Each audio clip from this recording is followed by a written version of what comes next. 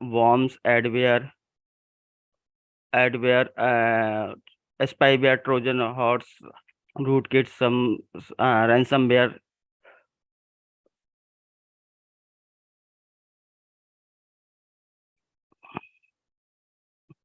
Here I am talking about some facts. The coronavirus has forced millions of people to work from home due to the strict government guidelines.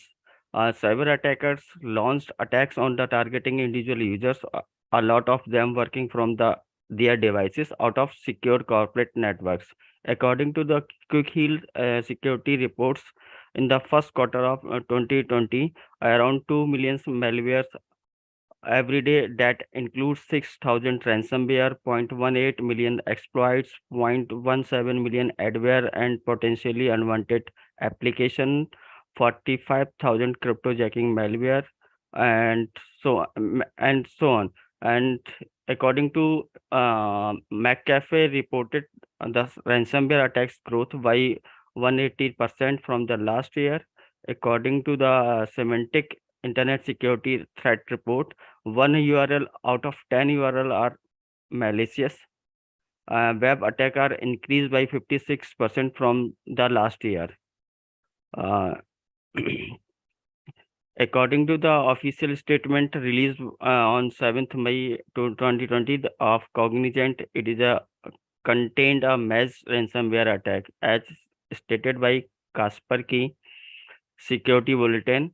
Uh, at last, at least one malware class attack performed on the 15.1445% of cyberspace under the worldwide. Nearly 3,06,000 numbers of unique users reported the ransomware Trojan attacks in this reporting period. According to the report of Skybox Security, zero-day attacks nearly doubled in year 2021, and there was 20,175 new common vulnerabilities and exposure reported in this year. According to the IBM Security in Asia, 30% attacks performed on finance and insurance industry, 29% attacks performed on the manufacturing industries, and 30% of professional and business. Recently, AIMS Delhi faced a ransomware attack on 23rd November. This attack was performed by the Chinese cyber attackers. So here I come with the the generation of the malware. The generation of malware are of two types: first generation and second generation. Uh, First generation, the first generation of first generation or static malware. The static malware are basically classified on the basis of how it's infect the devices. Virus, worms, trojans, and rootkits, etc. are the example of static malware. These malware does not have capability to change their internal structure. Basically, these malware have three parts. Attack vectors means how malware spread in the victim machine. So it is also called an infection vector. Trigger is the event or the, we can say, condition that determine when the payload is activate or delivered. For example, we all know about the new folder virus. It creates a new folder of the same name in the same directory when someone click on the uh, that trigger. It is not necessary all malware needs triggers like worms does not need. They separate themselves by using exploiting the network services or protocols. Malicious activities means the actions of the payload. If we talk about the worms activities, they separate into the local system, then network system, then all over the network. So the infections and the intention of the malware is called malicious activities.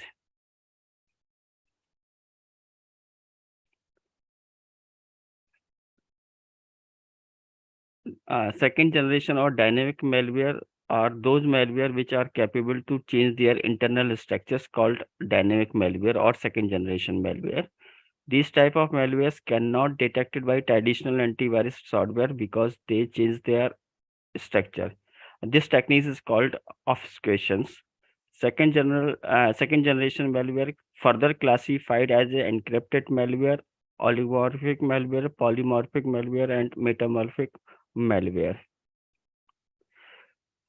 Encrypted malware, 90% of malware is the form of encrypted malware. It has two components, decryptor body and the encrypted malware body. First part of decryptor contains any encryption algorithm or compression algorithm. Second part is uh, encrypted malware body contains first generation malwares like virus, worms, and ransomware, etc. When malware propagate, it's encrypt the payload to the encrypted body, so the things will be changed inside and that are not readable. But this is hardly detected by the traditional antivirus because working of antivirus is based on this signature. Once the payload is encrypted, the encryption algorithm with the encryption algorithm, its signature will be changed and cannot be matched with the previous one. Uh, Oligomorphic malwares, it also contains two parts of decryptor body and encrypted malware body, but oligomorphic malwares change their decryptor body in every new generation. For this, they use simple techniques, use n number of decryptor instead of a single one.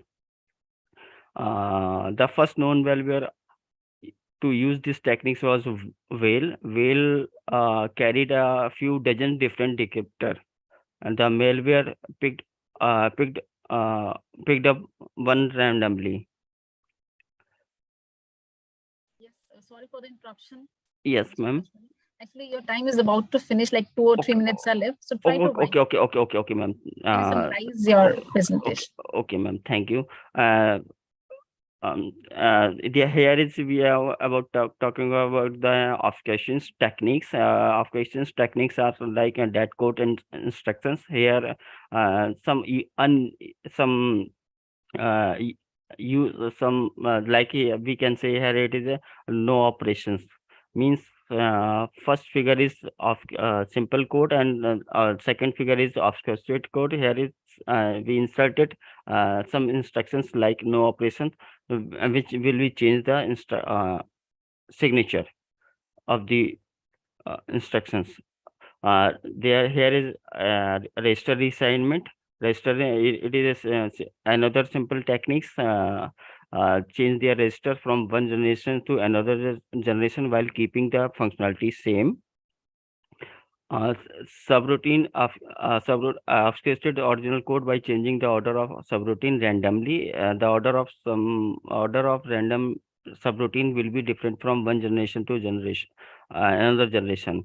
If there is n number of subroutine, there are n different variant.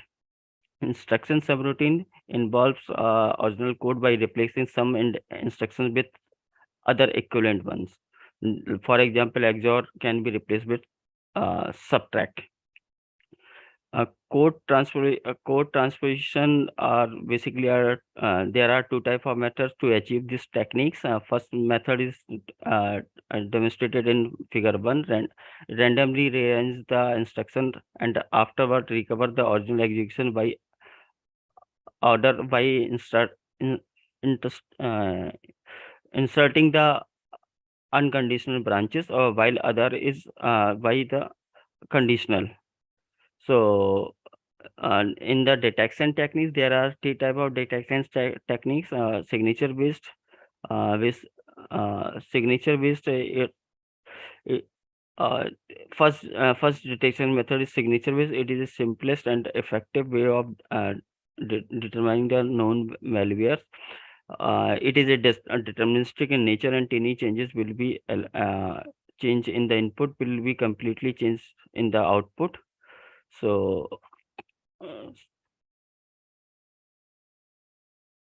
next is heuristic. The heuristic method is used to detect unknown encrypted malware, but is required entire virtual environment to install.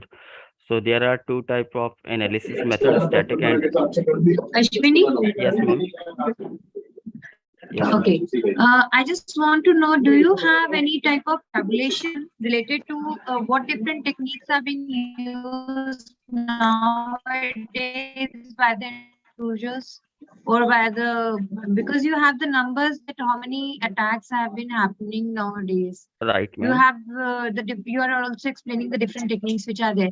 Do you have any type of mapping in between these two? Like what techniques are Ma'am, there and what I mean, what different viruses nowadays are using the techniques for the seamless behavior of ma'am, that you call it ma'am, as an obfuscation, no? yes, yes, ma'am. Ma'am, agar if we see the recent attack on the AIMS Delhi, there is a ransomware attacks, or they use encrypted malware, So they are basically nowadays Okay, attackers. obfuscation is different and encryption is different. No? These are two Yes, different things, now right? obfuscations means So to you have, as per your title, you are focusing on obfuscation techniques. yes, ma'am. So what is the main use of this obfuscation? See, Ma'am, actually, recently there are so many things, or mainly the cyber attacks are mainly related with encryption and this obfuscation. Okay. yes, What ma'am. is? Yeah, I have only one question. What is the difference between encryption and this obfuscations, and why the main use of this obfuscation? Ma'am, encryption is one type of malware of second generation. Obfuscations means, ma'am, it is a change the procedure by keeping the functionality same. So there are many types of obfuscation techniques that like an subroutine reordering instructions. No.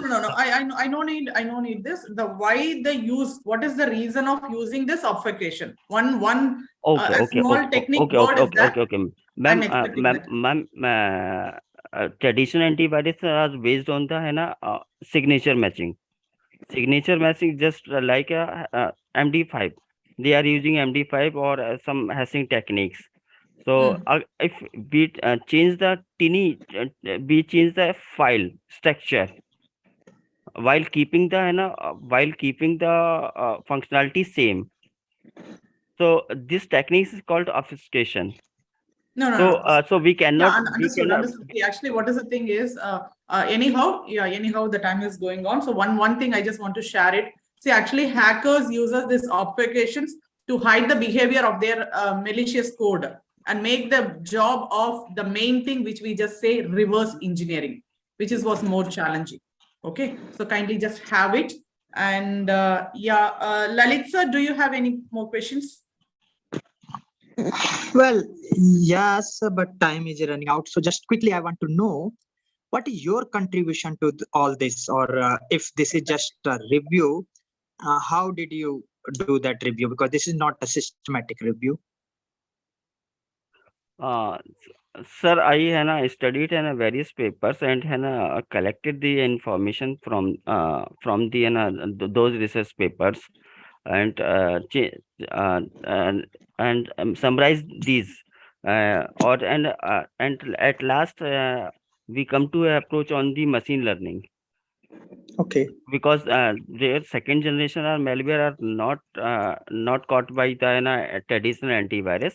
So we are trying to incorporate machine learning approaches. Yes. All right. Thank you. Thank you, sir. Yeah, thank you. Thank you, ma'am. Thank you, Ashwini. So Yes, you can ma'am. start sharing the screen. Okay, ma'am. Just. So I'm going to call second paper ID, that is 2751. Title name is Named Entity Recognition for Natural Language Understanding Using BERT Model. Yes, ma'am. I'm Sandeep. I'm audible, ma'am. Yes, you're audible. Yeah. You can start sharing the screen. Yes, ma'am. Ashwini, please stop sharing the screen. Ma'am, just. Okay.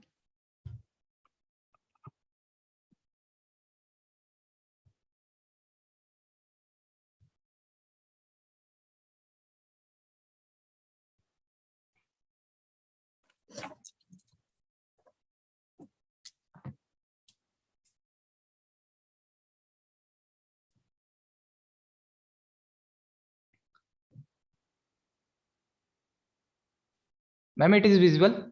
Yes, it's visible.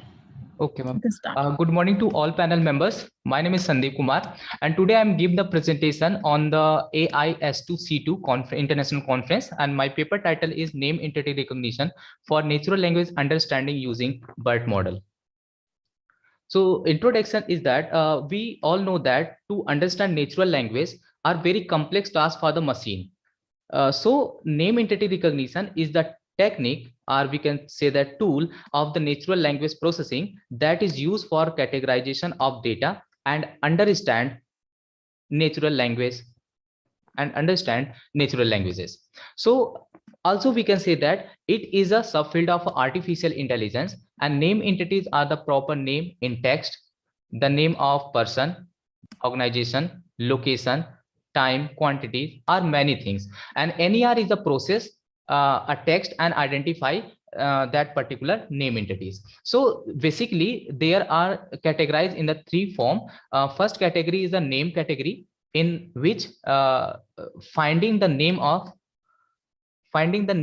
person, location, organization, and miscellaneous. Ma'am, I'm audible, ma'am? Hello. Yes. Okay, ma'am. Thank you, ma'am. Yes, you are. And another numerical and another category is a numerical format like money, number, ordinal, and percentage. And another category is a temporal like date, time, duration. So these are the tags, or we can say that annotation in a corpus, and we need to train, or we need to extract the information with the help of NER tags. And like this is the sample example. Here we extract the information, or we can say that the data, which is the name entities. So that is a ORG stand for organization, GP is a geopolitical entities, and date and person is the name of the person. So and we format NER format. So most common format of NER is the IOB. So IOB, I stand for inside, O stand for outside, and B stand for beginning in a frequently used. So let's consider with the example like Gautam Buddha University was the dream project of former Chief Minister of Uttar Pradesh, Kumari Mayawati, and the first academic session in 2018. So the IOB tagging of this text will be like this: Gautam is a first, that means the beginning of the organization. So it means the beginning of an organization entities. And Buddha is a I organization, I type, that means it is a continuation of the organization entities. And university is also is a I type, that means continuation of the organization entities. That means Gautam Buddha University is an organization. And same other things like which word or text that is not the comes under the IOB under the NER tags that defines with the O label, that is outside of the tagger. And another is a like a former chief minister. So former is a like a miscellaneous type of name. Chief minister is a position, so it is come under the miscellaneous category. So former is a B type, and chief is a I type miscellaneous, and minister is a I type miscellaneous. So former chief minister is a miscellaneous type of entities. So and other is a Uttar Pradesh. So B stand for beginning, so beginning of location, and I location, intermediate location. So here the Uttar Pradesh comes the a single entities, so like this. And O for the outside, which is does not any entities. So we proposed a model. Sandeep? Yes, ma'am. Hello, am I audible, beta? Yes, ma'am. Yes, ma'am. Hello. Yes, ma'am, please. Yes, am I audible? Yes, ma'am, you are audible. Hello. Please unmute yourself. Yes, am I audible, Sandeep? Yes, ma'am, you are audible. Okay. We know that BERT is a very powerful tool for the NLP, but using it for the NER, it doesn't give you the good results at times. Because of the various issues that it has, it requires some type of fine tuning. So in your model, have you used some type of fine tuning? Ma'am, it's related to BERT. We trained a model with the help of BERT, which is on the COL-NL data set, CONLL data set 2013, 2003 NER data set. We trained model and it considered the name. On your data set? Yes, ma'am. On NER data set. नहीं बदलेंगे Hello, आज तो पूरे mood वैसे Okay. May I ask a question? Yes. Although you are in the middle of your presentation, can you just quickly go to the accuracy of your model? Yes, ma'am. The accuracy of my model is 98%. Okay. Yes, ma'am. And So I have compared to other models, yes, ma'am. Yes, sir. Yes, is sir. it better than other models or? Yes, sir. I have compared with other models like in this comparison tables, we can see. Yes, sir. So different type of models in our recent years, 2021 and 16 and 16, 17, 19. And we take the same data set, which are earlier researchers use data set CONL 2003 data set, and performance evaluation measured in F1 score.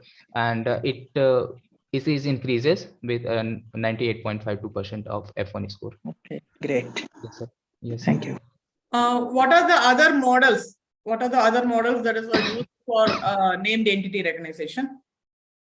Other model, ma'am, use like simple procedure they follow, take the data set and they use like graph. If they are use the graph convolutional network and neural architecture, deep neural architecture, but they are mentioned and their accuracy about these things 91%. What do you think about transformer? Ma'am, transformer is an architecture which is work as a pipeline where we can use LSTM type of encoder and decoder. Encoder part is take the input and the decoder part is take the output, and then it collects the based on the word embedding. It collects the it's make the pattern according to the output and train itself and generate the output in the form of the probabilities. So yes, ma'am. Well, what are the types of transformer have you just applied it on? Have you tried anything or just directly gone for BERT based transformer? Yes, ma'am. Directly I use the pre-trained BERT model. Okay, fine. Yes, Why you didn't use, or whether did you have a good power thing impact related to this BERT or just tried it like? Yes, ma'am. And another, if you talk about the advanced model type of transformer based like GPT and BERT 2 and GPT 2, 3, these type of model already exist. So we can try this also for the better advantage or the better coverage of the text or understand the natural languages in a corpus. So these are the conclusion, and future we can collect the entities. Suppose if we have a limited entities like person, location, organization, we can consider money, time, city, position, product, currency, these type of entities like a custom name entities recognition. We can train a model in futures.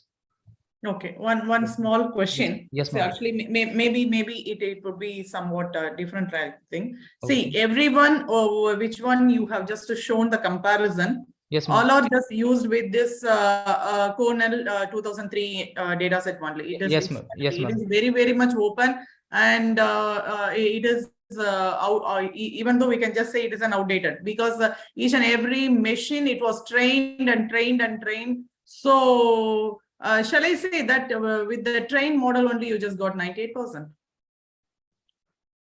Well-trained more things. If actually if we are just making it with the training, yeah, the obviously the machine would just get, yeah, this would be the default. Okay, let me just go with it. So that is what the understanding of a machine.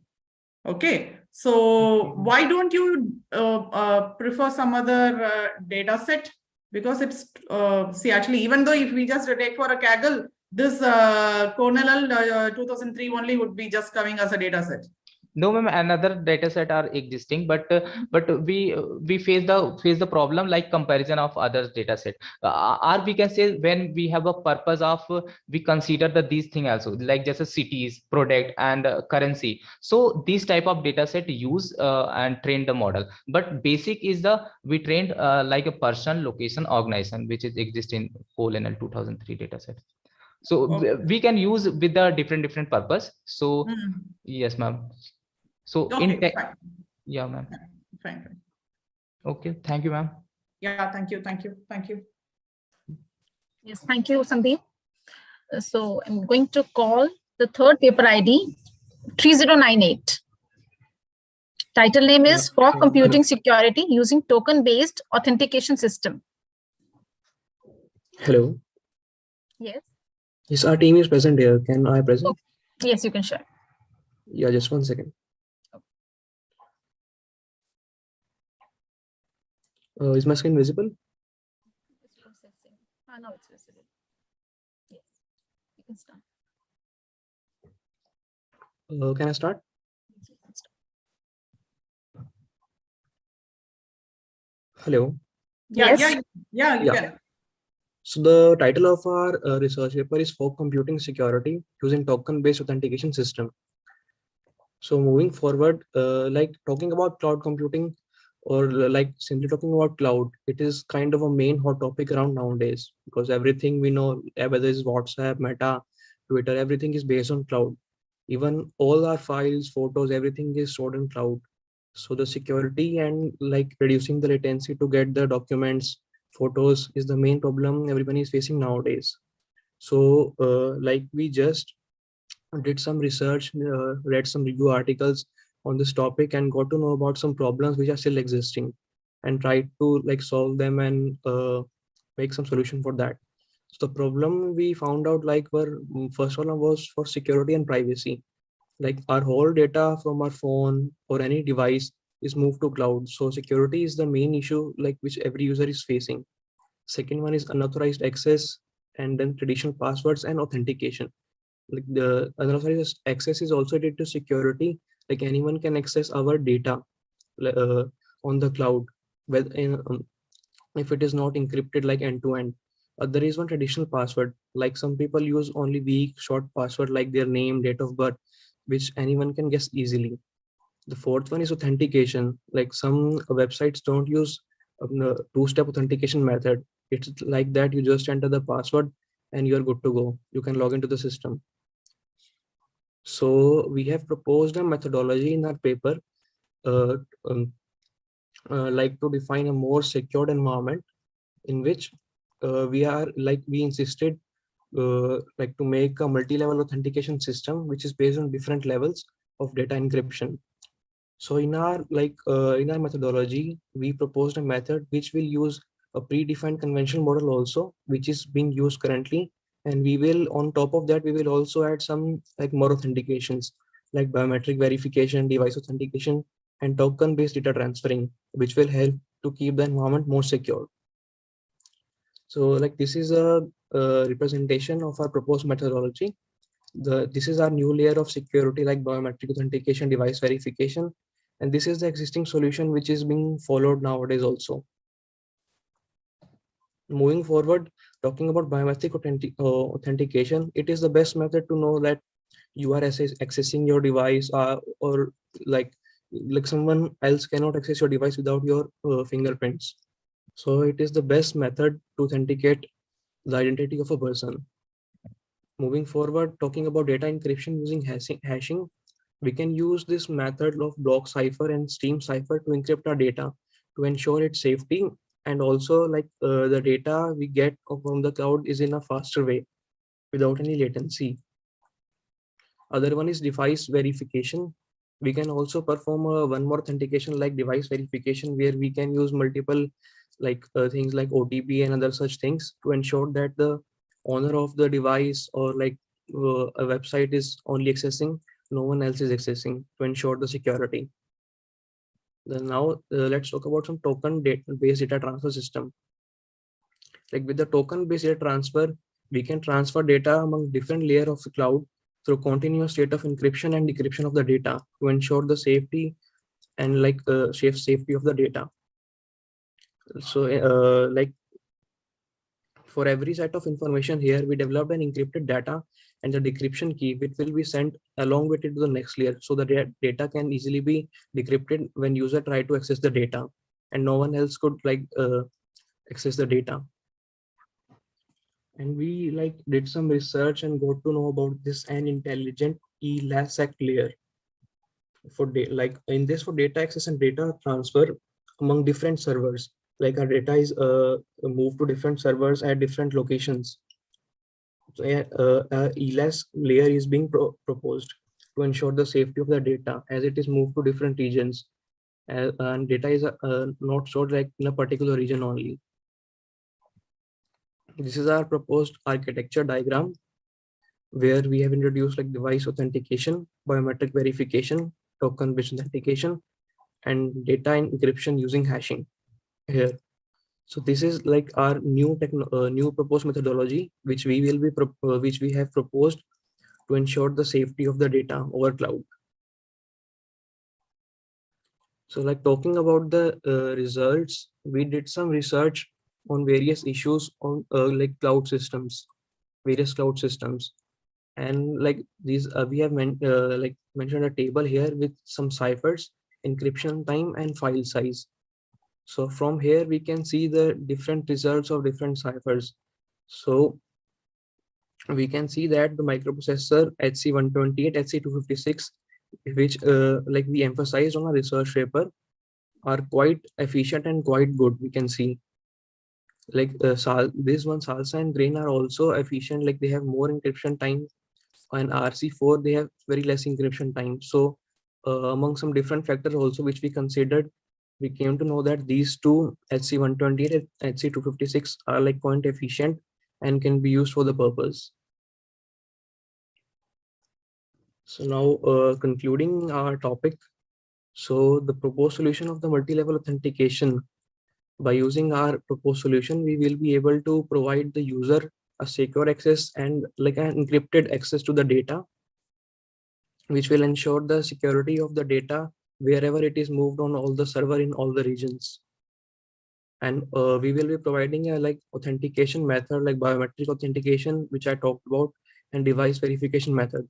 So no one except the owner or the user of that particular device or data can access that particular data. So yeah, this was the like problem which we talk about in the research paper and try to solve this. Okay, now actually you have just said for fog computing. Okay. Yeah. What are all the things have you just reviewed before going for this token based authentication? Actually, we read some review articles which were already published on some websites, like we read about on Google Scholar. This was a topic which we found like it's relevant and which can we can do some more research on this. No. Would you just able to specify any models? See, actually, before going for token one, see, actually here you're just specifying as a layers, multi-layers. Okay, Yeah. why did you choose token based? What was the research behind your choosing this topic? It was a personal interest too, apart from being You must have gone through a few papers, na? You just let us know what references you have. okay. But I would really like to tell you, like we were already generally interested in this topic for computing. We already had a subject like cloud computing, so we were going to different things. We had Amazon, we were working on 2-3 platforms itself. So we figured out that there are many lacks that we are having in our present day solutions, and plus this is like more empowering the consumer. This is for consumers, and that and giving some more opportunities to the user for their security of the data. This is, we have done some we have some research papers which might be similar to this, but our research paper is different from others based on. Can you share your references? Yeah, sure. Just give me a sec. Yeah, before that, I have one more question. See, actually, you're just still you didn't specify why did you choose this token based? Okay, fine. Can you just point out some pros and cons related to this token based? Because wherever you're just specifying, there are a few flaws there related to this token based. So I just want to specify it. So before that, would you just list out some pros and cons related to this token based? Yeah, like talking about pros, which we have mentioned, like it provide the secure access to the data. Like cons can be, as we have introducing different layers, so there can be or cannot be some delay because the data is stored in server in different regions. So it might be possible that it can occur. It can occur. It can occur, isn't it? See, mainly, I just add up with you. Fine. Okay, I just add up with you. Actually, it Okay. is unsuitable for unsuitable for long-term authentication. Okay. Yes, ma'am. Sometimes It data will. can overload in that Yeah, case. that is what the data would just get overhead. Yeah. Yes, Okay. ma'am. So kindly just when you just apply onto the application, think about this long term and make use of this. And also that though you are using these tokens for the authentication, even these tokens require the validation. That they are the valid tokens. That is also an important area when you consider this topic of token-based authentication system, the validation of tokens. But ma'am, like token based with we are using it because of its flexibility. Like suppose if there are 2 or 4 layers of like if you talk about fog computing, it is about layers. So if there are different layers, then Right. This is what I'm saying. Yes, That ma'am. this also requires a validation, which is another layer or Yes, an ma'am. overhead when you use this type of authentication technique. So with like with each layer, when the data is traversing, that we are transferring like keys also along with it, keys so that it can be decrypted at the next level. So that is what the proposal is. It is mentioned in the paper itself clearly that we are using it. Yeah, keys you're just specifying, but here we are want to add up one more thing. See, actually compromised secret key is also would be disadvantages when on just taking Yes. this token based. Kindly just have a look on which type of research you are doing. And Lalit sir, do you have any questions? So, what are the methods to evaluate these techniques? Because this is a crucial question for industry to decide which method to be used. So, fair evaluation is essential. Yeah, like talking about the security and encryption of the data. Like to provide a secure access, we have introduced that biometric authentication and device verification. So biometric we have introduced so that no one else other than the user can access. So it is kind of So like we that's can fine. My question is how to evaluate these methods, like if this method is a good method or not, how to find that? for that, sir, we can research about more things which can evolve in or in future. Regarding the stream ciphers method you are talking about. Well, any such So security regarding the methods, stream how to evaluate? cipher method, actually we created the graph where we are comparing the different time complexity of different method for the file size and the total Okay, that's encryption time and complexity. But time what's about the complexity, the security file provided by them? security provided. Yes. So actually we would okay, sir, security. We will, sir, do that research which you just pointed out. Okay, We so will surely do you that, sir. might try for that attack and see how method is performing against these attacks. All right. Sure, sir. All, Sure, sir. We will do that. all right, sir. We will take Okay. this point. Thank you. Thank you, sir. Yeah, thank you, sir. Thank you, sir. Thank you. Thank you. Thank you, panel. Thank you so very much. So I'm calling another paper ID, that is 3123, Personalized Travel Recommendation System, hybrid model based on ratings and image analysis. Yes, ma'am. We are there. Oh, you're present. Start sharing your screen. Okay.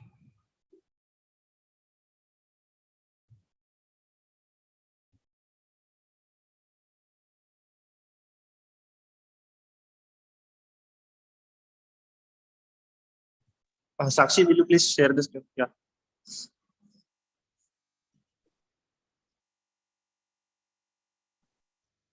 Introduction part.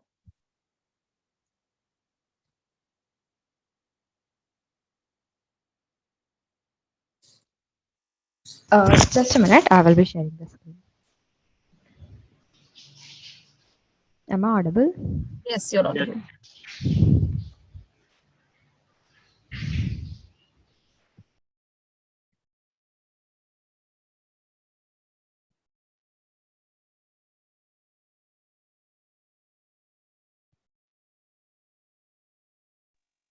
So yes, good morning, everyone. We are paper ID 3123, personalized travel recommendation system. So we have made a hybrid model based on ratings and image analysis. These are our authors and co-authors. Myself, Rohit Guru, and Sakshi is presenting the screen. So in this, we are going to discuss about what is a problem statement, how our paper is going to solve that problem, literature review, which papers we have take for the reviews, research purpose. Then we are actually explaining two models for recommendation system. One is the based on rating and another is based on image. And at last, we are going to show the result. May I request you to directly go to these two methods? Yeah, Directly next, to method. next to Because literature. of Next limited to time. literature. Okay, okay. So actually here for rating based model, we have taken the data set which contains the actually places name, review, category of places, ages references, then image link, then there are more than actually 3000 rows and more than 37 columns are there, including the topics which are derived from the LDA process. We are going to extend that further.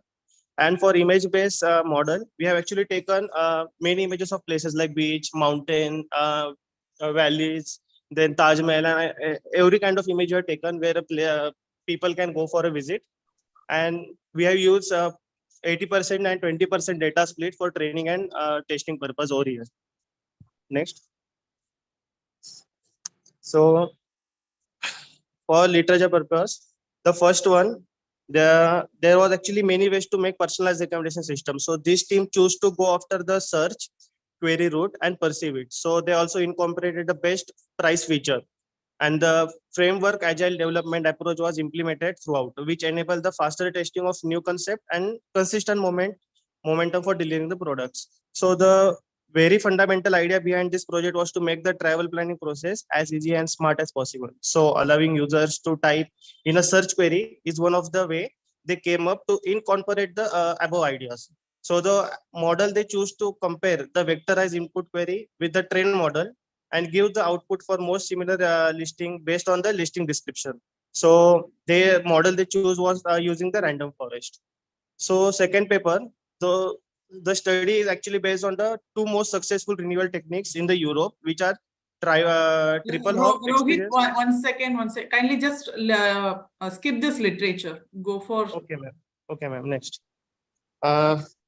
Okay. So first we have actually used rating-based model. I'm going to explain now. It uses SVD and LDA. So actually SVD stands for the singular value decomposition. So SVD is a way of factorize a matrix into three matrices.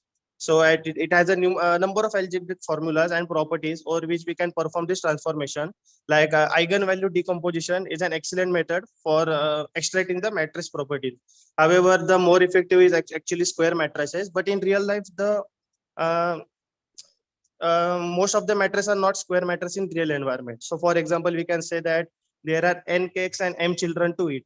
So it will form a n into m matrix that is a square matrix. So here you can see the equation u equals to a equals to u w v t. So here u is actually m into n matrix of orthonormal eigenvector of AAT.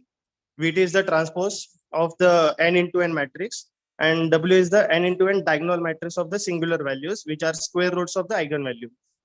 So next slide. So actually in LD, actually it is the one of the most popular topic modeling method. So each document is made up of various words, and each topic was actually has a various word belonging to it. So the aim of the LD is to find the topics a document belongs to based on the words in it. So topic modeling is the method for unsupervised classification similar to the clustering, which finds some natural groups of items, that is topic. Actually, here we have taken 6 topics over here and we are comparing it with the main topic over here. So even when we are not sure what we are looking for, we can use your LD over here. Next slide. So actually the second model which we was used, that image based model. Actually here what a user will come, upload an image of the places where, means suppose actually implementation I will talk about of SVD and LDA. So here we take the ratings as input from the users, and it is not necessary for user to enter every rating in the website, and it is not even expected from user, as they won't input all the places in the website. He or she will input some places that they have visited or willing to visit. So many of the places are in recommendation system will remain empty and have no value. So based on the values they have given and the ratings of other users with similar taste, the recommendation system predicts the rating for all places and fills the empty spaces in the matrix. So which will give a prediction of all places in form of the ratings. So this process is carried out by the machine learning algorithm known as SVD and LDA. Next slide.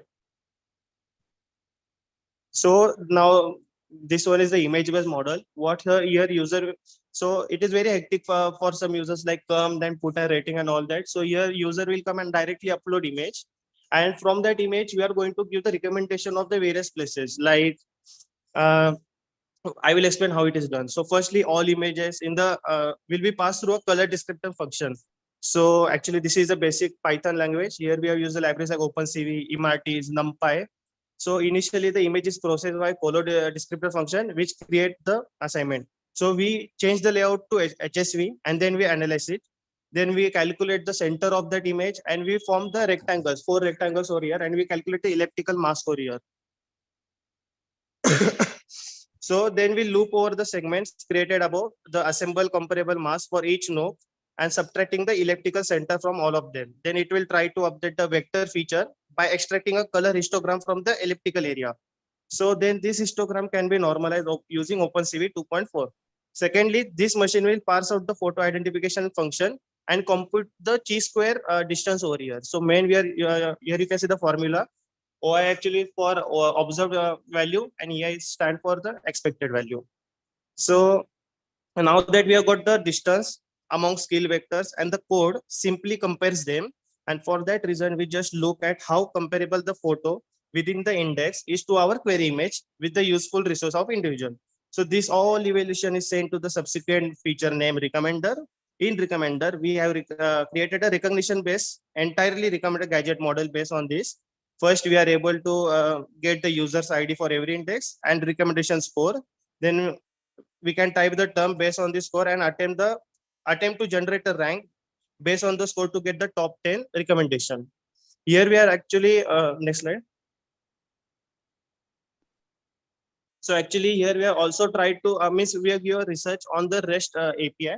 So actually second method we can use over here is like there is a Google API known as REST. So suppose user insert an image in that. So the REST API will calculate the percentage of water, percentage of greenery, percentage of that brown color mountains area, and according to that percentage, it will give the recommendation. So this was the model we researched using REST API also.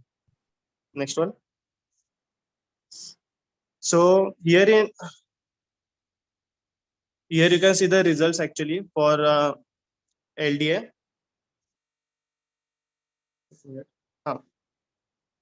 So actually here you can see that we are here user can select which type of tourism place he wanted, landmark, art, then nature. Then from that here to put the ratings, and after putting the ratings, the recommender will give the recommendation accordingly. Next. And here also we have just created a GUI for user purpose. So here actually the user will come and put his image wherever he has gone to visit, and accordingly it will give us the recommendation. And here we also use the Google API. So he can also get the hotel prices, also weather forecast. So this was not our main focus, like hotel prediction and weather forecast, all that. So here we are just for simple use, we have used the Google API over here at the last. So actually, this was the performance of our model, which was according gone through 96% at the 90% size of the training model. Next. And these are the references. Okay, fine. Yeah. Yeah, see, actually, I just need one thing. So you have done a hybrid model with the rating and the image. Yeah. Rating and image, yeah. Okay, fine. Kindly just go to the trading model. Rating model. Yeah, just previous. Before, yeah. Here, why you just making use of this eigenvalue decomposition to extract it? Sakshi, you want to explain?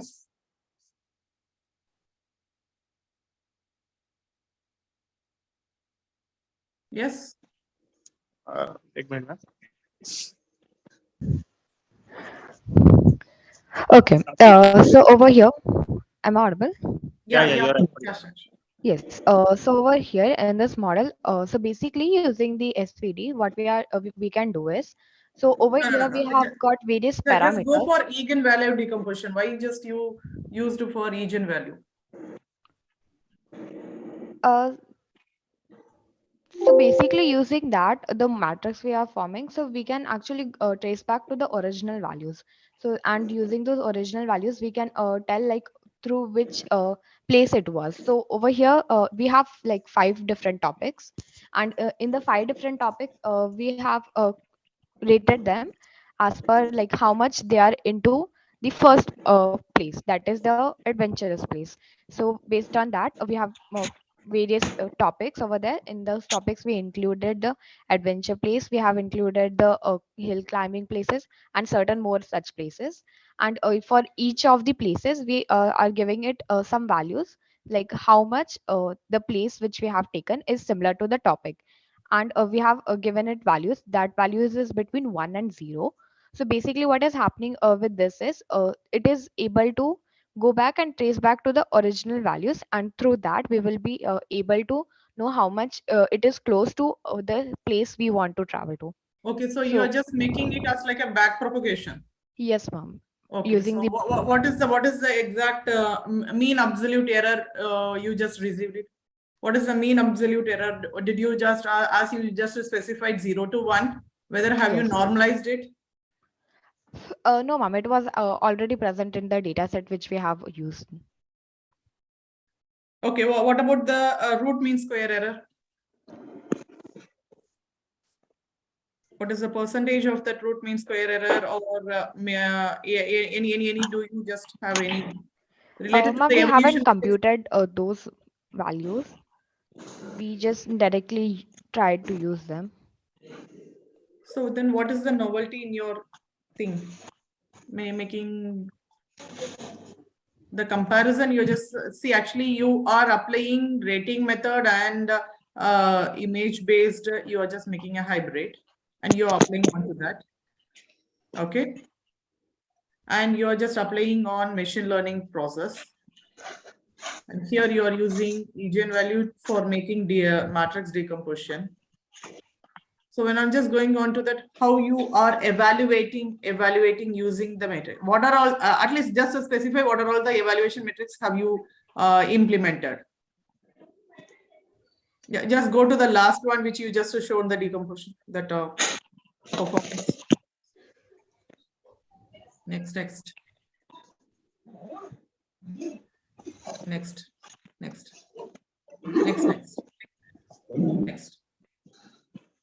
Next. Yeah. What is this accuracy is just showing out? Ma'am, so we have evaluated the performance as per the logistic regression. So using that we have yes. So using that we have for various training sizes, we have evaluated the accuracy given by the data set. So finally we were able to. Logistic regression. See, logistic regression here. What the classification you're just doing to apply a logistic regression? So we are basically trying to classify as per the how much it is similar to the first topic. As I have mentioned, the topics will be of topic 1 to 5 we have. So on these topics we will be having whether they want to go to the art place, landscape, or the food place. So based on that, how much the topic is clustered in the like how much of the topic one is clustered into the data set we are using, and all those parameters we have clustered and classified. You have done 5 set of cluster. Yes. Okay, how did you identify that 5 set of cluster? Whether have you made, see, as you specified the word cluster, I'm just asking. Okay. Yes. How do you identify that the cluster is 5? The size of the cluster is 5. So that we are doing the number of topics we have used. Wait. One thing. You are categorizing the topic as 5 or clustering the. Categorizing. Sorry. Then you just specific. Okay, Yeah. fine. Yeah. Thank you. Yes, ma'am. Okay. May I quickly ask you, have you compared your results against canonical polynomial method, CP tensor method? No, sir, we haven't No, done sir. that. Okay, that's fine. But your results, are these acceptable? Because the accuracy you are showing is from 51% to 70%. And I hope with the large data set that might increase further. But still, I want to know if this is acceptable or how you compare with other methods. No, I think actually this when on increasing the training size, obviously the accuracy. See, actually, even though we can't just make it as a small data set, and if we just check for an accuracy, yeah, it is just going to be giving as a 50%. So here, the improvising of accuracy, it's not happened, and they just showing this tabulation only with the data set. As a statistical thing, they are just showing what is the 50%, what is the 25%, what is the, as like a box plot, they are just showing what is the median and what is the first quartile and second quartile. I don't think so there is an improvisation in this thing. Yeah. But whether, as so that's Sir what the asked, issue. yeah, as Lalit sir asked, whether have you compared with any other model? So like in research paper, we compare, ma'am, like we call that sophisticated model. Like in second paper, the 2 models were used. So actually accuracy in this recommendation system is actually very low.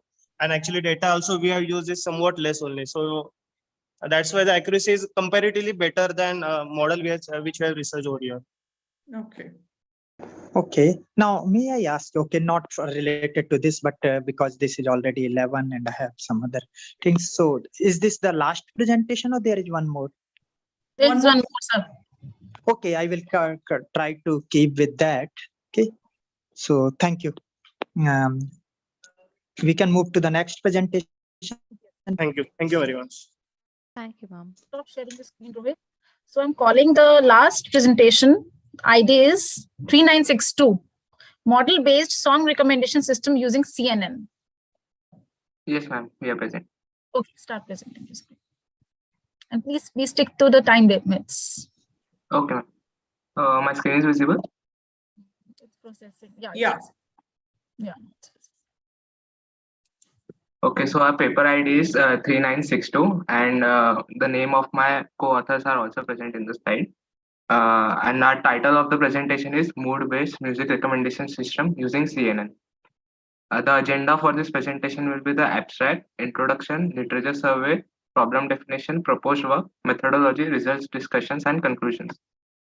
So in the abstract part, so in this presentation, a face recognition system using OpenCV's HAR cascade classifier is used to basically detect the face of the human or the user and suggest a song according to the emotion detected.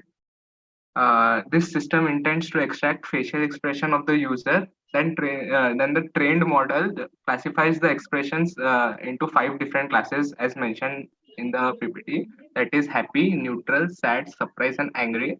Then a playlist of song is being suggested to that user.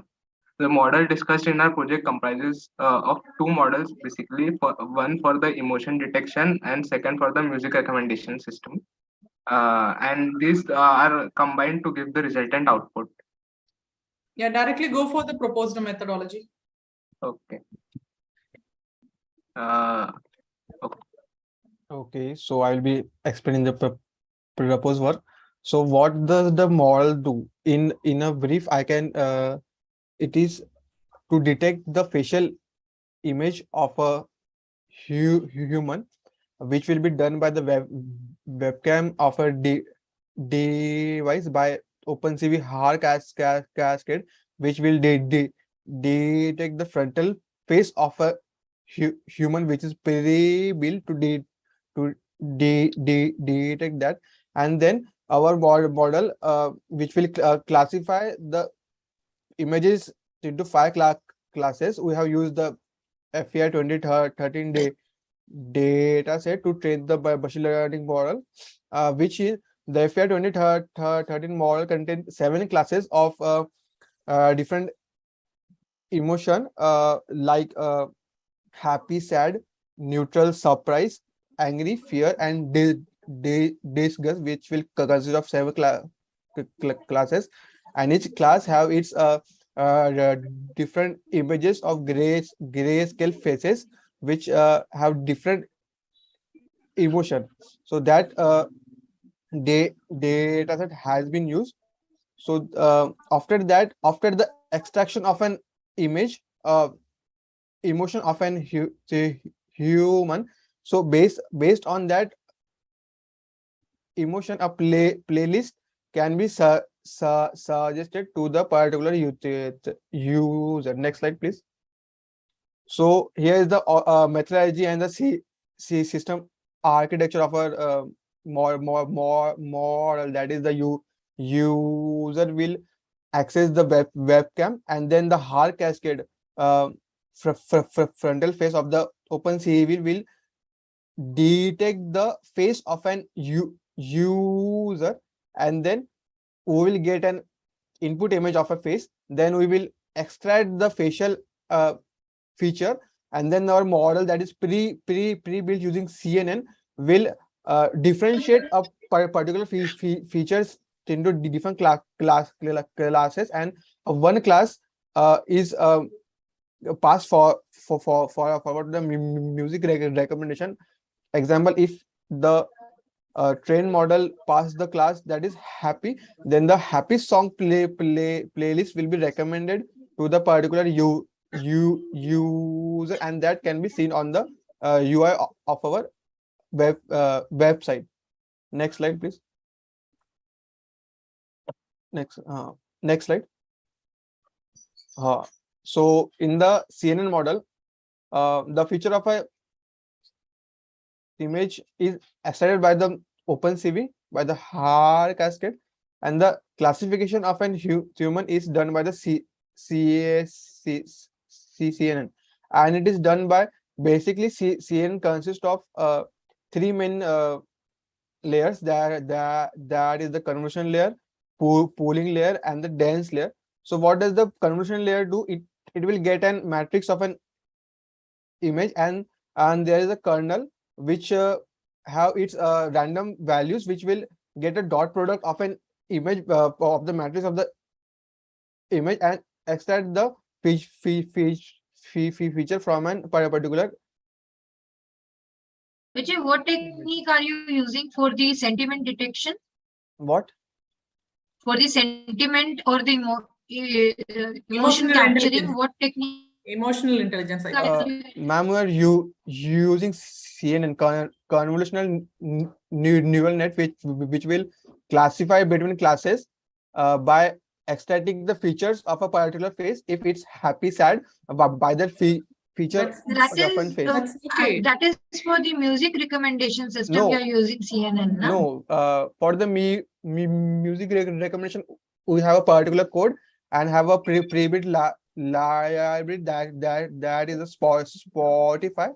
For the emotion recognition, a classifier is used. So the classifier is CNN. I like that. So it contains different classes which will extract the features of an image or a person. Like that, if you are happy or sad, then the feature of your face is different than any other one thing emotion. Yeah, one thing. See, actually, what is the novelty you are just saying? See, actually, already there are so many emotional intelligences there.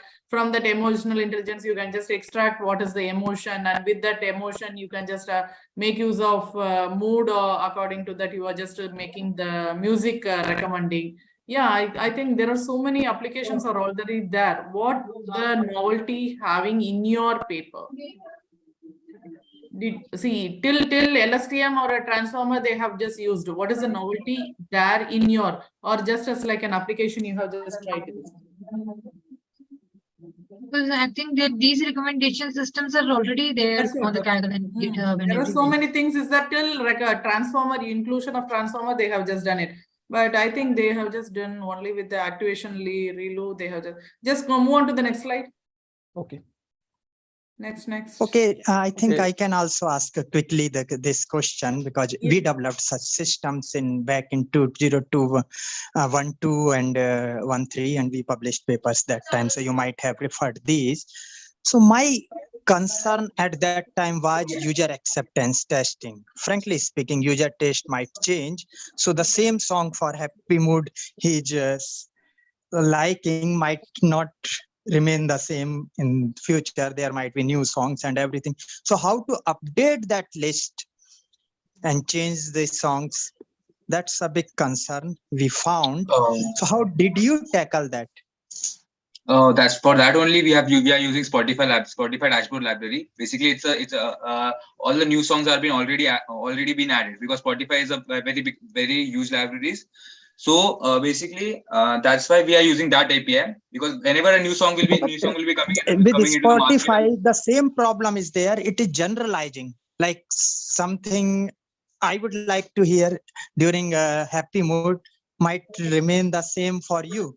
This is not the actual case. You might like some different song in the same mood, So yes, sir. That's we are not suggesting a particular playlist. We are suggesting multiple playlists. Like if you are happy, some people also like to hear sad songs during their happy mood also. So we are suggesting 2-3 playlists, which would be as per the and user. user will select himself.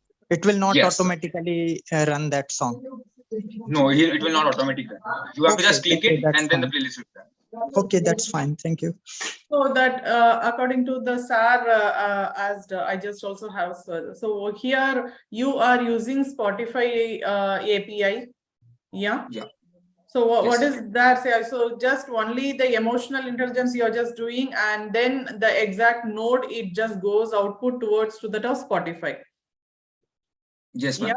Yeah, and kindly just correct me. So you are just going to give the playlist, not the particular song. Yeah. We are giving the playlist, multiple songs. Multiple songs according to the mood. Yeah. But yeah, fine. Anyhow, but I don't think so. Any novelty there in this paper. But anyhow, just kindly just go for the performance. Did you done any comparative? This is a screenshot of the model, and this is the confusion matrix. Okay. Accuracy 76.24. Yes, ma'am. Just did you compare with any of the other models? So that there are two more models who are compared with that. That is the YOLO and the faster RCNN, which do the same work. But in the YOLO model, there are pre-built weights, so we can't make it as a production to test the emotion. And for the RCNN, faster RCNN, the accuracy was nearly the same, but the computation that we are getting from that model is way far, because it will get the segmentation part for the every image, and then the it will not as much user friendly and computation friendly as the CNN. So we decided to go for the CNN for the further research. Actually, you need the image of the complete face, or even if by wearing mask, it can detect a particular emotion. So ma'am, No. in that case, we will get a false positive if because it cannot get the all features of a face. So it will the accuracy of that particular part will be less. Okay. Okay. Just move on to the next slide. I just want to see some comparatives. Any comparatives is there with the other models? No, so ma'am, we have not added it, but we have compared it. You presided, it was 73 or 76 that you have rounded off to 80%. Ma'am, basically, we have trained with multiple times now. So many times it was 76, and only fewer times it was like 80. So it was giving random accuracies, but it was nearly between 75 and 80. Okay. Fine. Yeah. Thank you, ma'am. Thanks, participants. So, ma'am, all the paper IDs have finished. Okay, thank you. So I think Thank I you. can leave. Yes, sir. Thank I you, can sir. leave now. Okay, thank you. Bye. Okay, thank you, sir. Thank you for Thank the. you, Thank you, sir. Thank you all. Yeah, thank you. Thank you, ma'am. Thank you, session chairs, for your presence. Thank you, ma'am. Yeah, thank you. Okay. I'm also leaving, ma'am. Yeah. And I'll be filling the form also.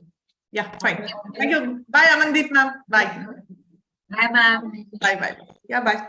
Okay. Thanks, session chairs, for your presence. Yeah, Thank you, ma'am. Thank you.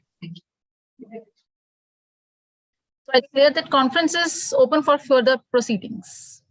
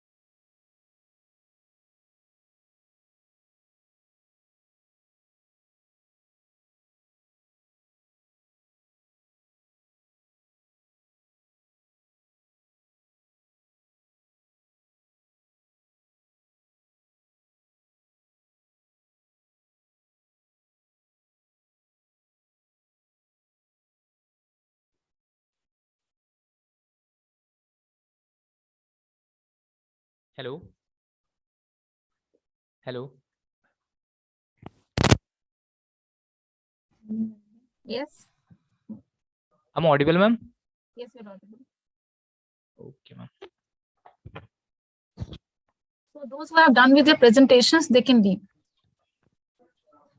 Actually, I'm Sandeep Kumar. My session is start right now. Just confirm my voice.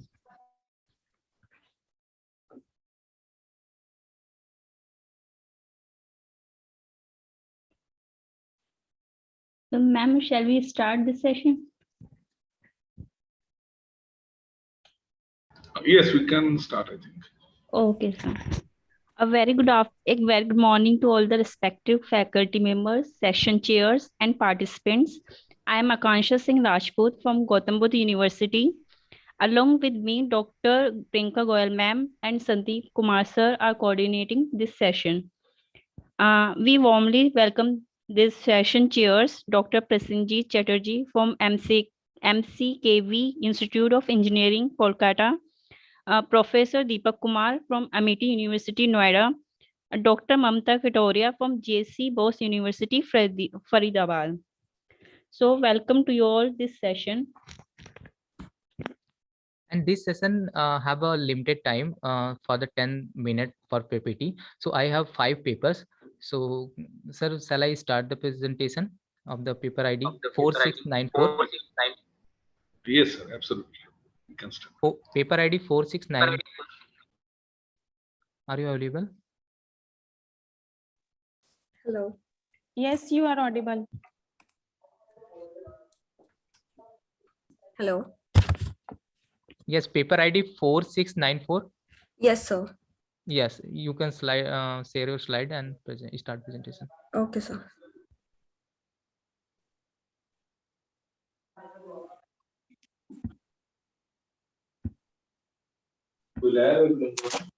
Sir, is my screen visible? Yes, it is visible. कुछ बोलना तो था ही नहीं, अपने बैठना ही है, बैठी है।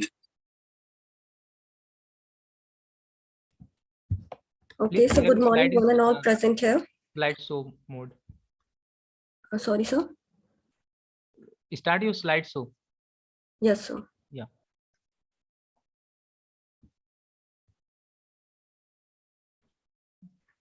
You can press F5 key.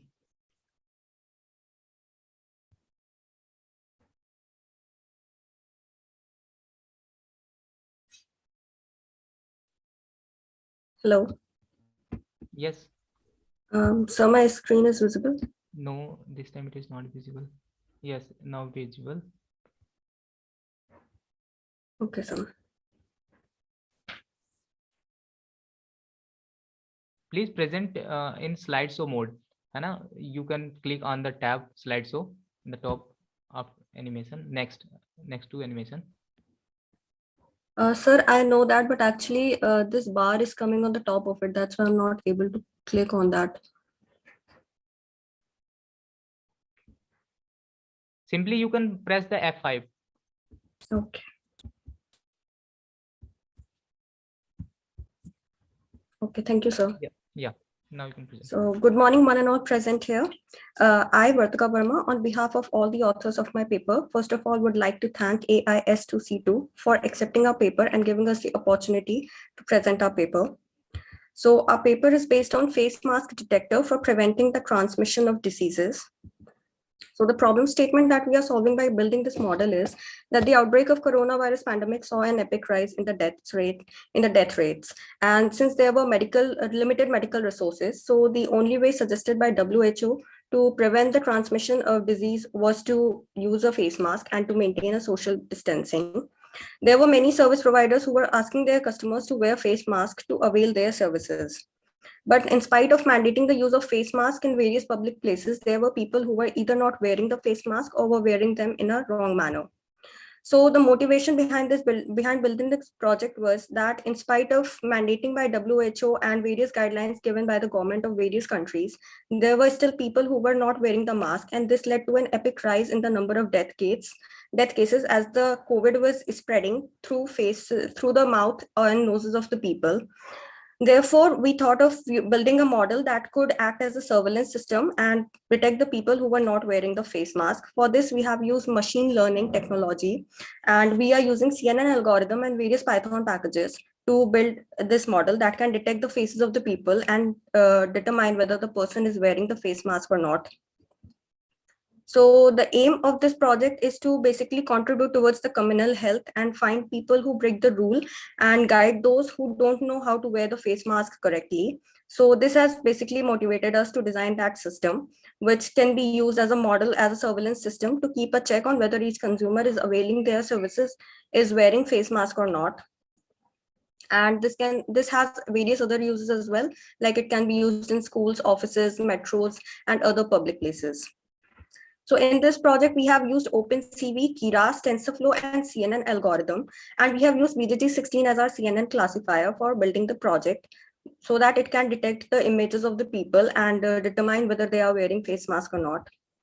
Some of the papers that we had surveyed before building this model were the one developed by Sheikh and Elam, who detected the emotions by using BGG16 and categorized the faces of the people with different emotions. Now, the second paper that we discussed was Ejaz et al., who also used component analysis to basically determine the faces of the people who were wearing masks. And similarly, other papers that we surveyed were by Kenan Lee and Lit et al., who also used the CNN algorithm and Har cascade classifiers to detect the faces and the emotions. And the data set that we have used while building this project was the one taken from Projna's GitHub repository. It contains 1376 images, out of which 690 images are of people who were wearing masks, and remaining 686 images were of people who were not wearing masks. And the good thing about this dataset is that it contains images in various positions so that our model can be trained with a very good accuracy. So the packages we have used while building the model are Pandas, NumPy, TensorFlow, Keras, OpenCV, Random. Methodology that we have used for building the model is that the construction of this model is basically divided into two phases. The first phase is the training the face mask detector.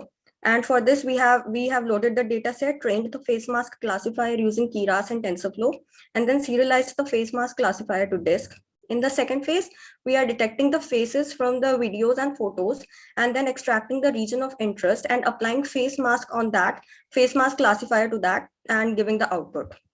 So the techniques used are data processing, data visualization, image reshaping, training the model, building the model using the CNN architecture, and finally data splitting and training of the CNN model. And the software and hardware requirements are, for software, we can use any operating system. We use Jupyter Notebook and Google Colab, Anaconda, and Python libraries. For hardware, we need minimum 4 GB RAM and maximum can be of any size. Then we need quad-core processor and 2 GB disk size. These were the results. So here is the face of my co-author who is not wearing the mask, and the output we are getting is as without mask. And here it's me in mask, and the output we are getting is with mask. The accuracy of the model is 96% as it is shown here. And the uses of the face mask detector are, it can be used as a surveillance system in face mask detection, controlling the spread of the virus, as well as other contagious diseases in schools, offices, and other public places. The stakeholders can be police, government, office and school owners, and the students. And these are the references that we actually referred to while building the model. And that's all about my model. Thank you for listening so patiently.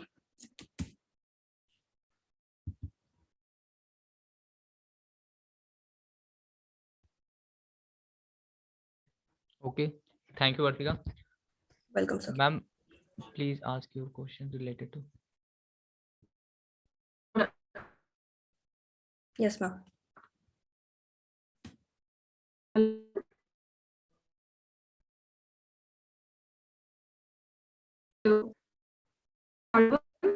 Ma'am, your voice is lagging.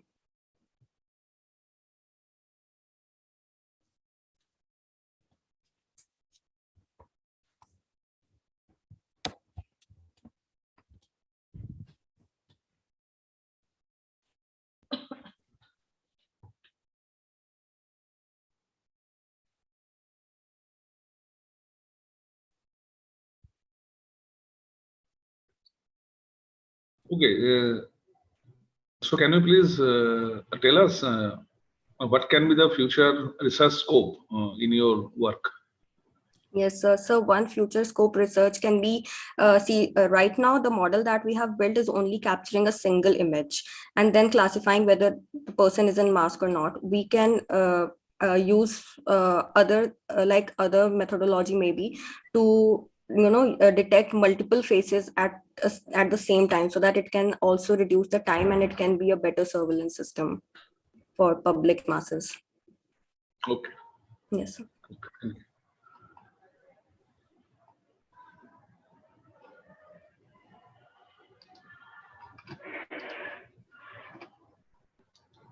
Okay, I think we can move to the next presenter. I mean, Yes, the next yes, paper. ma'am voice is not clear. Okay, Vartika. Okay, Okay, Vartika, thanks. Thank you, sir. thank you. Now you can stop your slide. Okay, sir. And next paper ID is 4811. Hello, sir. Are you there? Yes, sir. Yes, sir. Good morning. Am I audible? Yes, good morning. You are audible. Yes, sir. I'll just share once the sharing is stopped. Then. Yeah. Okay.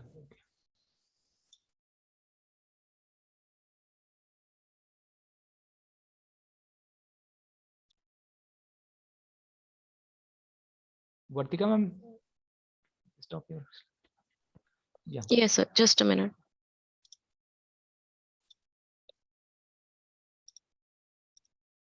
So is my screen visible? Yes, screen is visible. Okay. Good morning to everyone present here. My name is Soumya Navneet. I'm the author, and my co-author is my guide, Miss Nazmi Zehra Naqvi. My paper ID is 4811, and the topic of my thesis is CT synthesis from MRI using GAN architecture. This is the agenda, all the topics that I'll be covering. Okay, so starting with what image synthesis, like currently in this world, we are using we have a lot of images present in the medical area, and medical image synthesis is creating realistic images using machine learning, deep learning, or other learning models. Now, for generating fake images, a generative model is a potent tool, and there are multiple kind of generative models currently present. Some of them are some of them use traditional methods like voxel based methods, atlas methods, machine learning based methods, and some are deep learning based. There are two types of deep learning based models: GAN architecture, that is generative adversarial networks, and variational auto encoders. For my work purpose, I have chosen generative adversarial networks, as they have been very popular, and they have given effective results in the medical image synthesis. So in radiotherapy treatment, CT, that is a computed tomography images, are used along with medical resonance images, MRI images, using for the dose planning of the just a minute. Yeah, for the dose planning of the patient, and also to identify organs at risk. MR images generate better anatomical and functional informations than CT information, and but the CT is used with MR images for radiation treatment planning. However, the radiations that the CT imaging patients get exposed to during the procedure can destroy the benign body cells, hence increasing the cancer percentage. And it has also been given by an author that 0.5% malignancies were brought on by CT scanning or brought on by the CT scanning, and this percentage can increase to 1.5 or 2% in the near future. We also need CT images for the attenuation of for creating PET CT images. And also we can see, like in this image, it is a corresponding image of a MRI and CT of a same patient for the pelvic area. We can see, and both of these images are taking few minutes apart, but we can see there is a difference in the modality, there is a difference in both the modalities while considering the rectal gas of the patient. So all of these issues, because of all of these issues, researches have been done to generate synthetic CT from equivalent MRI image. This is called as MRI only radiotherapy treatment planning. So this is all the work all the researches that have been done in the related field, and all of these papers are only considered where the CT images is generated through the GAN architectures. All of these papers have few research gaps. The most important and the most common research gap is the image resolution image resolution of the image that is generated through the GAN architecture. And also there are many GAN architectures which are complex, and hence to solve it, we have proposed our method. Accordingly, for the same reference papers, we have created a comparative analysis of the performance evaluation metrics, that is MAE, mean absolute error, and PSNR values. So lower the MAE value, the better the generation of the synthetic image has been done, and it goes opposite in case of PSNR. Higher the PSNR value, the more better the synthetic image generated is. Now coming to the proposed model, since GAN, generative adversarial network architecture, consists of two parts. One is a generator, one is a discriminator. Both of them are CNN models, but we can also use some combination or replace different type of CNN models in the generator part of the GAN architecture. So this is what I have proposed. What we have proposed is that we can use a combination of style GAN and cycle GAN, Both of these are existing GAN architectures as an alternative, and fuse them to create a synthetic image as an alternative for the generator part of the GAN architecture. Why we have used style GAN and cycle GAN? The reason is style GAN is specifically used for creating high resolution images.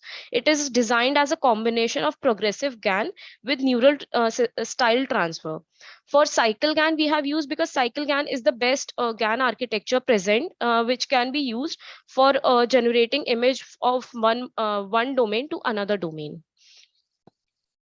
The proposed experimental setup is we'll be first the data collection, data pre-processing, then splitting data into training and test data set, implementing our GAN architecture, proposed GAN architecture, and then performing the evaluation metrics.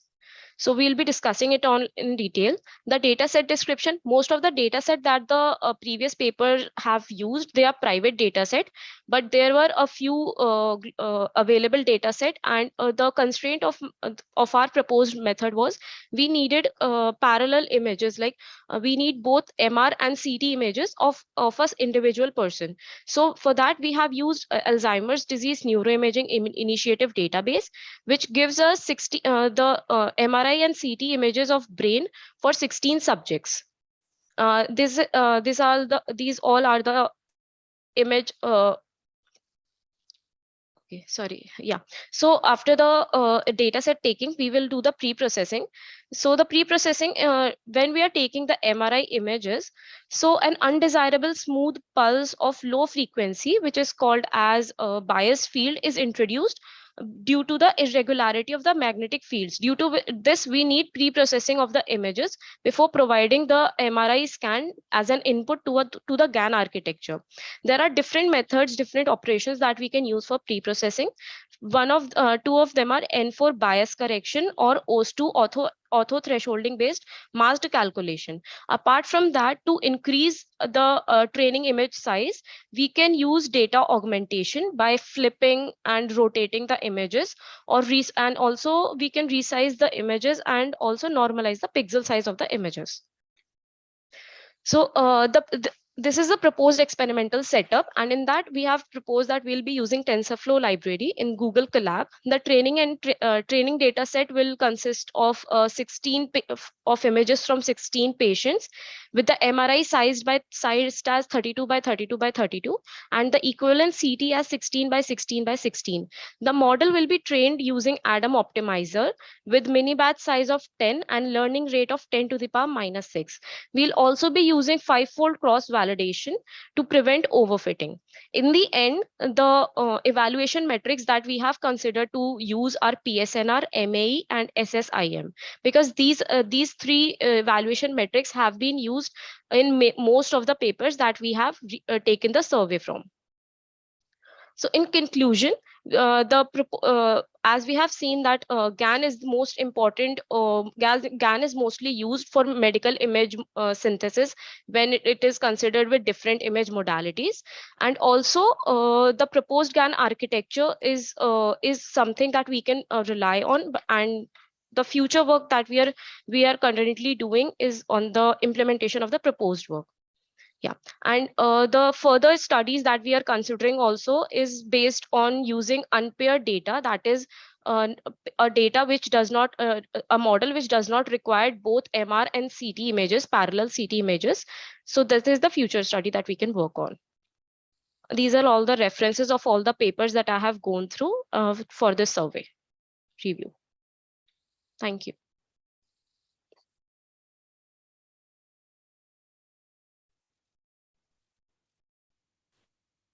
Okay, and sir and ma'am, please ask any question related to this PPT.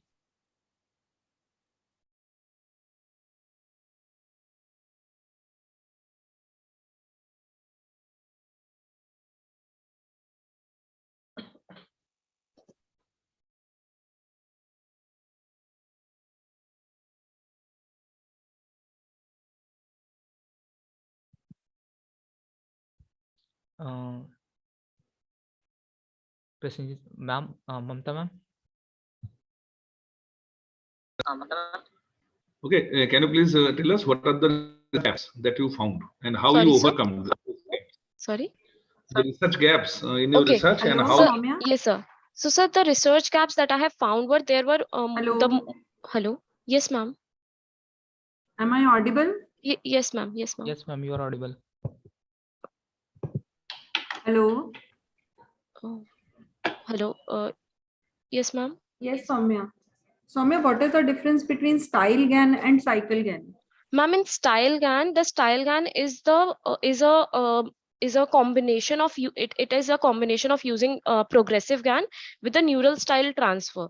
Like in the style GAN, we are it is like we are having a combination of first during the training part, we'll first train G1, the first generator, second generator, and it suppose it will generate a 4x4 image. Then it will be added to the second stage of the generator, which will generate 8x8 image. Then we will use the third stage, and similarly going on, we can add multiple stages of different GANs, which will ultimately create the final high resolution image. So and in cycle GAN, what we are doing is we are having two generators and two discriminators. Yes, ma'am. So in the generator part, it is like it will be like a cycle. Like first I will give MRI input and MRI as an input. It will generate CT as its output. Then I will generate a fake MRI from the generated CT. So it is like a cycle.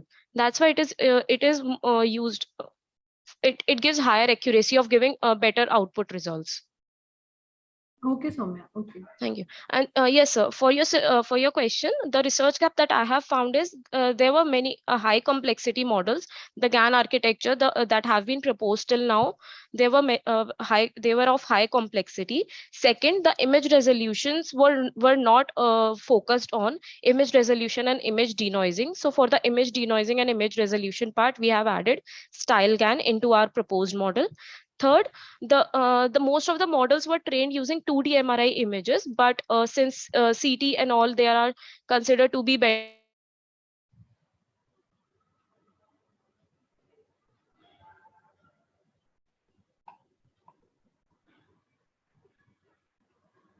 Soumya, you are not audible.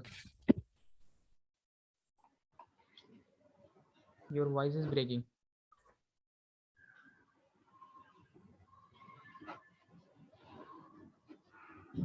Hello, am I audible, sir? Yeah, now audible. Yeah. So, sir, I was just telling about the research gaps that I faced.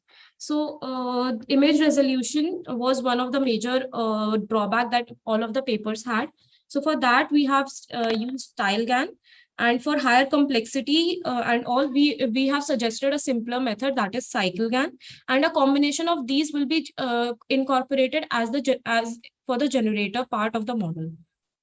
Okay, okay. Thank you. Thank you, sir. Thank you so much. Thank you, everyone.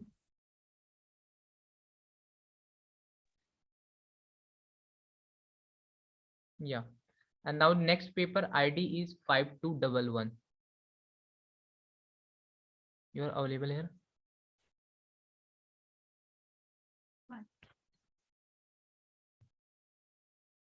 Paper ID 5211. And the paper title is Prediction of Belite Ticket Compliance using the different regression and classification model.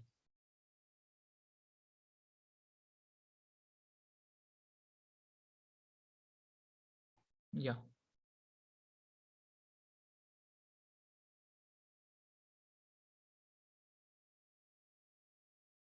Please unmute yourself. Your voice is not coming.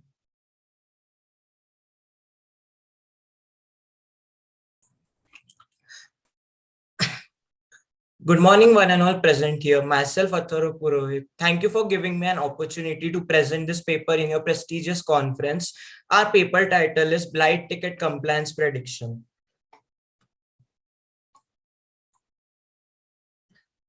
So first of all, I'll give an introduction of what blight actually is. So blight is a term used to signify a property or a land that is in poor condition due to a lack of upkeep and maintenance, which means that if a property is abandoned or it's too old and it's not maintained, then we call that property a blight.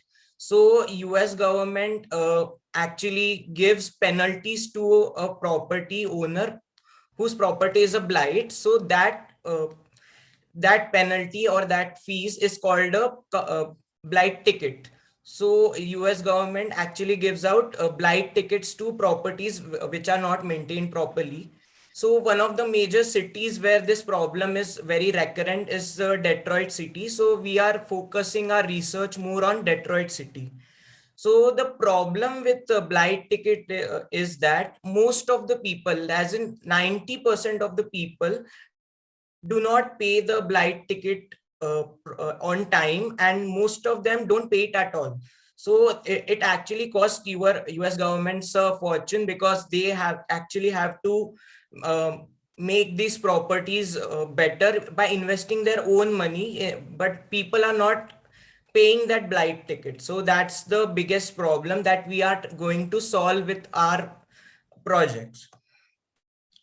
So talking about the problem statement, we are going to we made a system which uses regression and classification techniques to actually find out to pinpoint which factors are the most important as far as the blight ticket compliance is concerned. Like I'm trying to find which factors that will affect blight the most. This will actually help US government to prevent this from happening, and also they will enforce fine payment, which will actually add to their funds, and they can reduce the number of properties which go in this blight state, and they can actually maintain these properties. So that's the goal of the project. So the data set we have used is we have collected data from Detroit Open Data Portal. This data set contains 33 columns and 250,306 rows. So these 33 columns, out of these 33, one column is the compliance column. Here per ticket, we are mentioning if that ticket was complied or it wasn't complied, or if the ticket was issued incorrectly, then we put a null value there. So that's the compliance column, and other 32 columns are actually the factors on which the compliance is affected. So out of these 32 columns, our goal was to pinpoint the particular columns which are going to affect the blight. So talking about a flow diagram. So first of all, we load our data set. Then we do a lot of feature engineering techniques to actually reduce the columns. And then we apply 7 classification models as well as 7 regression models. And then after we get the results, we evaluate them on sensitivity, specificity, AUC score, and confusion matrix. So our main aim of this was that we need to actually predict we need to actually evaluate the predictions on basis of a lot of different scores so that we get the best outcome. So talking about the methodology, as I mentioned before, feature engineering was our major goal of this project. So first of all, we used variance threshold method, which is used to remove the columns which do not have a lot of variance. So as in the entire column contains a very few variation, like all the values are almost similar. So that column won't really be helpful for us. So we remove that column.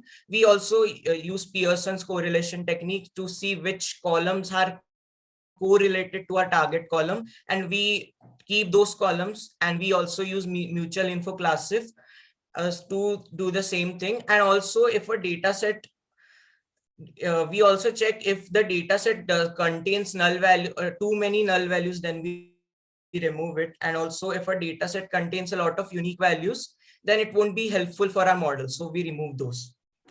Finally, we actually noticed that our data set is very imbalanced.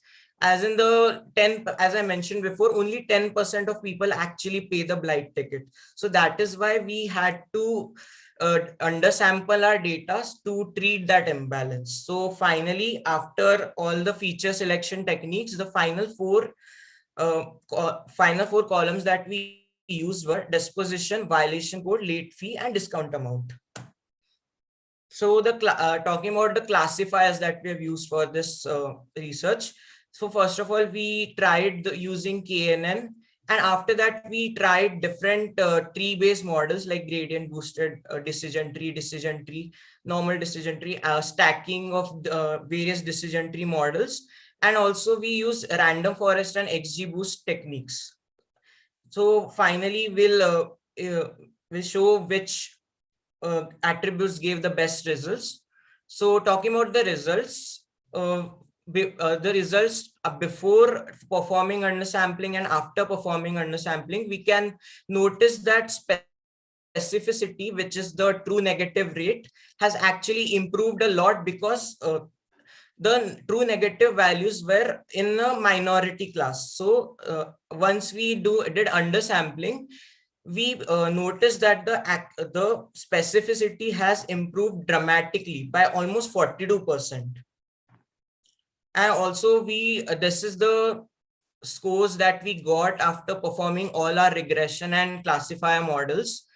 As we can see, the XGBoost regressor and classifier gave us the best result of AOC score of 0.8%.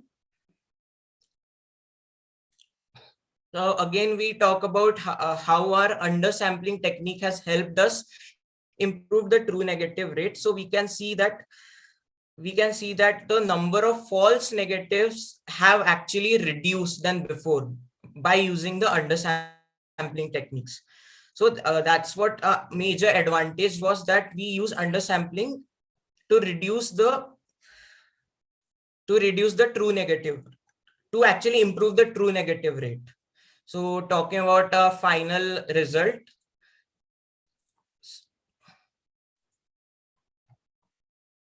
So this bar chart shows us the 4 attributes that we have used finally. So as we can see, the late fee has been the most significant parameter, followed by disposition, violation code, and discount amount. So from this, we can infer that the late fee, if a late fee is imposed on a citizen, there's a less chance that they will actually pay the blight ticket. Similarly, if a person is getting a discount, then there's a high chance that they will pay the blight ticket. So these were the 4 parameters that we got as the final output. So in conclusion, our project aims to find different features which will help the US government to pinpoint and find out if the people are actually complying to the blight ticket or not. Also, key takeaway from this project was that riggers can also work as binary classifiers, and they are giving at per AUC scores. So this is how we solve our problem of blight ticket. Thank you.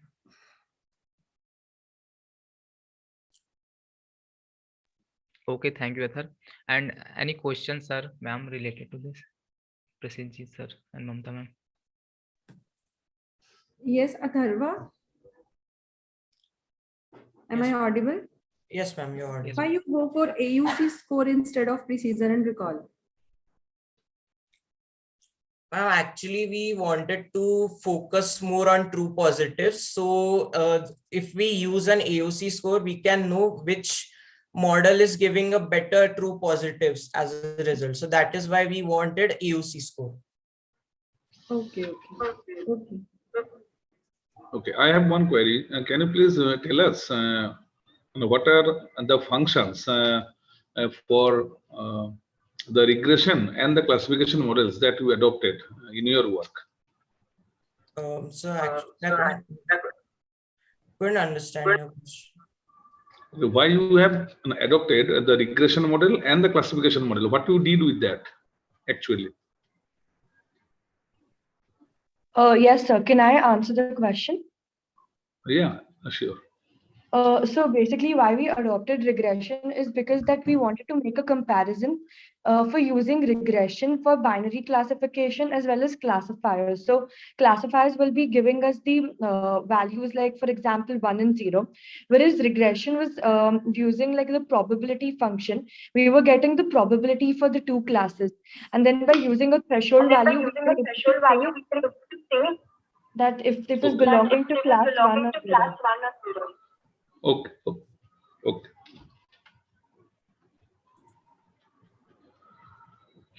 Okay, thank you, sir I and think we ma'am, can. for your comments. Now, Athar, you can stop your slide. Yes, we can move to the next paper. Yes, sir. And next paper ID is 5380. Are you there? Yes. Yeah, Mansi, please.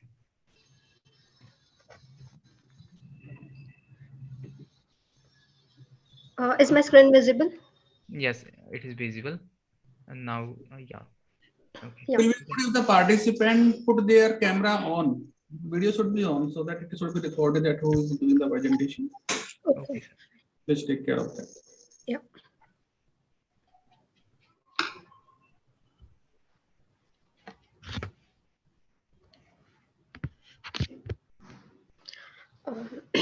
Good afternoon, everyone. I am Mansi Yadav from third year Vishwakarma Institute of Technology, Pune. So first of all, I would like to thank AIS2C2 for accepting our paper and giving the opportunity to present our paper in this conference. So topic for our paper is IoT-based smart wearables for mine worker safety.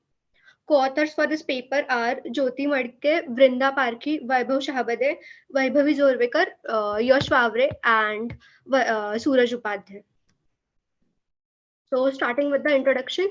So mine is the most vital asset in the world. And in India, we have more than 493 mines at present.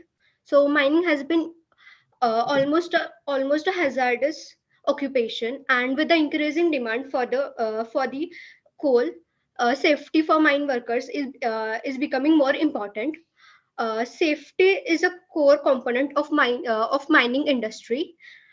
So we have proposed a system which will monitor both health of the mine worker and environmental parameters of the mine. Moving on towards literature review. So we have surveyed more than 30 paper, and I have included 5 papers which were more predominant in this field.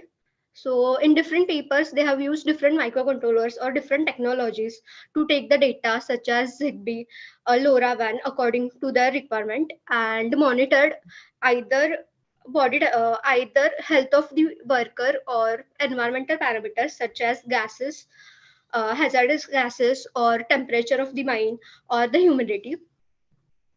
Yeah.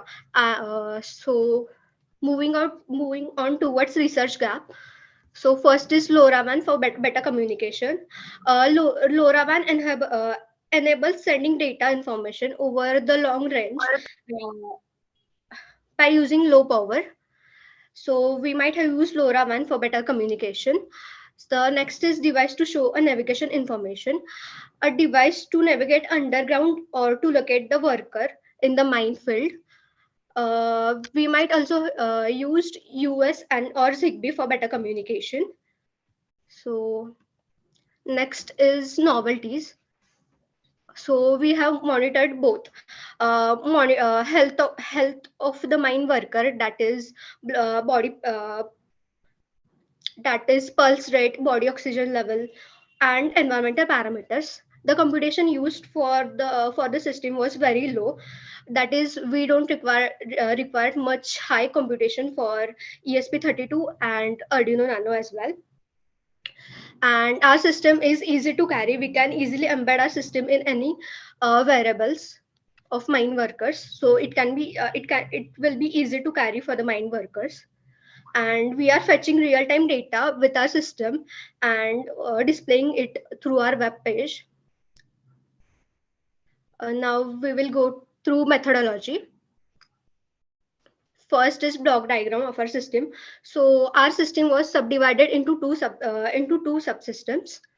The first one was working towards health monitoring of mine workers, for which we have used ESP32 board. We had connected different sensors like pulse oximeter, uh, then temperature sensor as DHT11 sensor and DS18B20 for monitoring health of the worker. And ESP32 board used to take inputs from all these sensors continuously and After processing it, it used to send to web server, which we have also created. Then next is mine environment monitoring system, for which we have used Arduino Nano.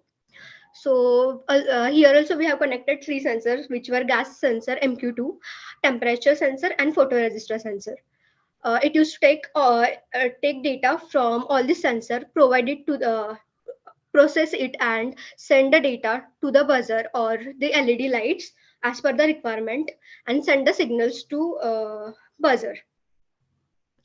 Like if photoresistor exceeds certain level, or photoresistor drops certain level, it will send Arduino Nano will send signals to the LED, and LED light will automatically turn on.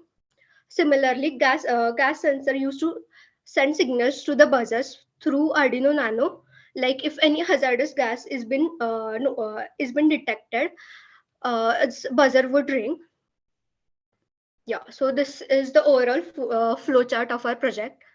So first of all, we initialized all sensors, LED and buzzer, and connected all these 3 components to the controller, that is ESP32 and Arduino Nano as per the requirement. The controllers used to process the data and send it to the either website or buzzer or LED as per the requirement. Like all the health related parameters were sent to website. Buzzer used to alert the mine workers if hazardous gas was detected, and LED light would automatically turn on if light intensity drops. Yeah, so these are the steps to the project. So first of all, we collected all the hardware components and uh, and programmed Arduino Nano and ESP32. Then we connected all the hardware components and uploaded the code to Arduino and ESP32, and then tested the project. Yes, this is the algorithm. So we included all the required libraries, then initialized the registers, buzzers, gas sensors, and lights, and then set the threshold frequency for temperature sensor, so that it will send alert to the buzzer. Then set the value for threshold value for the light, that is photoresistor, so that it will send alerts to the LED, and so on. Yeah.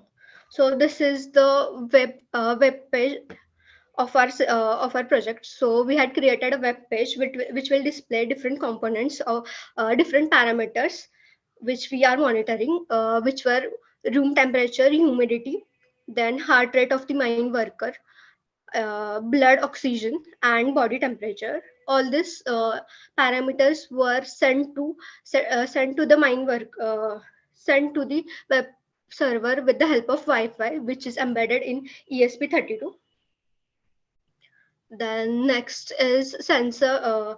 These are the results. So we have tested all the components for 4 weeks continuously in laboratory conditions. And like for example, we have tested gas sensor by creating smoke, and if smoke was detected, it is mentioned here as the gas was detected, or it was continuously monitoring the body temperature or the environmental temperature in laboratory. Then next is the comparison of the existing system. So we have compared our system to the existing systems. So most of the systems are using different microcontrollers, different communication methods, but all of them were not going for both. Like they were not monitoring both health of the mine workers and environment.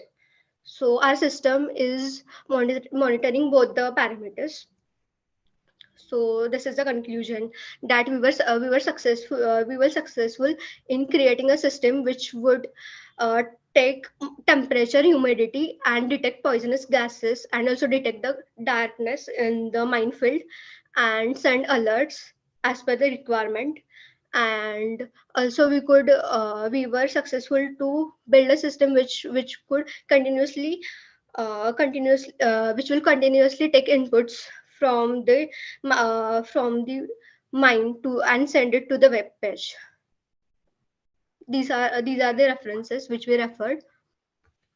Yeah, thank you.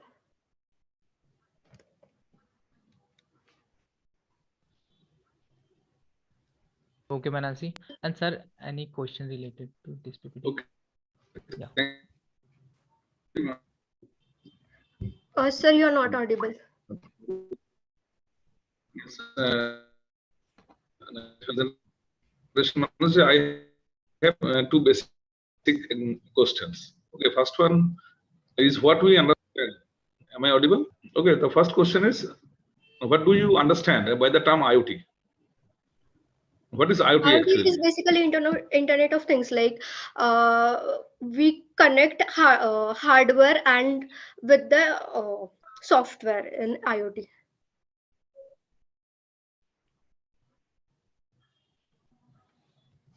Is it like that only? We connect the hardware and the software. Yeah, like IoT is everything. Like we are communicating. In our laptop, we are connecting the hardware and the software. So can we call the laptop as an IoT? I think it's not like that. Okay, my next question is, okay, what are the smart wearables that we can find in mining industries? Can you give some examples? Yeah, we can create smart helmets or smart jackets where we can embed the system, or even we can go for smart boots. Okay, okay, thank you. Okay, thank you, sir. And ma'am, if you have any input. No query from my side. Okay, ma'am. Thank you, ma'am. Okay, Manasi, thank you. And now next presentation is on the paper ID is 5715. Are you here? Yeah, I am here. I'm here. Yes. Now you can present your slide.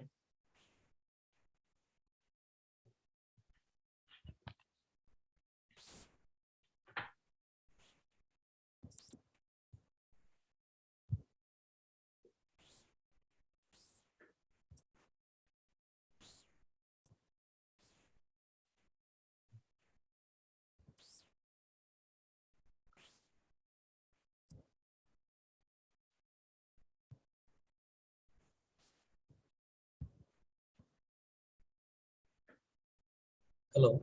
Yeah, start your presentation. Sir, is my screen visible? Yeah? Yes, it is visible and your voice is also clear. Yeah, thank you very much. Good afternoon, all respected sessions chairs and the organizers of the international conference on sustainable smart cities. See, first of all, I would like to thank all the organizers and the committee members for accepting my article and then given an opportunity to present my work in this conference. So before I start my presentation, let me introduce myself. So myself, my name is Arun, working as an assistant professor in the Department of Computer Science and Engineering, Vignans University, Vignans deemed to the University, Vadlampudi, Guntur district, Andhra Pradesh. So in this, Mr. Your voice is quite low. Can you please speak louder? Hello. Sir, is it audible now, sir? Okay, now it's okay. Hello. Yes, yes. Yeah. Yes, it is fine now. Thank you very much. So my topic of my paper is RSS security in cloud computing. It's we have proposed a distributed model for integrated GNFS with the Black-Widman algorithm for integer factorization. And in our work, we proved that RSS algorithm is vulnerable to attack, and the integer, the large integers can be factored by using our distributed model, the less time. And these are the contents of my presentation. Abstract. followed by the introduction, followed by the literature survey, and the block diagram of proposed model, working of GNFS algorithm, the normal general working of Black-Woodman algorithm, working of a proposed model, test results, and the conclusion followed by the references. So this is my actually abstract. So see, the major issue that the cloud technology is facing is the cloud users, security of the cloud users is sensitive data. And this has been addressed in many techniques. This has been addressed by the many techniques in the literature, and one among them is a well-known technique is encryption technique. And as you know that the RS algorithm is one among the most well-known encryption technique to ensure the privacy of the user's sensitive data, thereby ensures the security of the data. But however, these encryption techniques are also suffering with some limitations like attacks and the processing overheads.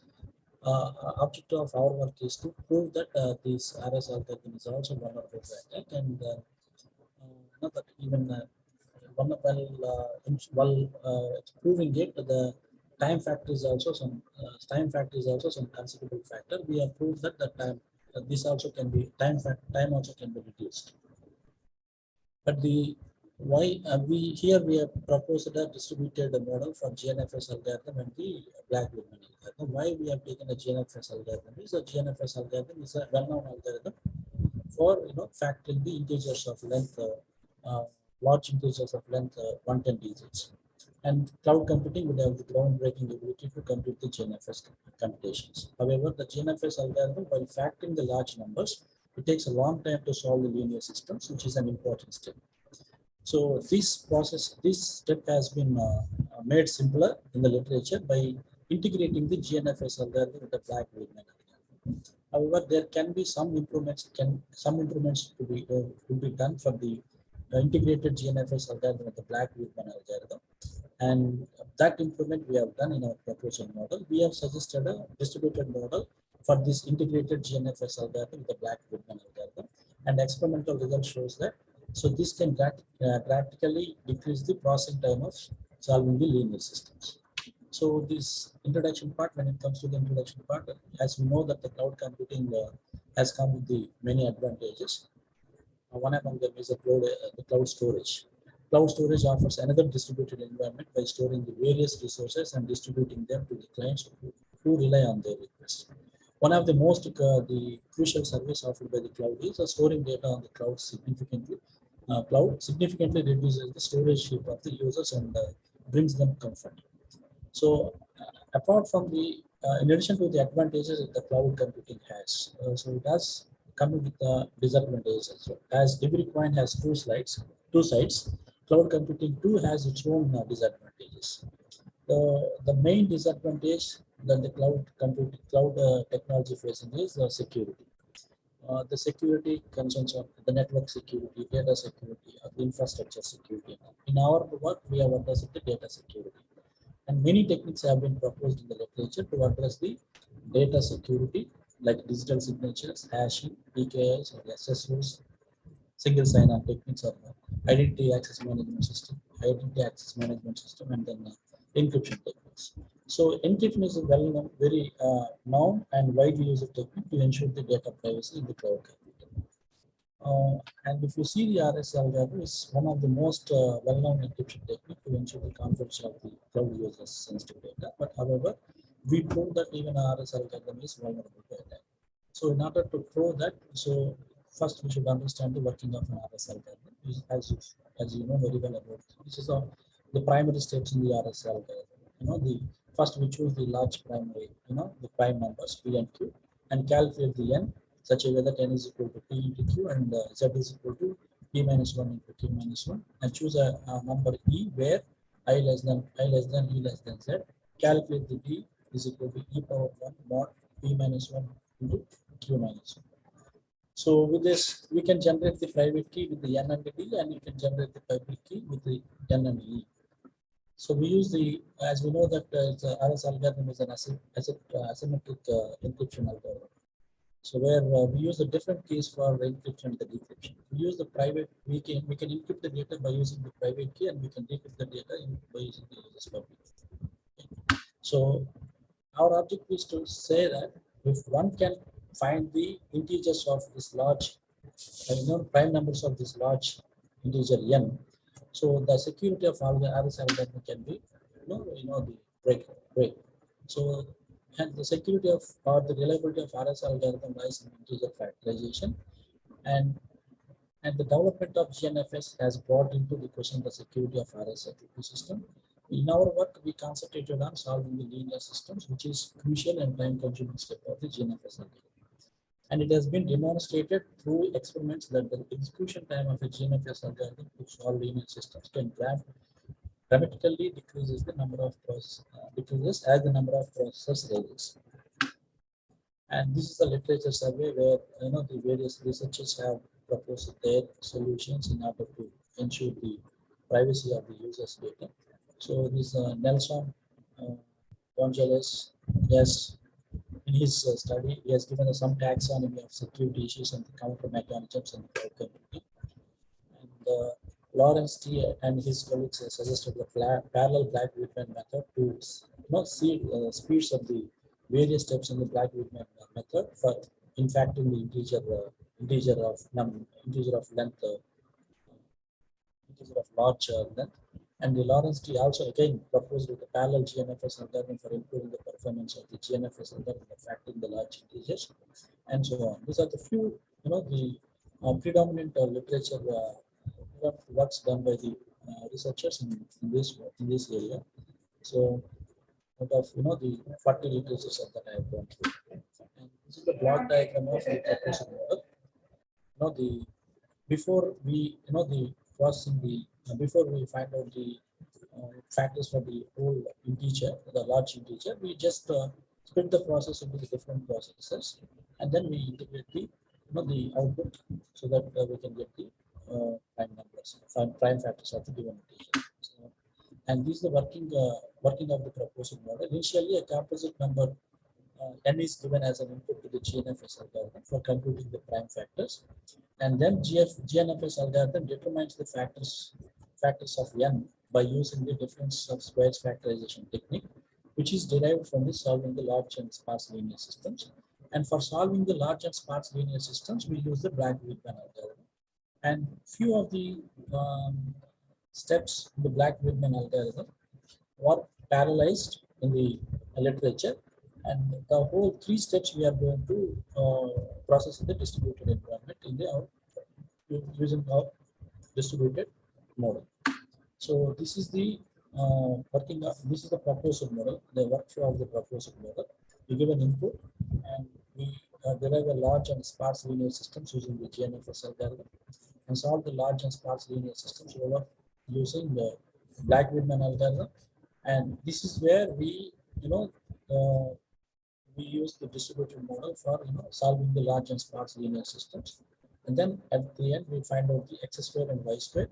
And this is the, as I said, the GNFS algorithm is based on the differences of squares factorization method.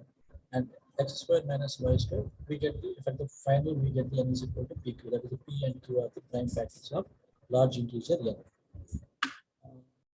And working of GNFS algorithm, I'm going to explain among the differences of squares factorization methods.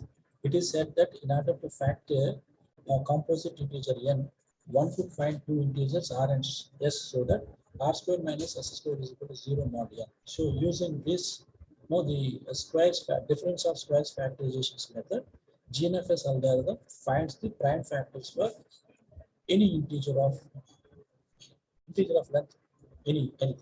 So, and then this is actually the broad steps of GNFS algorithm. This is n is an input, and PQ are the output of the GNFS.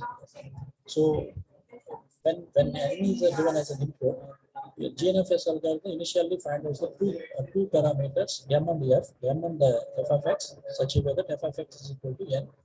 And then in the next step, it creates the rational factor basis R and the algebraic factor basis A and the quadratic factor basis Q. From this, the factor basis, in the step 3 and step 4, step 3 it finds out the pairs from the rational factor basis and the algebraic factor basis, and in the step 4 it solves the large and sparse linear systems. Actually, this solving the large and sparse linear systems is a critical step in the GNFS algorithm in finding out the factors for the given integer. So then from this, the step 5, we find out the x square and y square. From this, we can find out the prime factors, and there is a 70 to 80% of chance for factoring the n by computing the GCD of n comma x plus or minus y. And then, in the literature, again, the Black-Whitman algorithm improves the performance of the GNFS algorithm, and these are the 4 major steps of the Black-Whitman algorithm.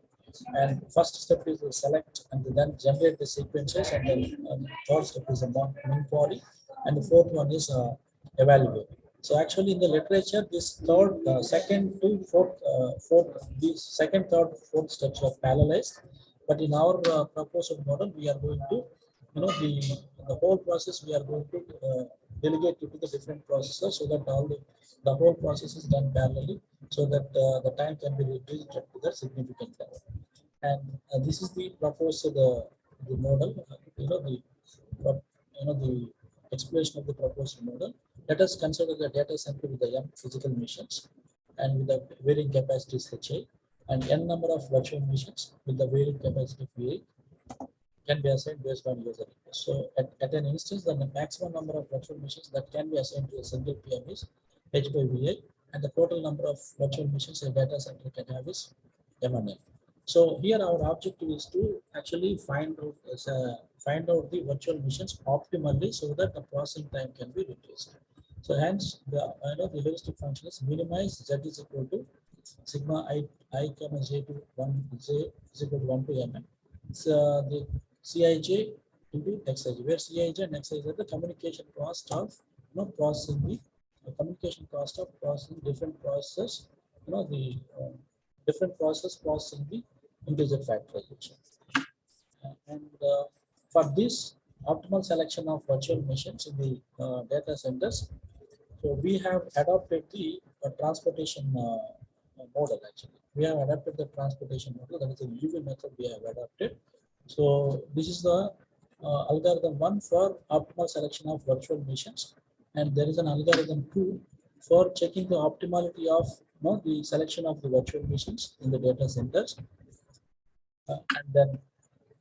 And we have used the GNFS algorithm. We have used the GNFS algorithm being tested using GNFS C code from Monaco. Black language algorithm is the original technique utilized in this application to solve the huge and sparse linear problems over GFS. And then we have the experimental results that shows that it takes the less time than the existing parallel GNFS with the Black-Whitman algorithm. And these are some test cases with the different integers of different lengths.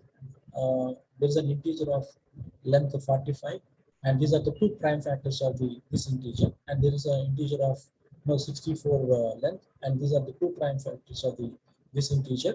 And for your kind reference, I have given the 3 integers and their prime factors, and we have computed the processing time for the integers of the same length, different integers of the same length, and we have come to a conclusion that this proposed model reduces the time to the significant level than the existing models. And the processing speed also is far better than the existing models, so which is shown in the figure 5. And as a conclusion, here what I'm trying to say is that the reliability of the RSA algorithm remains the complexity of the skillfully factoring the large integers, and GNFS algorithm is the most efficient algorithm for factoring the large numbers, even greater than the 110 digits. And cloud computing would have the groundbreaking ability to complete the GNFS calculations. Hence, this work closely, but the GNFS algorithm takes more time in solving the large and sparse linear systems. Hence, this work closely examines and explores the vulnerability of RSA algorithm with the most widely used integer factorization algorithm GNFS in cloud. While factoring the huge numbers, the GNFS algorithm takes a long time to solve the linear systems, which is an important step. So this step has been made simpler by in the literature by integrating the GNFS algorithm with the Black-Whitman algorithm. In order to increase the effectiveness of the aforementioned existing algorithm, However, there are still certain changes that can be performed. In our work, we therefore suggested a distributed model for an integrated GNFS using the Black Woodman algorithm. Performance of our distributed model for the integer fact existing. And it reveals that the execution time of the integrated GNFS compared with the Black Woodman algorithm in the distributed environment has been reduced on a very significant level when compared with the original GNFS and the integrated parallel GNFS and Black Woodman algorithms. And these are the differences, some of the differences. So thank you very much. So over to you. Session chairs. Thank you, sir. So any question related to this presentation? Mamta ma'am and Prasenjit sir and Deepak sir. Yes, Yakubi, have you measured reliability for this? Reliability part, I've mainly concentrated on the processing time, sir. Processing time and the speed of the algorithm. I've taken in the time factor as a main factor. So, because you have mentioned there reliability, so that's why. And for the, so you have mentioned there, so also efficiency. So you have only measured for the speed ups. Yes, processing time and then speed. Efficiency, have you measured? Efficiency as actually the processing speed, as the processing speed increases, that the efficiency of the algorithm also gets increased. That is the part of the efficiency. Yes. Yes. So recent, how many references you have added, taken as a reference for the recently? I've gone through around 40 to 45 references. Okay. Okay. Thank you, Dr. Yakubi. Yeah, thank you very much. Thank you very much. Thank you. So shall I stop sharing my screen? Yes. Thank you.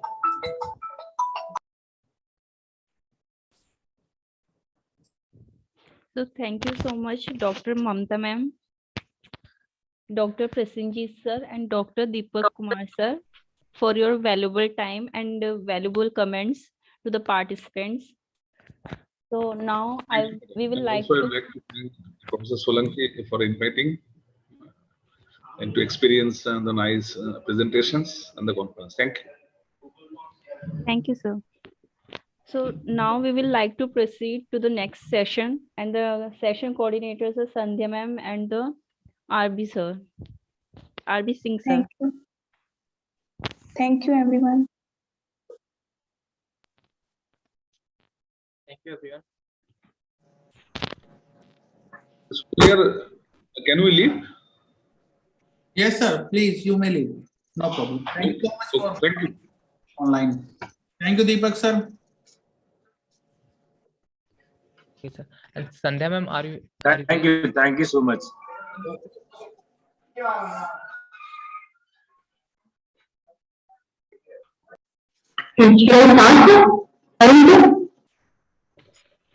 Sandhya, I think your voice is not clear. It is having some echo.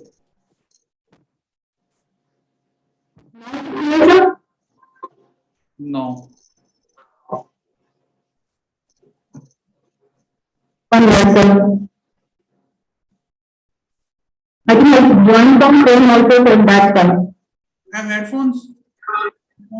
Maybe I using headphones. Sir meeting interrupt ना हो इसको मैंने phone पे भी log in कर रखा था क्योंकि अगर नेट चला गया इसलिए बट अभी मैंने फोन से लॉग आउट कर दिया अभी सर क्लियर है आवाज Clear. Now it's clear. We just wait for the session chairs and after that. Okay, sir. Okay, then ma'am. आ गई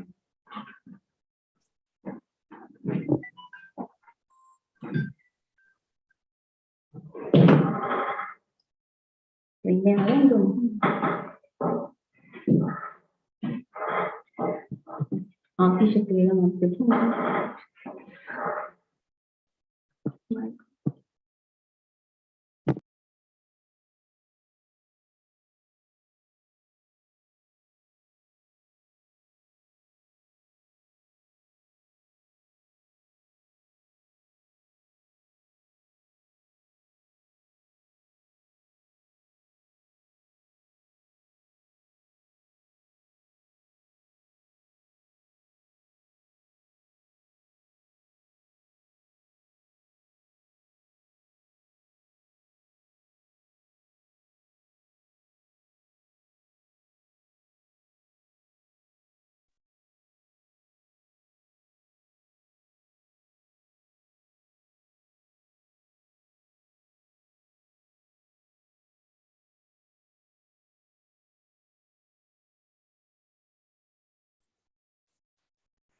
संध्या आपने बात की थी सेशन चेयर से?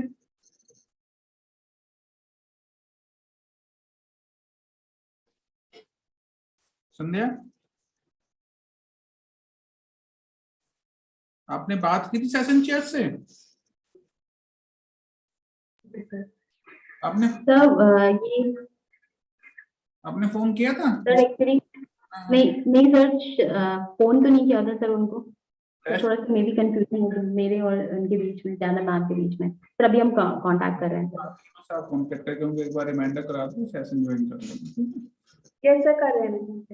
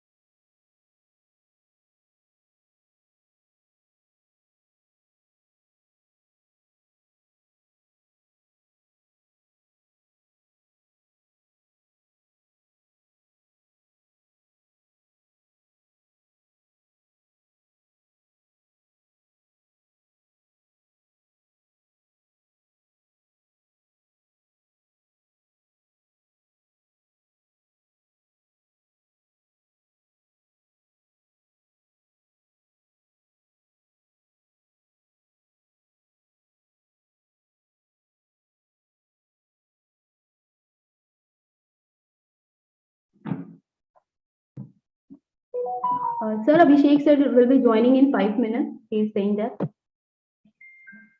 I have talked to Balkishan sir. He will also join within 5 minutes. And the third one is, who is the third one? Deepika Punj ma'am. She is not picking.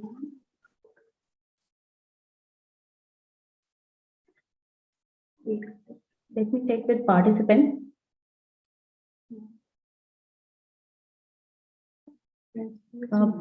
Paper ID 5930 is present. Indu Malay.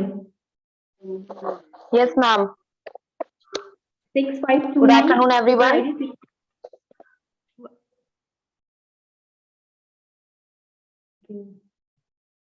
Next.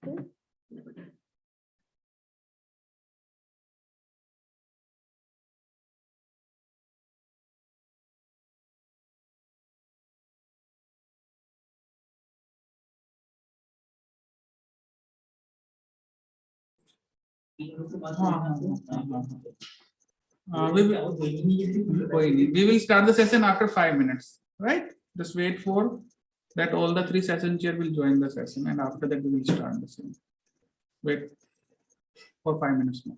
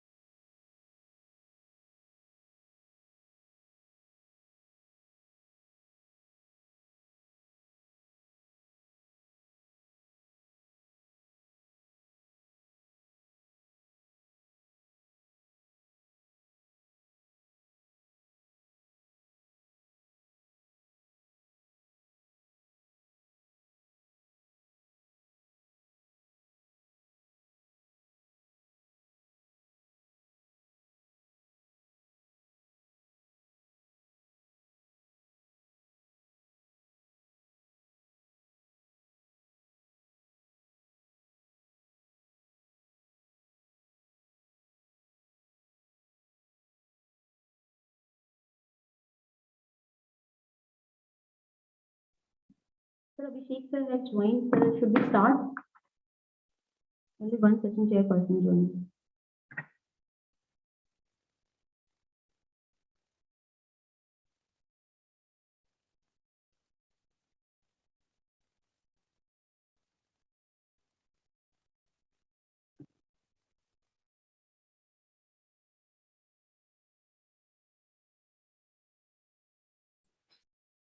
Wait for more 2-3 minutes.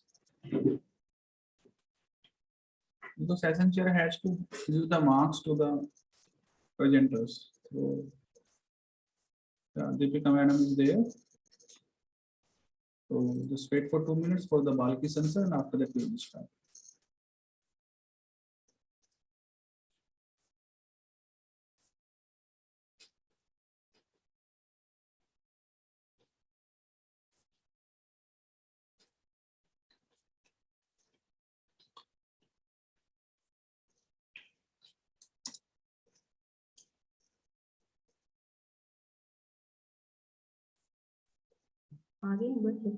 Sir, should we start? Yes, please. Abhishek sir has joined. Yes, Abhishek sir is there. Yes. Deepika madam is there. And Bal sir will join within a minute. So we will start and they will join me. Okay, sir, we will starting with. Good afternoon, all. Welcome to second online international conference on artificial intelligence and sustainable computing for smart cities. I am Sandhya from Gautam Buddha University. I am your session coordinator along with Dr. Avi Singh sir and Ms. Janif. Now, I would like to welcome our session chair, Dr. Abhishek Kajal from Guru Jambeswar University of Science and Technology, Dr. Bal Krishna from Maharishi Dayanand University, Dr. Deepika Punj from JC Bose University of Science and Technology, Faridabad. Now, I would like to inform our paper presenter that each one of you get only 10 minutes to present your paper. So please be precise and on the point while presenting your paper. So we will start from first paper. Our first paper ID is 5930. Indu. Miss Indu? Yes, ma'am. Start. You can start. Thank you so much, ma'am. Okay.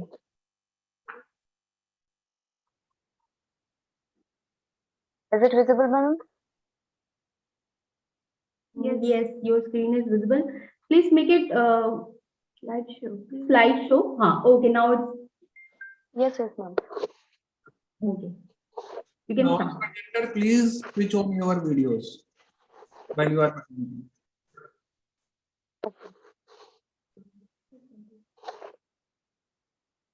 Now, is it okay?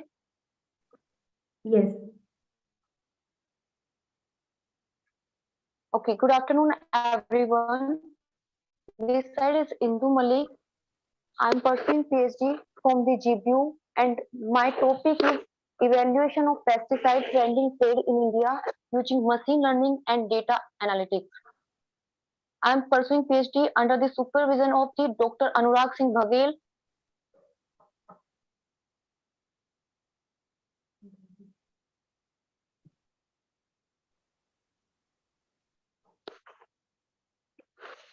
Excuse me, is it not working? Sorry, I have to share my screen again. Okay.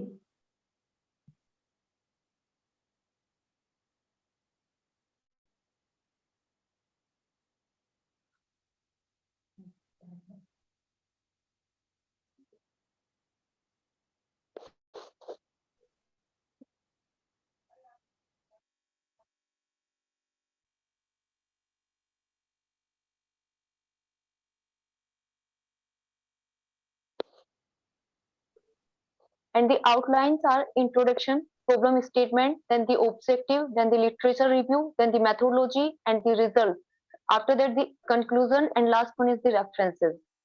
Introduction: according to the Environment Protection Agency, a pesticide can be any substance that is used to kill weeds, fungus, and the insecticides.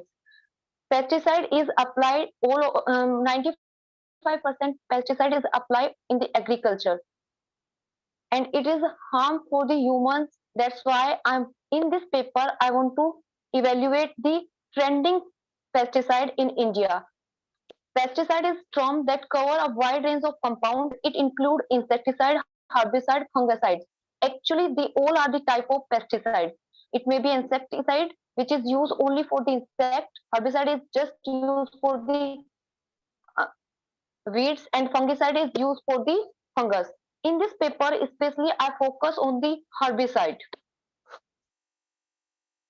Pesticide uses is growing in agriculture and the other industries for a variety of reasons. There is multiple reasons. The global trade in pesticide had been growing every year, where the cropland is not growing, while pesticide has been growing every year. Few persons made the false claim that the uses of pesticide is restricted in the India, but as per the survey, it is not true statement. In this study, the pesticide dataset from the previous 6 years is processing using the SVM.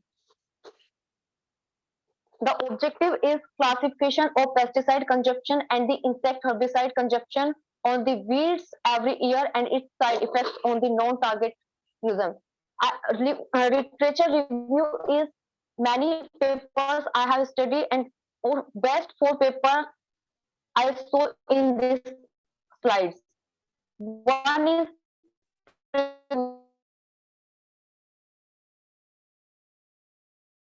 using in learning, and it is a case study which is detection of grapes disease using machine learning. This paper is written on behalf of the problem of grapes. Overdose of pesticide is applied on the grapes, and that's the reason Indian grapes is rejected from the grapes is rejected from the foreign countries. The effect of pesticide is playing on the rate and severity of the asthma. Many asthma patients has to suffer every day due to overdose of pesticide. Pesticide product use and risk on non-Hodgkin lymphoma in women. It is the type of cancer. It is also a reason of the overdose of the pesticide. SVM classification algorithm of machine learning is used in this study. It is used only for the evaluation of the pesticide trending. SVM is a classification algorithm which is capable for both numerical and the images data set. In this study, firstly I processed the numerical data where I found the trending way of the pesticide. After that, I classified the algorithm using Keras algorithm, Keras with the CNN.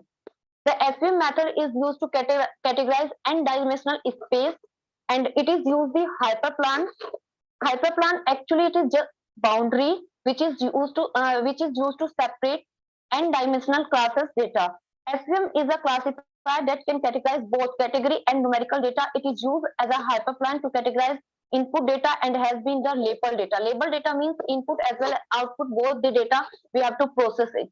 We have to provide the flow chart. Firstly, I fetch the pesticide data set, then give the data to the machine. Now I'm using SVM and categorize through these data into 4 classes. First one is pesticide, insecticide, herbicide, and fungicides.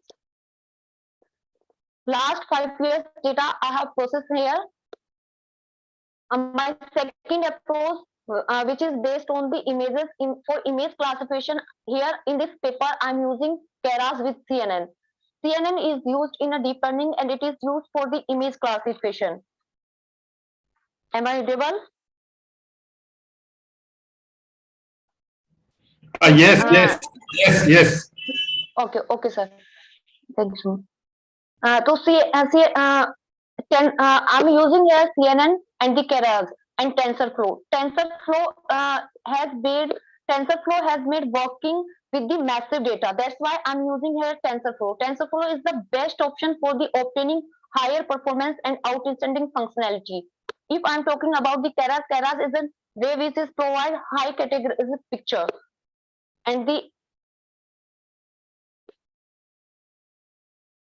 this is the blow diagram. Firstly, I took the data set, then I apply the data augmentation, then the argumentation, because I have to generate artificial data set here because my data set is not more sufficient for the processing. That's why I applied here data augmentation to create the artificial data.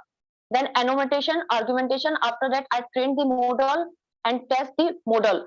After testing model, I will get the two classes output. One is you can say class 0 and the 1. Class 0 is represented for the crop images and class 1 is used for the V data.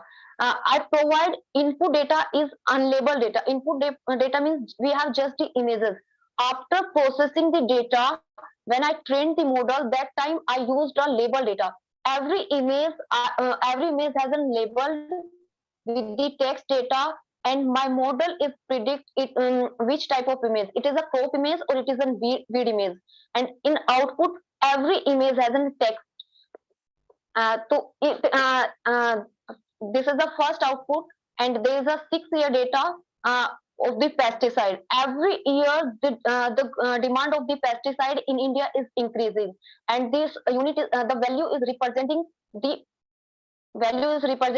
concept. Is it visible here? And I separate this data on behalf of the elements code. Second category is insecticide. Every year, insecticide is also increasing in India, and the unit last 6 years is representing here in a table format. Then I have separate the fungicide. Fungicide, which is also a part of the pesticide, and its demand is also growing in India. And last one is herbicide, which is also growing in India, and it is also represented by the tables. Now I have created a graph. It is represented in 2020. The demand has going 21%. Where if I'm talking about the 2018, that time the growth was 18.1%. So now it is a graph which is representing every year percentage of the pesticide. After that, I separate for the classes pesticide. One of the pesticide, because pesticide actually is a term which is which has multiple chemicals. I separate all the classes using SVM. The last result is demand of the pesticide is 65.5% in India, where herbicide is 18.9% in India. If I'm talking about the 4 years ago, the demand was very less for the herbicide, and the insecticide pesticide is 10.5%, where fungicide is 5.30% uses in India. So all these results I got after the processing of the data set. After that, I work on the image classification. Means firstly, I trained the model using Keras, TensorFlow, and TensorFlow. Here, this table is just represent the output for one element, not for the every element. The crop and weeds, what's the value is getting, it is only for the one epoch. Now I'm showing the final output, final result. When I train the model and test the data, after testing, I get the output into two classes. Here, green color represent the right prediction. If any prediction is incorrect, that time the text will be written into a red color, like crop. So it has shown it is in crop image. When you get the weed image, it classify it is in weed image. And the conclusion is in few agencies and persons are saying, researchers also saying that pesticide demands is decreasing everywhere in India. But in reality, every year pesticide demand is increasing in India, which is not good for the humans. Because many problems are created by the pesticides, overdose of pesticides. We all know pesticide is required to increase the crop, but it is also hazardous for the non-target categories. So we have to minimize the use of pesticide. All these are the references. Thank you so much. If anyone have the query, please. Indu? Yes, ma'am. From where you have taken the data set? Ma'am, I have taken the data set. It is a website set, pesticide data set. What is the How size much of the data pesticide set? is imported in?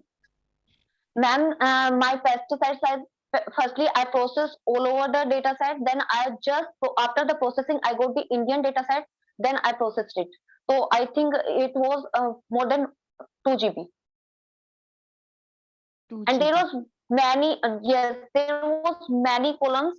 So I just fetch limited columns. So have you decided any criteria on minimizing the columns? Yes, ma'am.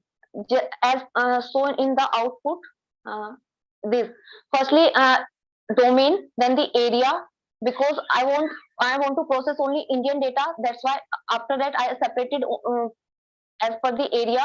Then element code, items code is a unique, and element code is also unique. But item code is used for the specify the chemicals. Then I used item, it's a pesticide, herbicide, and then year and the unit and value. The rest data set I left. Okay. In the better. Ji sir. What features you have used in your data set? For image classification. Which features you have used for classification in the data set? Sir, in this, I have firstly I select the color, then the shape. When I when I classify, especially work on the image data set. That time I used color, then the shape, because in this research I'm just using sugarcane and the weeds. I have lots of type of weeds images, so I just fetch 2 features. One is the shape and second one is color. Can you tell about the size of the data? Yes, sir. How many Yes, sir. Size of the data? Yes, sir. During when I when I trained my model, that time I used 4,000 images. But when I test my model, that time I just used 500 images. Okay. So you have used SVM machine learning algorithm. Yes, sir. For find out the trending of the pesticide. Okay. You have also tried other machine learning algorithm, or you have just tried on SVM? For in this paper, I just try only SVM. Why you have choose this particular algorithm? Is there any specific reason? Yes, sir. Actually, SVM is a classifier which is used for both classifier which is used for image data set and numerical data set. Actually, trending data set is a numerical data set, so SVM is the best to classify that data set. And SVM is also classify n-dimensional problem, and there is 4 classes. That's why I choose it. Okay. Good. Thank you, sir. Thank you, ma'am. Thank you, Ms. Indu. You can stop your screen. Thanks so much. Okay, ma'am. Next paper ID is 6604, Miss Divya. Sorry. Next paper ID is 6529, Miss Divya.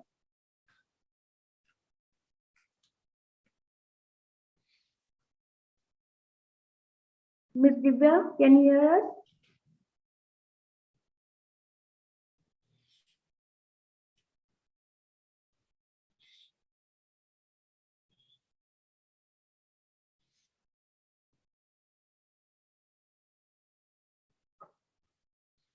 Miss Divya?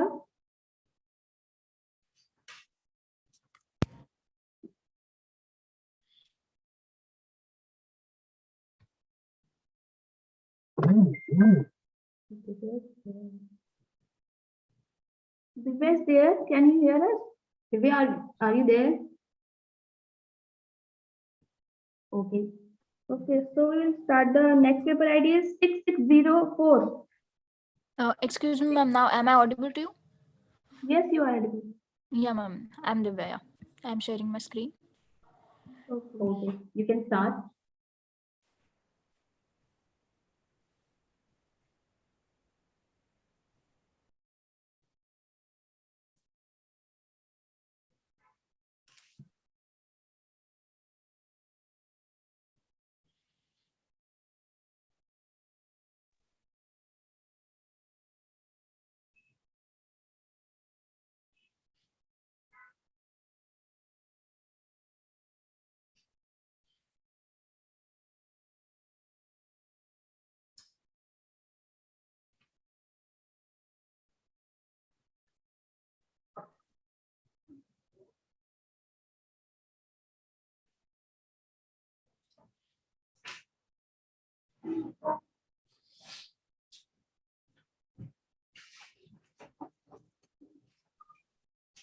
Divya, please start your presentation.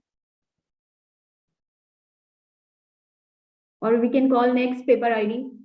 Next paper ID is 6604. Are you there? Next paper ID is 6604. Are you there? You can start. I think Divya is having some trouble while sharing her screen.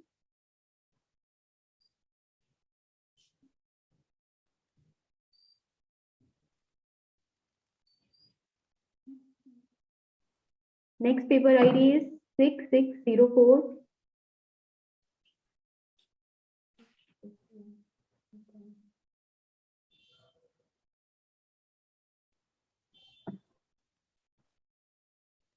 Okay, I think 6604 is not there. So I request to paper ID 6772 to start the presentation. Hello, ma'am. I'm from the West team. Can I share screen? Yes, please. Yeah.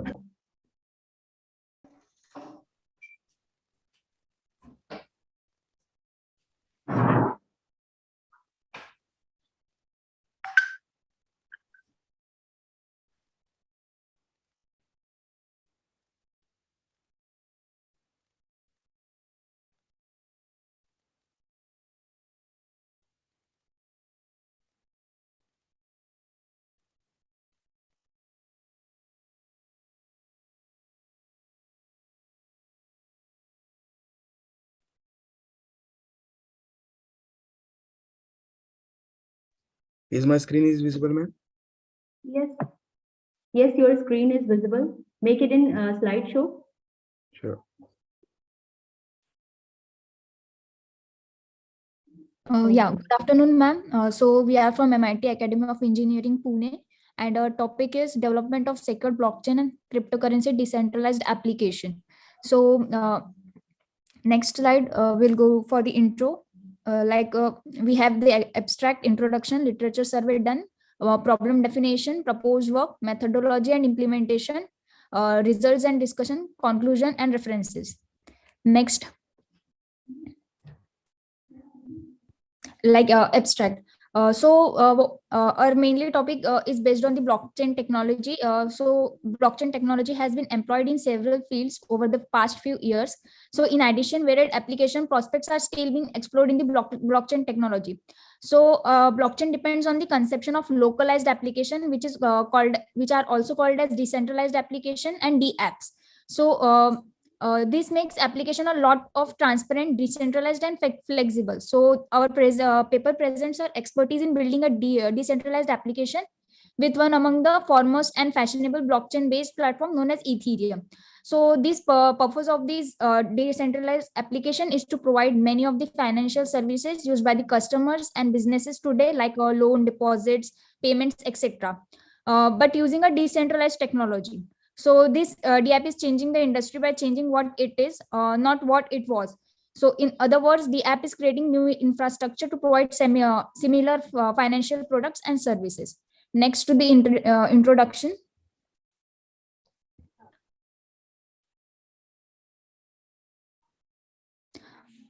Can you go to the next slide, introduction? So what exactly a blockchain is? So it is the most basic type of a block-based public or private peer-to-peer network for connecting digital information, which is called as a blockchain. So like Facebook and other internet applications are using this blockchain technology for the centralized communication between them. So the blockchain in device makes the appropriate information request when using the web services. So in blockchain technology, data ownership is wholly decentralized.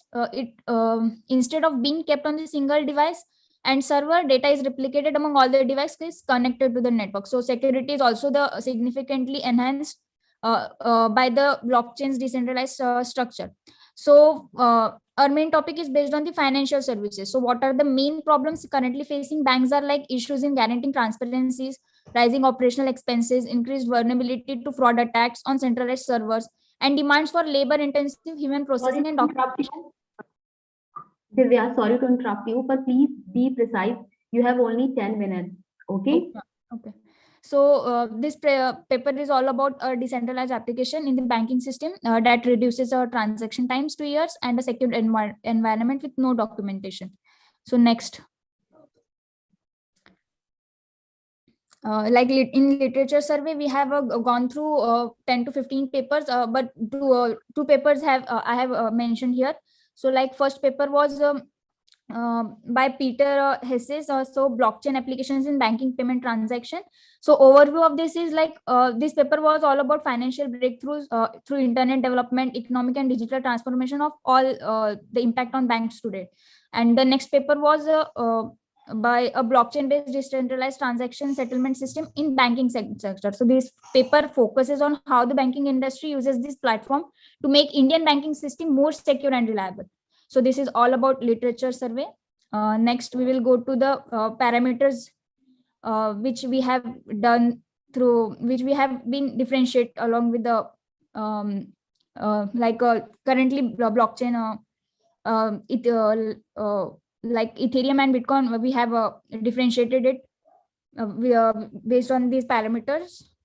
Next, the factors that are mainly in the blockchain technology, like proof of work, like which blockchain is the most secured and trusted. So these are the factors like type of blockchain, node identity, its scalability, performance, and power of adversary. Next is like problem definition. What is our problem is that we have designed and developed blockchain and cryptocurrency based decentralized application for secured and reduced operation cost transaction. So here there will be no documentation required. And our objectives like it will to design and develop the GUI for all kind of transaction, to provide a new ways to perform transaction quicker and enhance the customer service, to decrease the cost efficiency in its operations. Next. So proposed work, like we have a complete DApp that involves like the technological components like master data, timestamps, and hash. So master data, it is a block content of transaction data. So next is stamps. So timestamps also exist in the blocks. So here timestamps indicates the date and time of the particular block which has been created and performed. Hash is like the hash is a unique identifier generated using by the cryptographic hash algorithm, which such as like SHA-256 that we have used in our problem statement. Next. So the algorithms that we have used in our project is like consensus algorithm, SHA-256, and zero knowledge proof algorithm. Next. So this is a methodology and implementation that will be carried forward by my group mate. Yeah, thank you, Divya. In the methodology section, we have the decentralized application, and it contains the cryptocurrency wallets. We have used the MetaMask wallet to log in with the our application, just like in our traditional system. We have the Google sign in, Facebook sign in, we have the MetaMask sign in. And when the user starts with the signing, and the user wants to send the cryptocurrency to the other wallets, he need to log in with his account, and the user logins, and they want to send the coin. If the user has the sufficient balance, then it will generates GUID. GUID is a 128-bit globally unique ID, which is unique throughout the processes. And if the transaction is successful, then with the ID and the transaction amount is updated in the ledger. And after updating in the ledger, the process ends. Then we have the different kinds of models we use. In the UI model, we created the UI for the our applications, where we created the dashboards. We the sending wallet ID, then the receiver's wallet account, there is a transaction amounts and the sender, then block generator and a web mining module. As this is the cryptocurrency applications, it needs the mining. The minings refers to the computing power of the machines to successfully solve that problem. That's an algorithm beyond its nonce value. So in the block generator and the web module, we have used the Ethereum, and the Ethereum uses the proof of work type of mining, where the different kinds of miners contribute to the same pool, and they use their computing power as the mining. So transactions and the wallet module. In the transactions and wallet module, we have used the MetaMask as our wallet, that is the soft wallet. There are 2 points of wallets. It's a hot wallet and cold wallet. The hot wallets contains the software wallets, and the cold wallets contains the our pen drives and the other kinds of thing. In the peer-to-peer networks node, we have used the P2P transactions in our decentralized application. Here is the outcome. When anyone visits our application, there is a extension in the Chrome web browser. We add it to the right hand side, and whenever he creates the login button, then the pop-up of course of the MetaMask, and for the login in the MetaMask, we need a public key. And at the time of creation of the MetaMask wallet, there are 2 keys generated. One is a private key and the other one is public key. Private key is generated only at the once. It should be stored at the secure locations. For example, Amazon Key Management Service. Then we log in with our account, and we proceed to the transaction that I need to send the cryptocurrency to the other account. I put the other account's GUID, that is global unique ID. Then after the logging in and selecting in the account, we fire the button login, and if the user validates with the public key that is that we set up, and the private key that is generated at the time of creation of wallet matches, the user successfully login into our website. Is the implementation of block. The behind the scenes, our application works on the block level, and each block contains the data, the timestamp, last hash, and the hash. Last hash is the hash of the previous mine block, and hash is the current hash of the block. Suppose if the hacker wants to change the our blockchain, our transactions in our database, it cannot change, as we have used the Ethereum blockchain service. It works on the 51 and 49% of the attack. If the other blocks are with the value of 4.9 and the hacker changed the value to the 5.1, then the 5.1 block will be invalidated, as the other blocks have the 4.9, and automatically other blocks it changes the changed value. This is the block sample block. This is the UI of our website. After creating the connect wallet, as we can see on the right upper side, there is a MetaMask wallet icon. It pop-ups, and we have to sign in and give our public key. In the address too, we have to put the address of the other account, amount of the Ethereum that is sent, the keyword that is the unique GIF generator, and the message. As you can see on the screen, we have the accounts that is estimated gas fee, is the mining fees of the transaction. The results and discussions part will be explained by Divya. Yeah, as a result, we have differentiate other models like in the with our model, like we have the other cryptocurrency exchange apps, DApps like Binance, Zpay, etc. So, and our model is consist of like it will provide customer data security. It will maintain the anonymity of user information. Our DApp consists of less gas fees as compared to others. GIF is added for each transaction, results in the uniqueness of the transaction, and anyone can see the transaction on the Etherscan. So we have discussed all that. Results came out like, and we have compared the other models with our model. So next the factors that we have differentiated our model with Binance and Crypt. So it is which type of blockchain it is, node identity. Like Crypt has given the maximum output and high latency as compared to others. and it has a minimum and reduced gas fees also. So like next.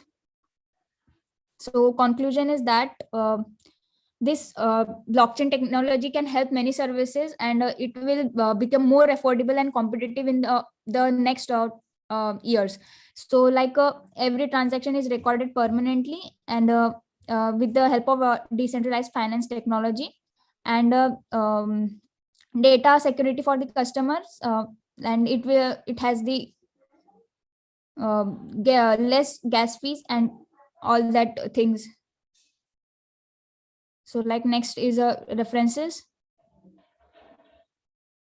Yeah, these are the references, and thank you.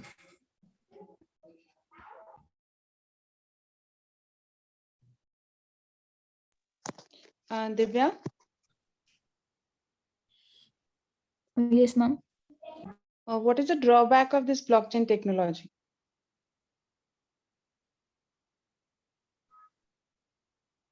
The drawback of this blockchain technology is it is still facing some development issues, as the blockchains can be hacked. It is non-trusted. Some blockchains are non-trusted, and as every coin has the two sides, as the internet also has the two sides. One is for the hackers and one is for the developers. That we don't focus on the hackers, we focus on the implementations of that. So in this application, we focus on the white side of a blockchain. Are you sure it is non-trusted? Then why It are is you using it?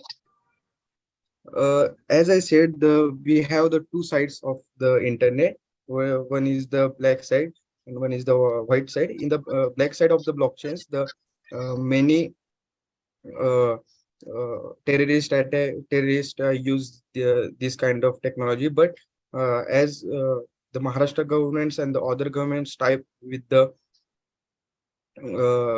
issues of their documents, and each document should have the unique identity, then it becomes very useful. Can For you cite any example where you can say that this blockchain is untrusted? Sorry? Can you cite any example of this untrusted blockchain? Untrusted blockchain in the terrorist funding. Okay. In the terrorist funding, and there is no any centralized organization to control this. It's based on the community, and 51%, 49% attack.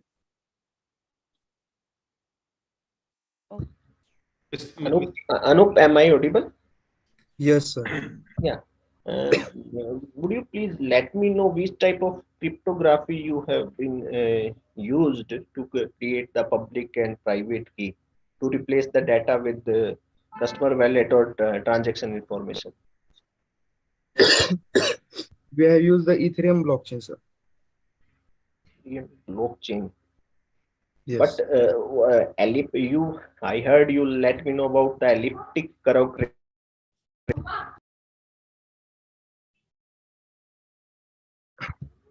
You tell about elliptic curve cryptography. Why you have opted out that one only?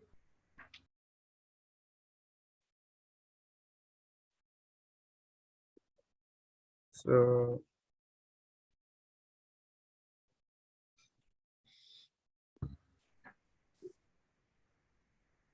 why you have selected? I mean, there is a lot of availability, but as far the as reason I heard, we know about why that one only, because there are many other available better. There are many available cryptocurrencies and cryptographic techniques, but the main reason why selecting this the Ethereum kind of blockchain and the cryptography thing is that the other blockchains that we seen in the last previous some months, like the Solana blockchain and the other FTX and blockchains are goes under the bankrupt, and so Solana blockchains, there is a leakage of the Solana blockchain, and then so. No. You are briefing about the different cryptocurrency. It is not relevant. I am talking about the type of cryptography to create the public and private key for you. So anyhow, yeah, it's good. You can carry on.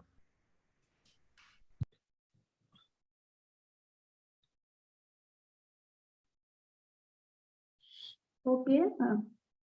Thank you, sir. Thank you, ma'am. Thank you, Anu. You can. Next paper ID is 6604 Maria. Paper ID 6604 Maria or Yanka is there.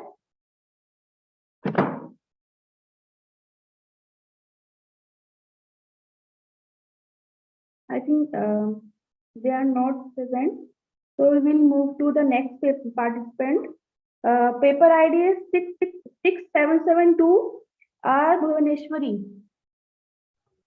Good afternoon, madam. Yeah, this is Kartika. Let me share my screen. Is my voice audible, madam? Yes, your voice is audible. Yeah, just a moment. I'll share my PPT, ma'am. Okay.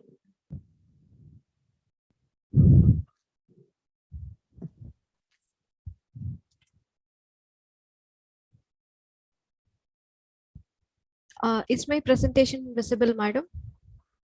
Yes, your presentation is visible. Yeah. Make it slideshow. Yeah. And be precise. Okay. Yeah, ma'am. Now it's in presentation slideshow mode. Where you're not able to see the slideshow mode, madam. It's okay. It's okay. Yeah. Okay, so I'm MS Kartika Devi. I'm presenting on behalf of my co-authors, Dr. Bhaskaran and Mrs. R. Bhuvaneshwari, and paper title is Locosv, that is logically consistent story visualization with a sequential conditional can, and our paper ID is 6772. So, as a famous quote says, a picture is worth 1,000 words. A good visualization puts the color inside the story world and assists the comprehension quickly. Whereas the story visualization task aims to generate meaningful and coherent sequences of images according to the story text. There are always challenges to both teachers and children in delivering and perceiving any story text, and thus this text to image retrieval methods and tools are highly needed. So with this, the aim of our work is to visualize the stories for children, which is an important task to support distance learning and education. So our overall objective is to generate a sequence of images to describe a story. Sorry, ma'am, but please screen share your slide, please. Sorry, sir. Screen share. It's not moving, sir. Yeah, just a moment. Slide share, please. Just a moment, sir.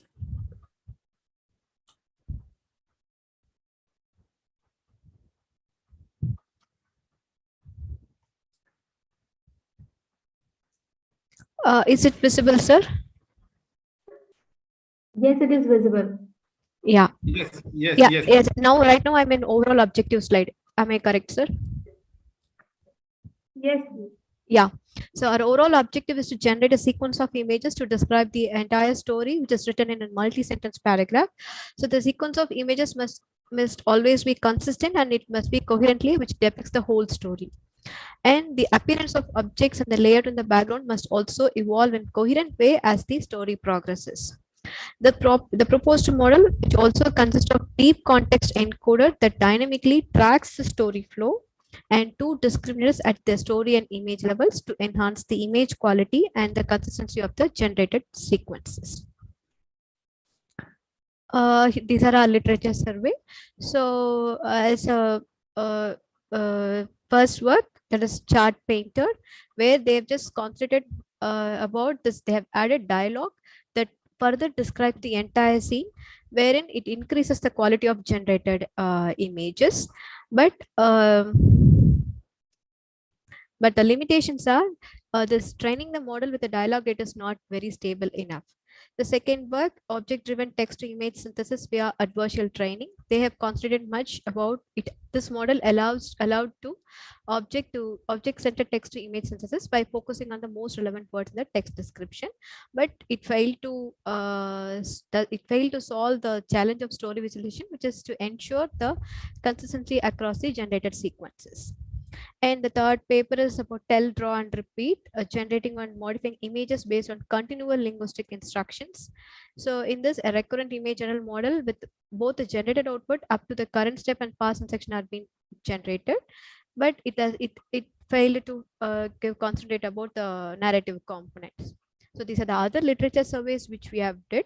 So out of the literature survey, the summary of issues which we have identified is where the existing techniques doesn't generate a coherent image sequences, and the sequence of images are also not consistent, and we're not able to generate coherently which depicts the entire story.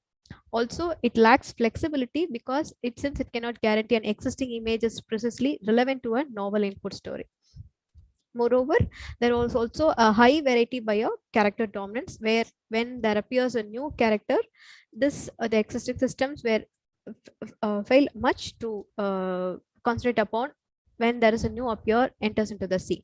So this is our proposed system. So based on our observations and limitations, our proposed system uses two text encoders to process the sentence level and story level input text. So in the context encoder, it has concentrated much upon this character information, whereas in story encoder, it has concentrated upon this context information. And also we have two discriminator, that is image level discriminator and story level discriminator. This image level discriminator is used to assure that the relevancy between the actual image and the reference sentences. When it comes to the story level discriminator, it just check the relevancy between the image generated and the actual complete story which has been used. And we have also introduced this figure ground information to enable the model to be aware of the actual foreground and the background images. This foreground images represent the actual characters which are present in the scene, and the background images are the one which represent the whole story scenario. So here comes our complete architecture diagram. So in as a first and the foremost step, so initially the story captions are being fed as an input. So from the story captions, it has been fed to the story encoder. So this story encoder, it will encode the entire story caption. And two parts in the logical reasoning. After that, you will have a decomposition. Okay, in decomposition, you will have three examples. You have to read it out, the activity, and then you have to do it. Okay. The very first class we have seen the decomposition. What it is, a bigger problem you are going to divide into a sub problem, and then you are going to find the solution of it. So you will get the scenario. Madam, can you please make others to mute? Yeah, thank you.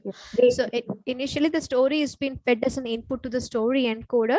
So what the story encoder do is it will just encode the entire story caption, and it will convert it the same to a low dimensional embedding component, from which the encoded vectors are being sent to this context encoder.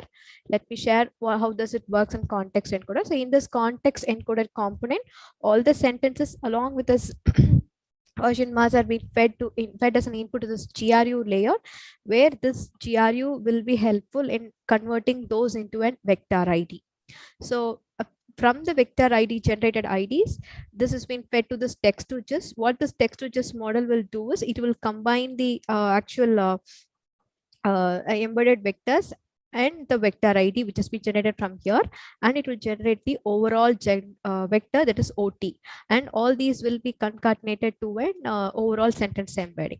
So from which, from this, so this overall vector has been generated. So from this input will be fed to this image generator. So this image generator, it will generate the images. So in this generated images, we have this two components, that is image discriminator and the story discriminator. Basically, this discriminator is used to just check the relevancy which are of the generated component. So in this image discriminator component, it preserves the local consistency, whereas it also checks whether the generated images matches with the corresponding sentences. Whereas in story discriminator, it will check whether the generated images matches the overall story. So for this, we have also given this real input images as a supporting component. And next, which from the overall vector ID which has been generated from the story encoder component, it has also been fed to this figure ground generator. The ultimate purpose of this figure ground generator is to generate a segmented images, that is to get the foreground images like the character position, backgrounds and all. So in this figure ground generator, from this the segmented images will get generated, and then it will get it will be fed as an input to this figure ground discriminator. So this figure ground discriminator will compare the figure ground generated with the actual real images. So this is what we have proposed. So here comes the detailed architecture which I've explained now.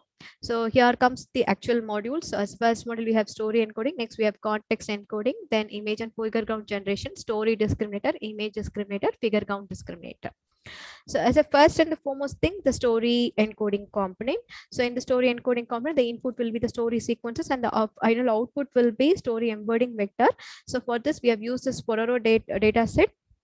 So what process will be done is all the input story sequences will be converted to an embedding vector by using a pre-trained sentence encoder. That is, you have used this universal sentence encoder model.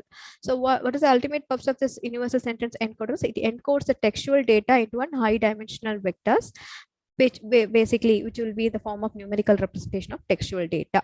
So this can be used as an input to the story for upcoming processes. So next, this context encoding. So in the context encoding, the input will be the embedded vectors, and the desired output is overall sentence embedding for image generated, that is concatenated vectors ideas. So in order to accomplish this concatenated vectors, we have used this two L cells. That is, one is two hidden. That is, we have used this deep RNN, which consists of two hidden layers. So one is this. The lower layer is basically implemented using the standard GRU cells, and the upper layer is using the proposed text to gist cells. So what does this text to gist cells will do is it will combine the GRU output with the story embedding vector, which is already generated, and it will just provide us the concatenated vector ID. So next comes the image discriminator component. So here, one second. So from the image descriptive component, all the it will have the overall embedded sentence, and finally it will have the generated image and also the generated figure ground images. So the figure ground information is basically used to preserve the actual characters and maintain the background consistency. So for learning such type of information, we have used this foreground segmentation generation module to improve the quality of the generated images.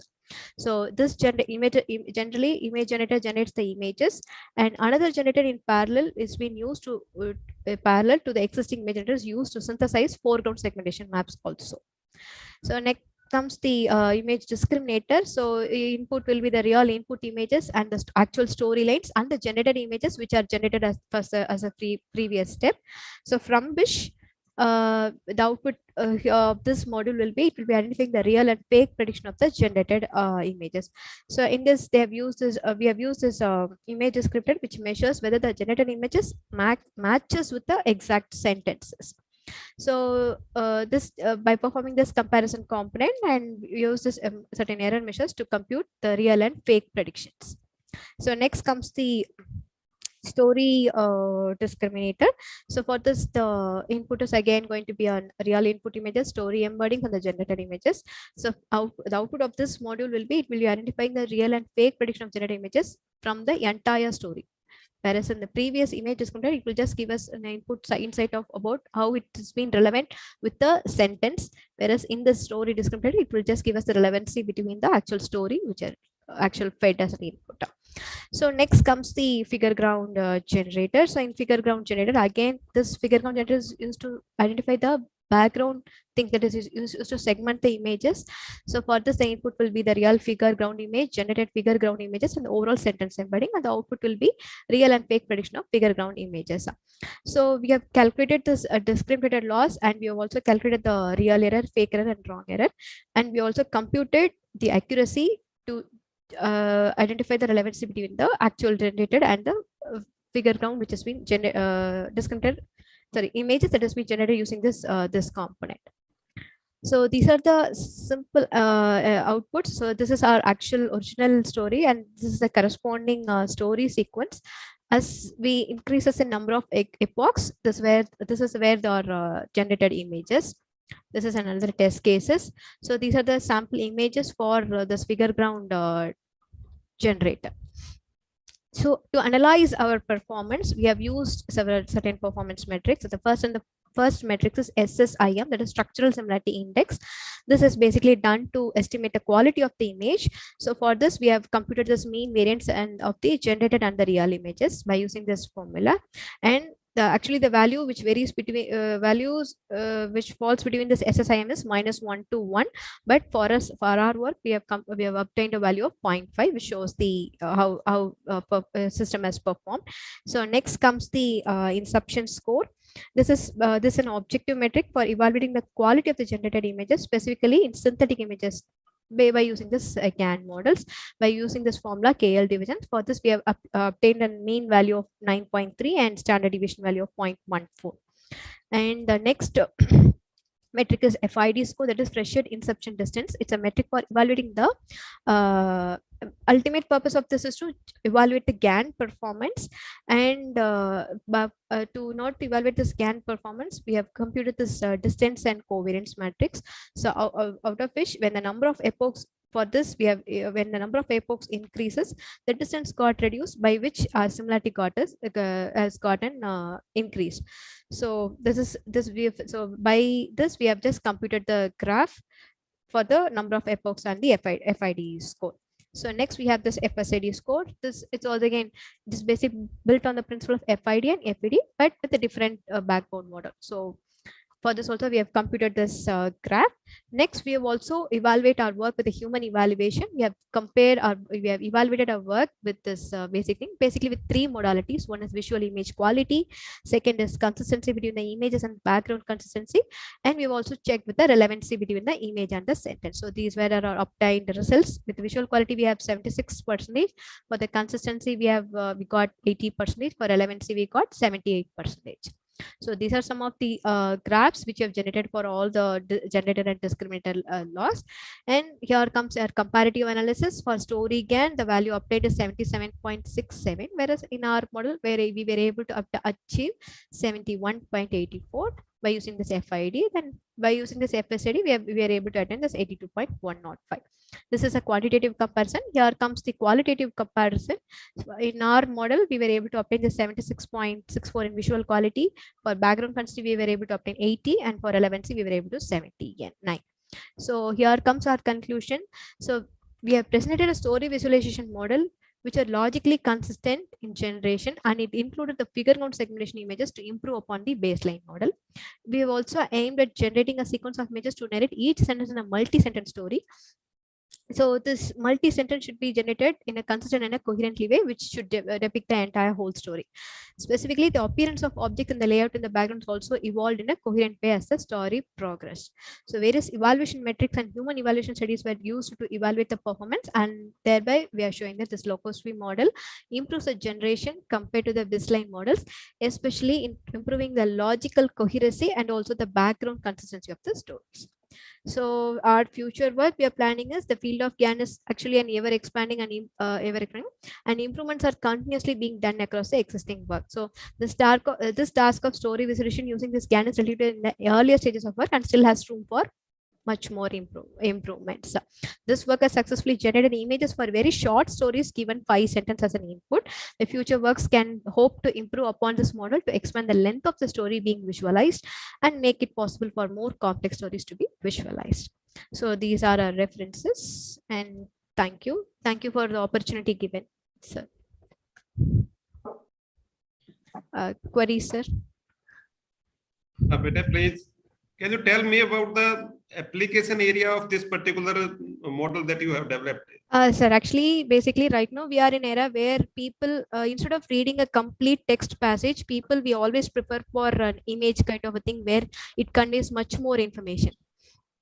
So, and in that component, whenever we wanted to teach our younger generation in a much more clearer way, we can prefer this kind of story visualization. Given a passage, our system will be able to generate a story generation. So story can be visualized from the sentences which has been fed as an input.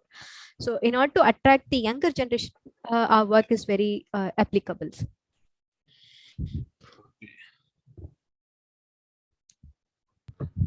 Bhuvneshwari, you have given a very good presentation. I don't know much about this field, but you have really given a very good presentation. Thank you, sir. Thank you.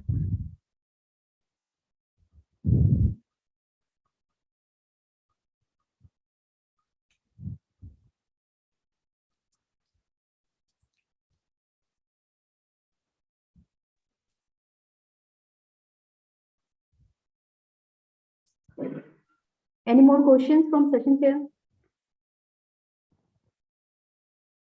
Any more questions from session chair? No. Okay, thank you, Neshwari. Yes, ma'am. I'm Kartika Devi. Thank you, ma'am. Thank you for the opportunity given, madam. Thank you, sir. Next paper ID is 7008. Are you there?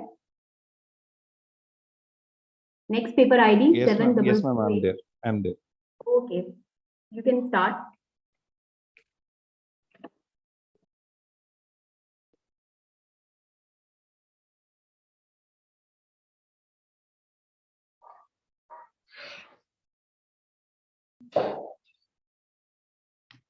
Good afternoon, one and all. I am Dr. Gagan, and I'll be presenting my paper, The Evaluation of Abstractive Text Summarization Using Deep Learning. My team members are Dr. Shanti, Mrs. Sunita, Dr. Reddy. And this is the flow of a presentation. We'll look at the introduction part, and then we see the approach, how we are automatically summarizing the text. Then we'll look at what will happen if we go for single document summarization, and then we'll take out to multiple document summarization. Then we'll see the abstractive text summarization using deep learning, and then we'll see the pros and cons of abstractive text summarization. At last, we'll evaluate the quality of text summarization, and we'll try to conclude in this paper a comparative study of abstractive summarization methods. Now, every one of us are aware of the data which is generated on the internet is very huge. And when you want to get some important information from the data, it will be very difficult to go through all the data which is present on the net.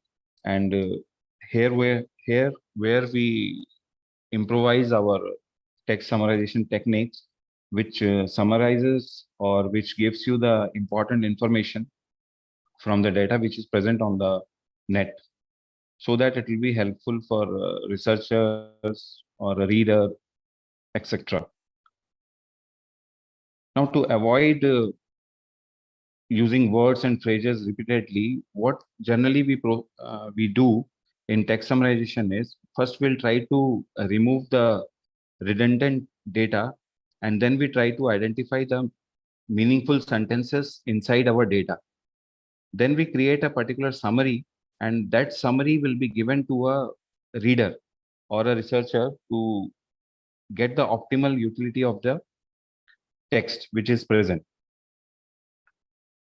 Basically, this technique is divided into, text summarization technique is divided into two parts. One is extractive technique, and the other one is abstractive technique.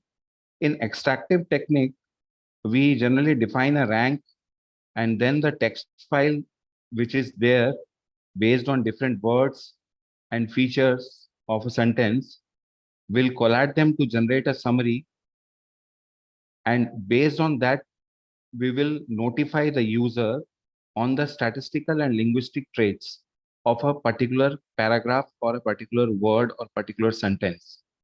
But if we talk about abstractive technique, it is to understand the detail. What we'll do is we'll try to find out the detail first, detail in the sense main points, and these points will give you the concept, and the giving concept is used or generate by the help of natural language. So the technique for creating an abstractive summary includes the following step: derivation of a crucial characteristics, identifying the relevant data, clarifying and condensing the data. This is what I have told earlier also. It is like removing redundancy to identify meaningful sentences and to create rational summary. And when we, before we go into abstractive text summarization, I have referred few people's paper, few researchers' paper, like Princess. He has built a technique which is known as Colin, and Ganeshan, who has suggested a graph-based system which is called as opiniosis, and Liu is another researcher who has given an AMR, that is abstraction meaning representation, where he generates AMR graphs, and these graphs in turn combine to give you a summary chart of a text which is present. Apart from these, there are many other researchers which I have followed, like A. Boybe. He has given an hybrid technique, which is SLA, sentence level relationship, and he has used Markov clustering to make the cluster of sentences. Then Chopra's has given a arun condition technique to summarize info. Continuation to this, then Song et al. Has used LSTM and CNN technique, which is capable of creating amended sentence by evaluating smaller section rather than complete sentence. The same thing which we have compared is a summary is projected in front of you, that first of all, we'll take the text data from the internet, and then we try to do cleansing, or you can say pre-processing, where we will remove the redundant data or the sentence which are not having meaning. Then we'll try to articulate the roles and identification, and these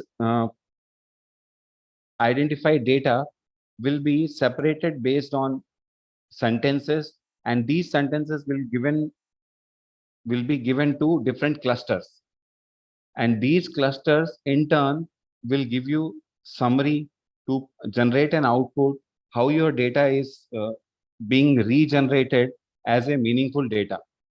And when we try to use deep learning in a abstractive text summarization, let us say we have taken a model like text, we have different sentences, for which again we'll go for the pre-processing thing, and then we try to eliminate the redundant data, and then we'll try to generate new sentences out of it. And this whole process is being referred by different people. Now, the pros and cons we can discuss of abstractive method. Advantage of this is it identify each word function as well as its semantic and syntactic structure. Deep learning network effectively extract high level and inherent representation of data. Deep learning also efficiently take care of grammatical errors. But although with these pros and pros, there are different cons with which includes with this. The cons are to better represent words in phrases, large data set must be used for training. As we have used a small data set of a news agency, we can use a big data set to see what are the different things we can generate from abstractive text summarization techniques which are available on the research domain. And to evaluate this, I have plotted a graph of different researchers. The comparison study has been done based on their algorithm. So you can see on the screen that document segmentation and the relative frequency is placed on a graph, where both the things, I'm just going back and coming. This is with the actual data, and this graph is with the summarized data. So the work what we have done in abstractive is a bit difficult, and it is time consuming. So when we are when we have done a comparative study between different researchers, and we have identified that abstractive summarization technique produces good information, but as well as many different things, but it is the negative of it is time consuming and it is difficult to implement. Thank you. And I can share the references.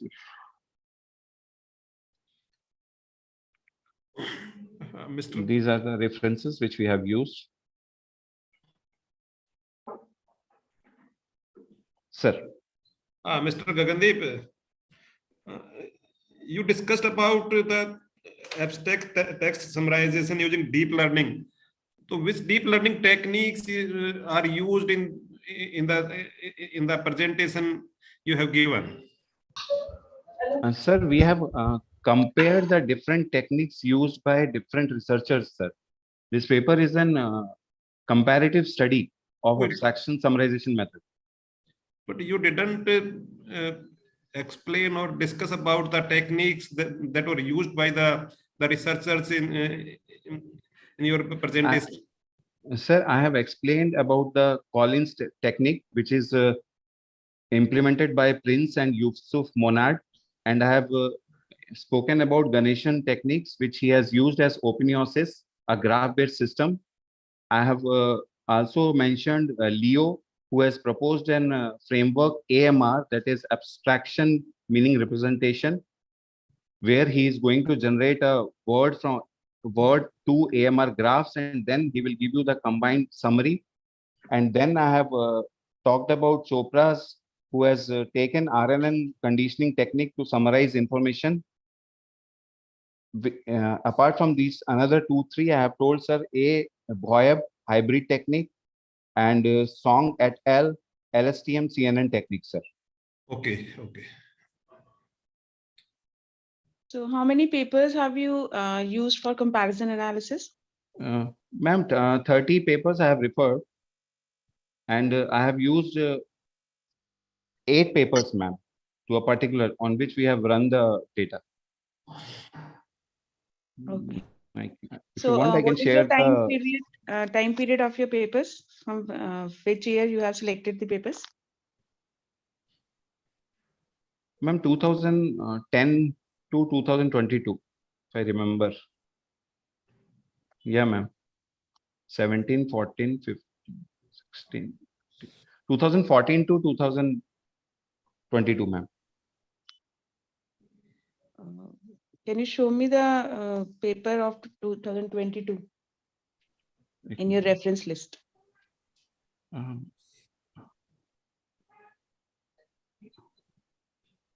2020, ma'am, I have quoted, like, I have seen 2014 and then I have quoted 2022. So the latest will be 2018.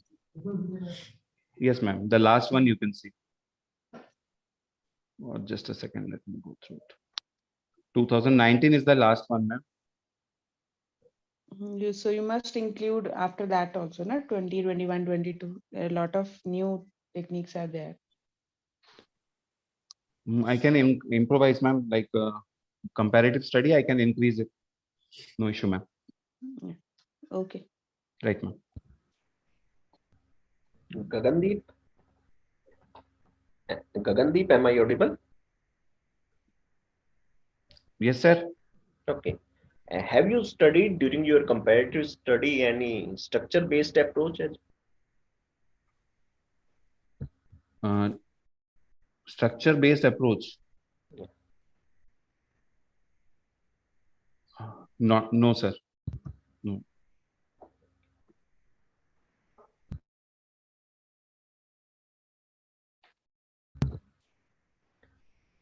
That can be fruitful, like tree-based and graph-based. But sir, these references which I have taken, they have used tree-based techniques also. Yeah, I was going through your references. Yes, sir. And but you denied that you haven't just comparative study with any structure-based. No. Sorry for that. These tree graph, these all are the structure. Yes, sir. Just speak up. Okay. Right. Can I stop sharing? Yeah, sure. Thank you. Okay, that's for today. I would like to thank our chair session, Dr. Abhishek Kajal, Dr. Balkrishna, and Dr. Deepika Kunj, and for their valuable feedback and their time, and all the participants who have presented their paper here. Thank you, everyone. Thank you, ma'am. Thank you, ma'am. Thank you for providing us the opportunity. Thanks a lot. If anyone wants to say something. Session chair, anyone?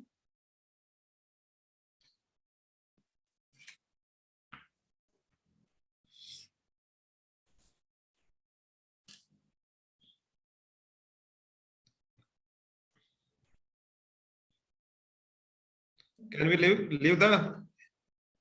Okay, Arun sir? Can we leave the meeting, ma'am? Yes, sir. You may please leave, and we are starting the new session. Okay, thank you, sir. Thank you. Okay, thank you, Dr. Solanki. Thank you. Thank you, Abhishek, sir, and thank you. Thank you so much. Sir, can we start our session? Yes, you can start. Just check whether the session. Yes, ma'am.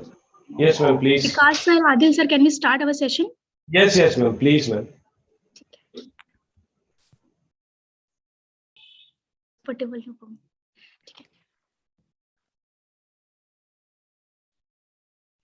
Good afternoon to the respective session chairs, dear authors, and all the participants. I, Manika Kashyap from Gautam Buddha University, Greater Noida, India, welcome you to this 2 days conference on artificial intelligence and sustainable computing for smart cities. Firstly, I am very thankful to our session chairs, Professor Vikas Vasun from Chandigarh University, Dr. Adil Ahmed live from Baba Ghulam Sai University, Jammu and Kashmir, and Mr. Parth P. Adhikari, Joint Director of National Institute of Electronics and Information Technology, for being the part of this wonderful conference. Vikas sir, Adil sir, and Parth sir, can we start our session? Yes, sir. Yes, ma'am, please. Okay, sure. And the first ID is paper ID 7081. Dear authors, please present your screen. Yes, I will just share my screen. Okay.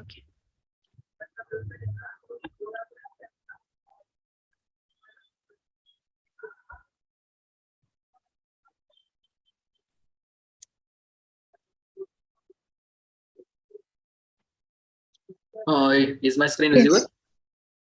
Yes, it is. Yes, you can start. Yes. Good afternoon, sir and ma'am.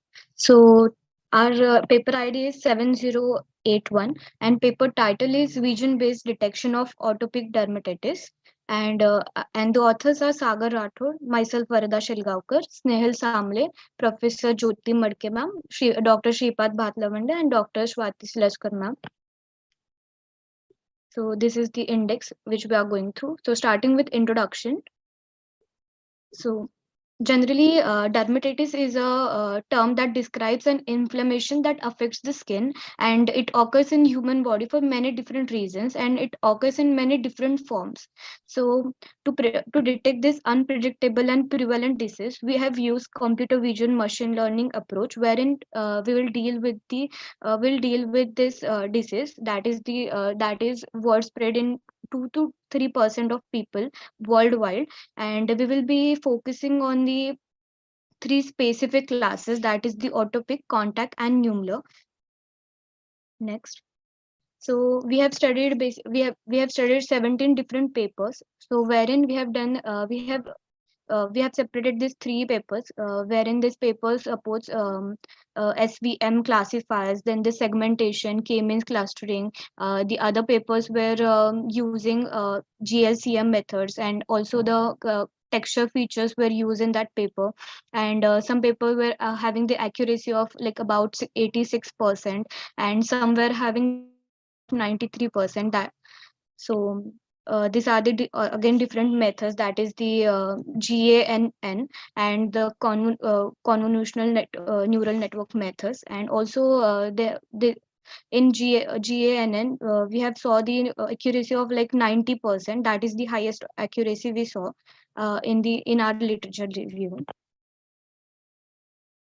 Talking about the research gap, so we need more precisions, and we had the improper data sets, and also the images were blur, so we were not able to classify those blur and noise images. And talking about the novelty, so we have used the GLCM functions, so which is used for characterizing textures of the images, and also we have recognized the 3 dermatitis I just explained earlier, that is the atopic and nummular and contact. So we have got the accuracy of about 83%, and we have used the machine learning approach. Next. Yeah, thank you, Varda. Coming to the methodology, as presented in block diagram, in our proposed model, camera provides a visual input as image, and pre-processing is performed on that image. and the processor-based system returns the class of dermatitis on the display using the classifier. A total of 5100 images are compiled in dataset for dermatitis classification and detection. Out of them, like 4700 are like used for training purpose, and 400 are unseen images used for testing. The dataset is compiled from the dermatod organization, and which is divided into 3 classes: atopic, contact, and nummular. For feature extraction of these images, we have used GLCM, a gray level co-occurrence matrix. And by using GLCM, we can calculate second order strategies like contrast, correlation, energy, homogeneity, entropy. And in GLCM, the co-occurrence of pairs of gray values are recorded. And a pair is made of a reference pixel I and a neighbor pixel J. And there are total 8 possible directions. From that, we have calculated different statistics like energy, which returns the summation of square elements. Correlation gives the joint probability of occurrence of the specified pixel pairs. Then homogeneity is like it measures the closeness of distribution of elements in the GLCM to the GLCM diagonal. And contrast returns the local variation in the GLCM. So after extracting the data from the images, we use the classifier called, these are some extracted features for distance 1 and 3 and different angles. After this extraction of feature extraction, we use the light GPM classifier, which is a gradient boosting framework based on the decision tree. And we use it to increase the efficiency of model and reduce the memory uses. And as LGPM, it is a tree, it grows leaf-wise instead of other boosting algorithms which are tree level wise. And memory utilization in light GPM is also very less, and it also supports parallel learning and GPU learning. These are the results we got. So around 83% was our accuracy, as we are using the machine learning approach. And 3 dermatitis classes are classified: atopic, nummular, and contact. And the limitation is like the blurry and noisy images are the hard to recognize.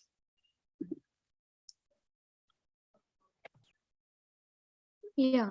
So coming towards the comparison, so as I told you earlier that we have studied 17 different research papers, and from that research paper, this is the data which we got. Like many of the papers were using CNN methods, and from that also we have classified CNN into two different domain and methods. So first of all was the dermatitis, that is which were using 5,000 and 100 images, wherein they have used light GBM method, wherein they got the accuracy of 83%. And likewise, they have used different methods like efficient net, then different classifier methods of SVM, CNN, and the highest accuracy was in efficient net classifier, which is the 93%, and they were using the images of 6,300. Next. So coming towards the conclusion, so we try to get the desired results, which is to detect the early disease in the affected skins and the identification of the area of that disease. We came up with the exact methods, which are the algorithms that we use to discover the disease, and these algorithms and methods have a good result in identifying the affected skins, and we have discovered the accuracy of about 83% in which we have used the light BGM classifier. And this system recognizes atopic, contact, and nummular types of these diseases. So thank you. And these are the references which we have used. Yes, ma'am. Yes, sir. So, ma'am, we would like to extend our senior gratitude and thanks to the reviewer and organizing members and respected session chairs for giving us this opportunity to present our research paper. Thank you so much, ma'am and sir. Thank you, authors. Session chairs, you can ask any question. Vikas and Anadil, sir. Hello, am I audible? Yes, sir, you are. Actually, you have discussed it in your research gap, 2 things you said: improper data set and about the blur and noisy image. What have you done about these 2? Have you worked on them? Yeah, talking about improper data set. So there is no proper data set available on the websites or organization. So for that we have used dermat.organization, of which there are different datasets in which the segmentation has to be used. So we can differentiate the human skins from the other area. So for that we have used dermat.organization, in which they have the zoom images which only shows the only the skin area which is diseases. So we have done for that improper data set. Okay, so there were no blurry and noisy images in that data set, you are saying? Yeah, sir. We go through all the images, and whatever the blurry or the false images, we have just deleted it. And you are also using the classifier light GBM only? Yes, sir. We have used the gradient boosting classifier light GBM. Classifier, only this one. Have you tried any other classifier? Yes, sir. We have tried SVM, but the accuracy was not that much of good. And yes, sir, so accuracy was very less in SVM. We tried to use like SVM. around 60%. So after that, we tried LGBM. So it gives by applying different GLCM feature extraction. So like firstly, we just use 5 matrix of GLCM. After that, we increase it to around 18. Okay. And finally, you got 83% accuracy. Have you done any k-fold validation, cross-check? What, sir? Have you done k-fold validation? Like you have got different type of data, divided this training set and testing set in different proportions, like 50-50, 50-30, 60-40, 70-30. I think so, sir. We can ask the author to come to that particular slide. I have also a lot of queries on that slide. Yeah, sir, please. Which ones? The slide on which you have presented the comparison along with the data set. This one. Yeah, this one. I have a very big question here. If we are presenting a comparison chart, the data set applied must be same for all the test cases. But here you have presented a comparison in which even the data set has been not same in all the cases. Sir, the comparison is from our model to the other models which we have referred. Dear, the model comparison is allowed. But when you are comparing something, the data set must be common. Na? How we can tinker with the data set? How you can justify that? How you can justify that the experimentation done on some XYZ images might be the quality of images is different. That's why the result is good. Or in your case, the quality of images is good. That's why your image is better than them. How we can justify this comparison until or unless the data set of all the classifiers must be common, na? Sir, these comparisons between the different papers we have referred. So we just justify that the different. So the justification is only possible only if the data set is common. Yes, sir. But here you have even tinkered with the data set also. How Sir, we can say that our method is better? When you have applied the same method on the same set of data, na, then only we can say. Sir, these are data set used by different people. So different authors perform the approaches of deep learning and machine learning approaches, and the data set is not. They have compiled their own data set, and we have just referred at what different methods they have used and how many images they have used. This is the work you have done as a part of your master's thesis or PhD? No, sir. This is our project for in BTech. We are in BTech, sir, not any. Okay. Then it is justifiable. Then there is no issues. Then it is justifiable. Yeah. Then I can appreciate that. Yes, being a BTech student, you have done quite a good work. But when you are doing this research work as a part of your MA or PhD work, this thing is a very, very big questionable thing. That data set must be common. Yeah, sure, sir. This is our BTech project.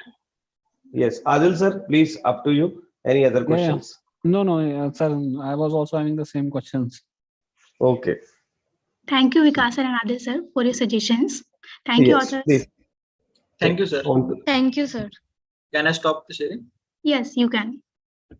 Our next paper ID is 7436. Authors, please present your screen. Yes, ma'am. 7436. Yes, ma'am. I will start sharing.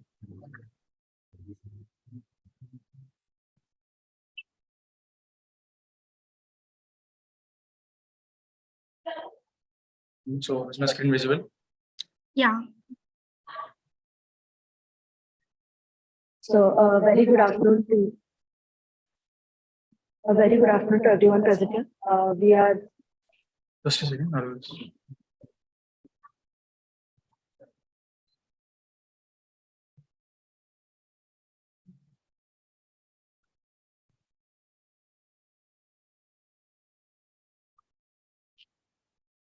a very good afternoon to everyone present here. Dear students,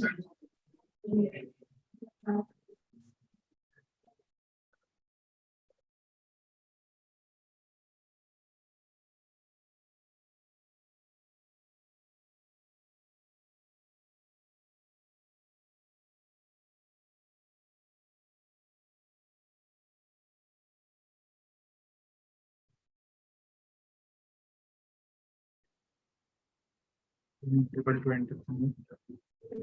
just a minute.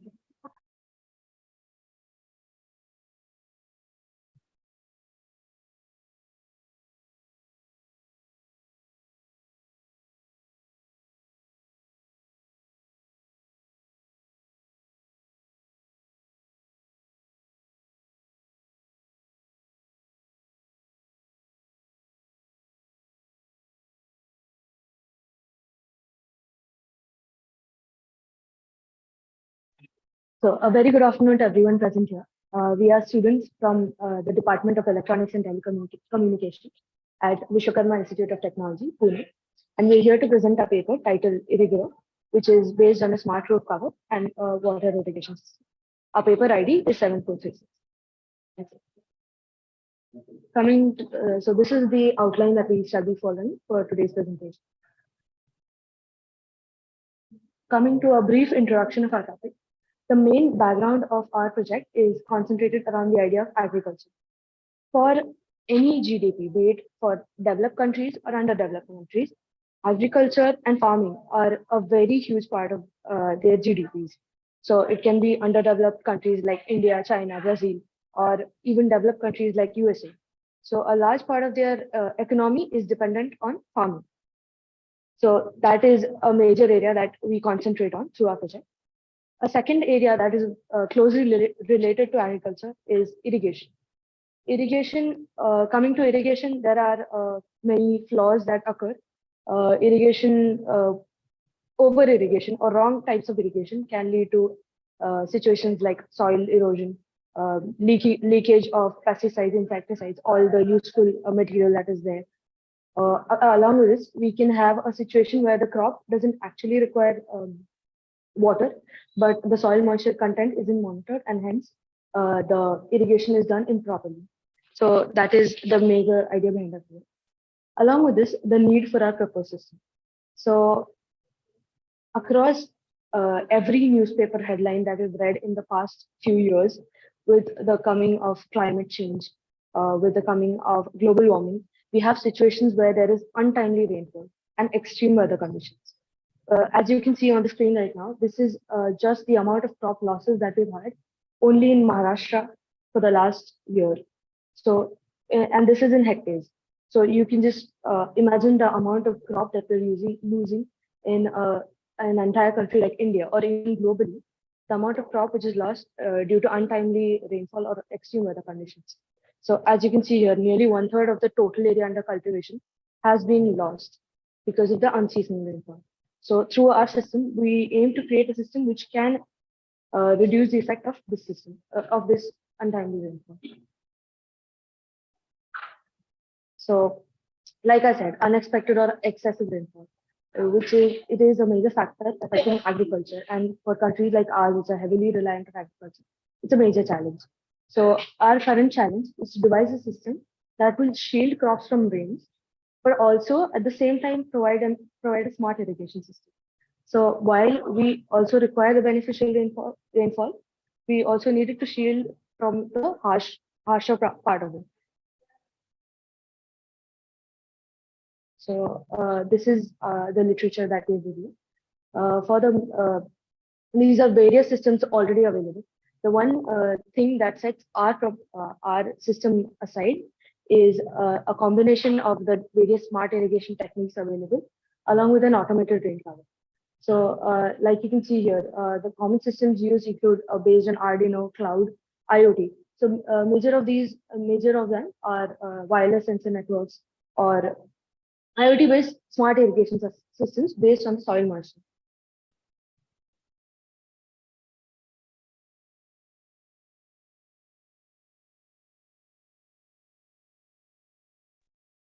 Atharva, you're not audible. And soil harsh rainfall conditions are identified, then the automatic the rain cover is there will automatically unwind, and due to the structure that we have devised here for the slope, the rain will automatically transfer to the tank.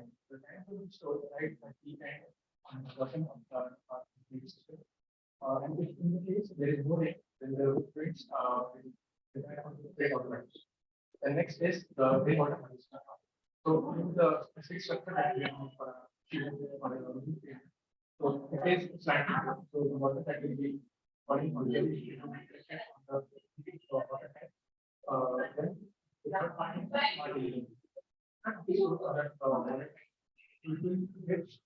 on the soil moisture and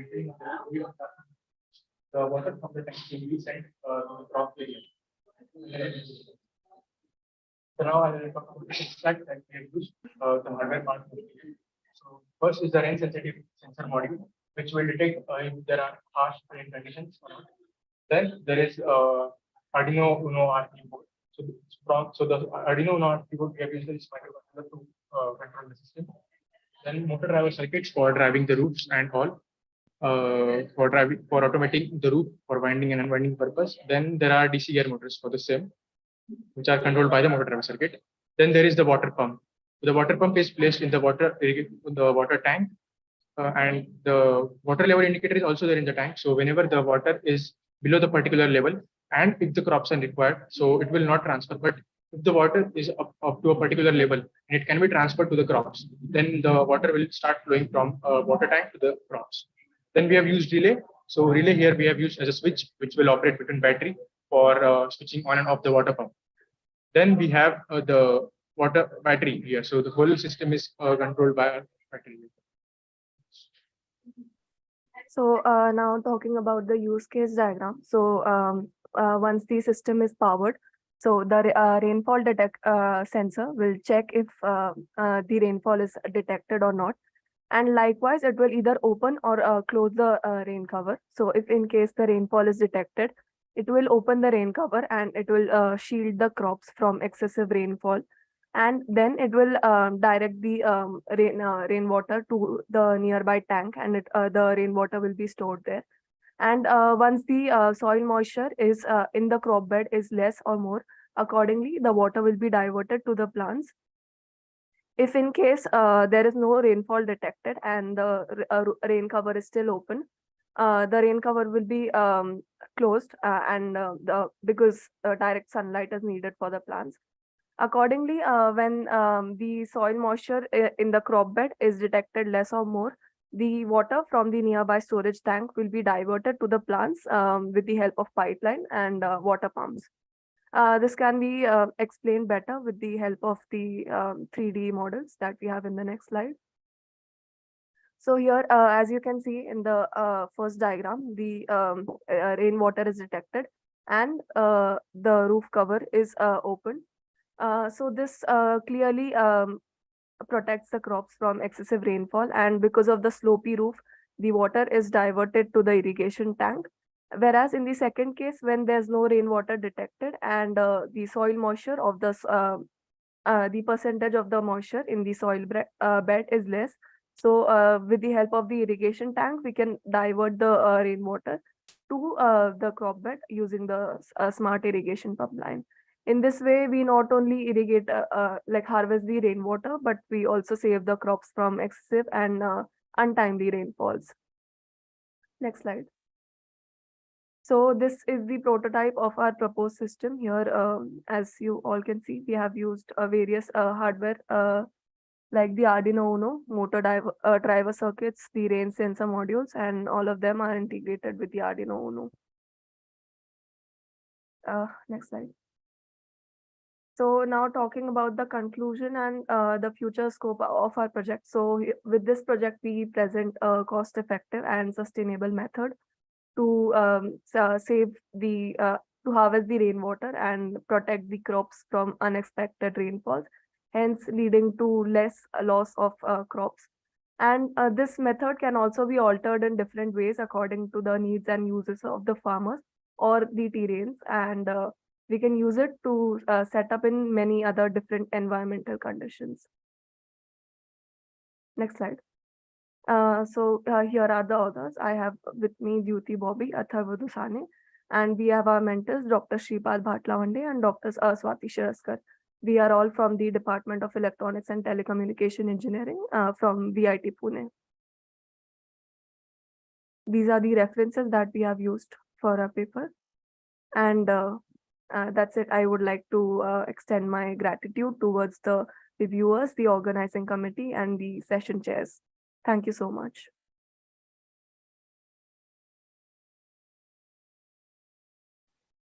I request you, the session chairs, please ask any questions.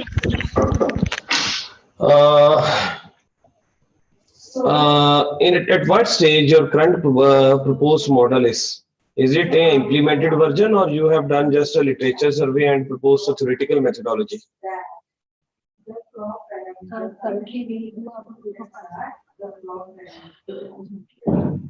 Rajan, not audible. Your voice is too much lagging. Am I audible now, sir? Haji. Sir, we do have a proof of concept for our system. We have a hardware implementation, an entire hardware implementation of the same. So that's as far as we've got. Okay. Any results that you have done? Any implemented version? Any screenshots? I think so. You have not not put up any type of screenshots of the implemented work. That's why I have put up this question. That is, what is the current stage of your proposed work?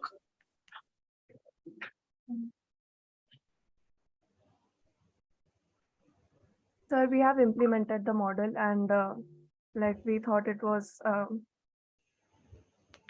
we can show you the pictures or the videos of the same if you just allow us. So coming to it, firstly, we will take the comments from Adil sir. Adil sir, please have you. So sorry to interrupt, but actually we have put a proof of concept picture in our paper. We have included it there.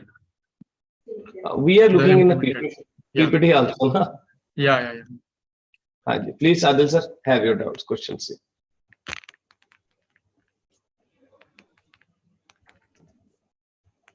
I was having also the same question, and one more question is: have you done any cost estimation? How much will be the cost involved? If we have a small garden, how much cost will it involve for implementing this system? Will it be feasible? Yes, sir. In larger scale, so we have thought. So we have done the analysis for larger scale purposes. For example, starting from the area, then what area will the crop will have, then what type of roof material we will there. So all the cost estimation, it goes up to 1 lakh for the complete entire system we will propose for 1 hectare. For 1 hectare, how much will it be? It will be 1 lakh for 1 lakh for implementing the complete system. Yeah. Okay. Okay. So, do you think it will be bearable for a farmer? 1 lakh? Sir, yeah. Before starting this, we actually thought about it, that whether the farmer would be able to bear this cost or not. So for that purpose, we have reviewed many papers, then for many articles, which says that the government which also have some policies for them. So before starting the actual implementation, the government will try to actually provide them with revenue. Okay. Sir, I'm one of the authors of this paper, sir. I would like to add here that even though the installation, I'm Dr. Swati Shilaskar. I'm one of the authors of this paper, sir. Okay. Please. Yes, sir. So initial cost is more, as you have rightly pointed out. But then over the years, as the crop yield is more, the expenditure is not much as far as recurring expenditure goes. Installation costs are high, but the gains are more because we get more crop yield because of this particular structure in place. And we have prepared a small model to demonstrate this, sir. And also, I would like to add here that our student Shreya, she has joined from Germany. She is doing her internship, 1 semester long internship at Hof University, Germany. And other students are at VIT Pune. So it is a blend of students from Germany and India that we have presented our works. Good. The topic is quite interesting. That's why we have asked for, is there any real-time implementation model that we are having currently? That's why I've asked this question. Because our proposed idea is quite good one. And yes, if you have presented some screenshots or some live demonstration, it will be very, very good asset for us also. Sir, if you don't mind, can I just show you a video of the same? We can spend 1 or 2 minutes. We have no issues in that. Sure, I'll just share my screen.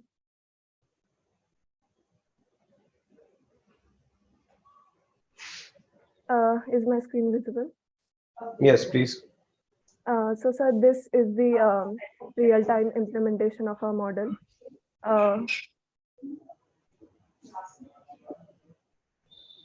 So in the video, you can see that with a paintbrush, we're simulating rain falling on a rain sensor. So that down there is the rain sensor. And when rain is falling, the roof is unwinding so as to protect it from extreme rainfall.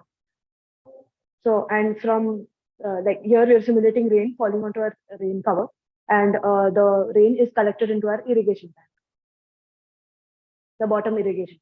Since it's a sloping roof, it's easily collected into our irrigation tank with no extra power or like fabrication required as such. Now, when we've removed the rain simulation, the roof unwinds on its own. And here, within the crop area that you can see, when we take it outside the soil, here we're simulating dry areas or less soil moisture. The irrigation starts. As you can see, the water is coming out of the pipe by itself. When we have a system, when we have the system within the like wet area, the system stops irrigating. So all of this is automatic.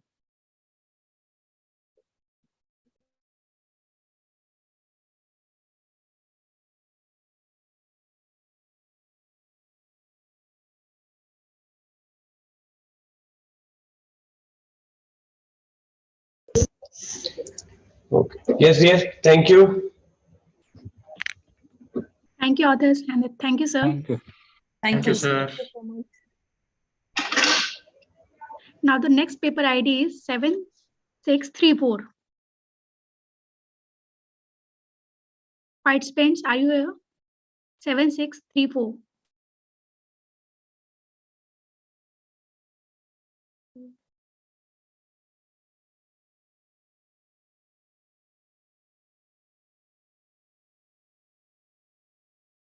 Sheetal, Tanmay, Neha.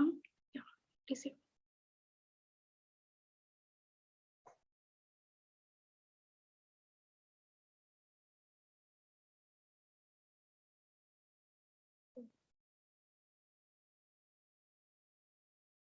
Hello, Tanmay.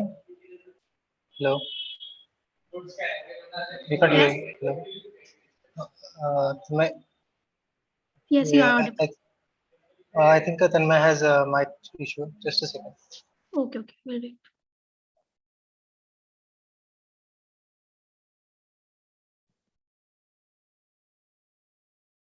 Hello. Yes. Am I audible? Yes, you are. Yeah. So our topic of presentation is smart energy meter using IoT system, so that we can integrate these smart energy meters in our daily appliances, or to integrate and to have more of smart city work. Yeah. So our paper ID is 7634. Next slide. Yeah.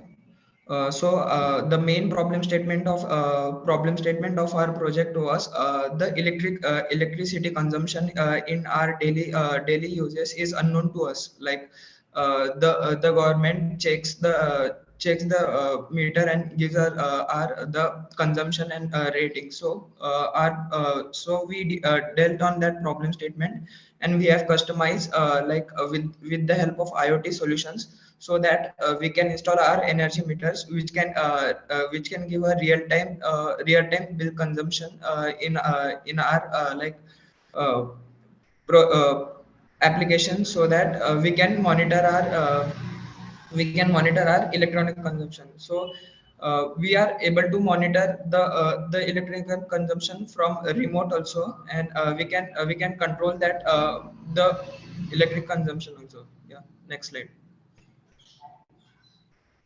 Yeah, so the objective for our project is to monitor power consumption of appliance, then calculate the bill of electric consumed, and then we can set a trigger with the help of IFTTT, so that it will indicate if our electricity bill and the units we have consumed have across a certain threshold. Yeah, so methodology for our project was there is a central electric meter which is connected to the AC source and the load, and which is also connected to the Arduino board. The Arduino board is connected with the wireless module, which is Node MCU for connection of Wi-Fi and IFTTT Adafruit interface, so that it can contact with our mobile. And the second part through which the Arduino is getting our input is connected to the relay, which is directly connected to the load. Here the load can be considered as our consumption meter, or a certain appliance, like if we have a heavy appliance used for washing machine, or like we can connect that load to the washing machine or appliance. Yeah, next slide. Yeah, so the project part is mainly divided into three parts. First is the sensors and the basic circuits. Second is the interface through which the sensors contact with the Wi-Fi model, and the third part is application. So the application part of the program is done by the Adafruit, which has different models built in for simulating the different kinds of values, such as bills, or the value, uh, the electronic unit consumption, which we can set a trigger through the Adafruit, so that it will inform our real-time application. Yeah, next slide.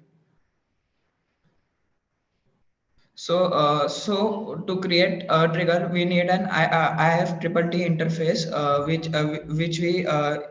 we can elaborate like if then that. So if this then that. So that is all about like if a certain feed name or threshold value is crossed, then we have to give a trigger to the system, which will mail, or which will give a message to the systems we are interacting it.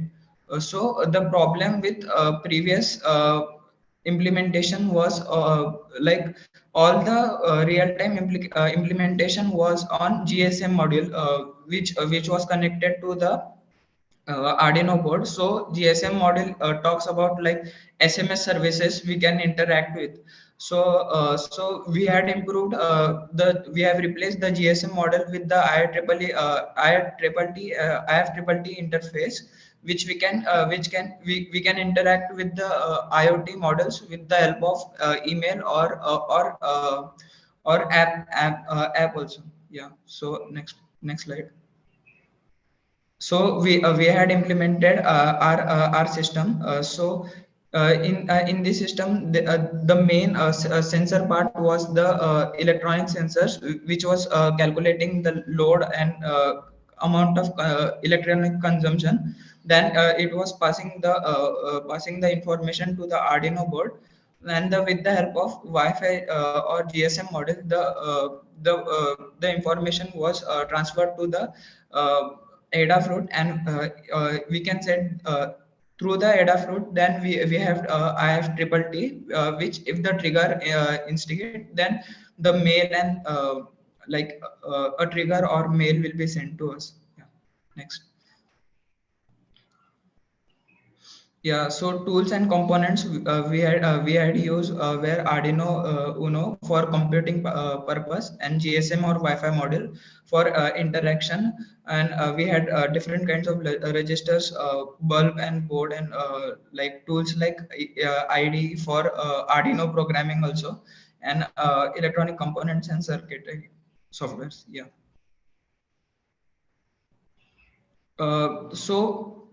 As we talk about how feasible this model is per unit segment, the approximately cost was 1785 to 1960 rupees. But if we customize our model according to our need, so that price can drop nearly to 500 to 600 rupees for a small model, which can be fit in all types of appliances, so that real-time users of the appliance can be filled. Like if I talk about example, we don't know that our television consumes how much amount of energy of, or our geyser use how much amount of energy, so that we can install this small chipset in every appliance. And in front end application, we have all your total bill was 40 units consumption, in which the sub bills were like freezer, like 8, television 10 units, and that or further we can integrate it. Yeah. Next slide. Talking about conclusion, the Arduino and Wi-Fi models are the part of our smart energy meters, and we can use this as a automation which we can use in smart home appliances and smart city application. Yeah. Next slide. Future scope. Yeah. So while we had our presentation with our external, so the external talked about you patenting this kind of software, and which can be used with the government basis softwares also, like the Electronic Consumption Board of Maharashtra. We can use that for different kinds of we can replace our traditional billing system, like electric billing system, with this kinds of software.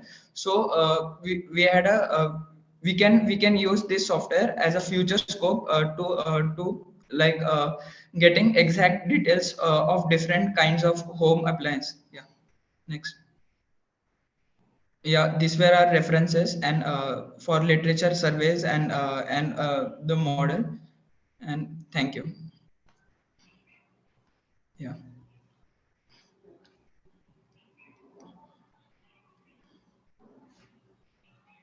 I request to session chairs, please ask questions if you have any question.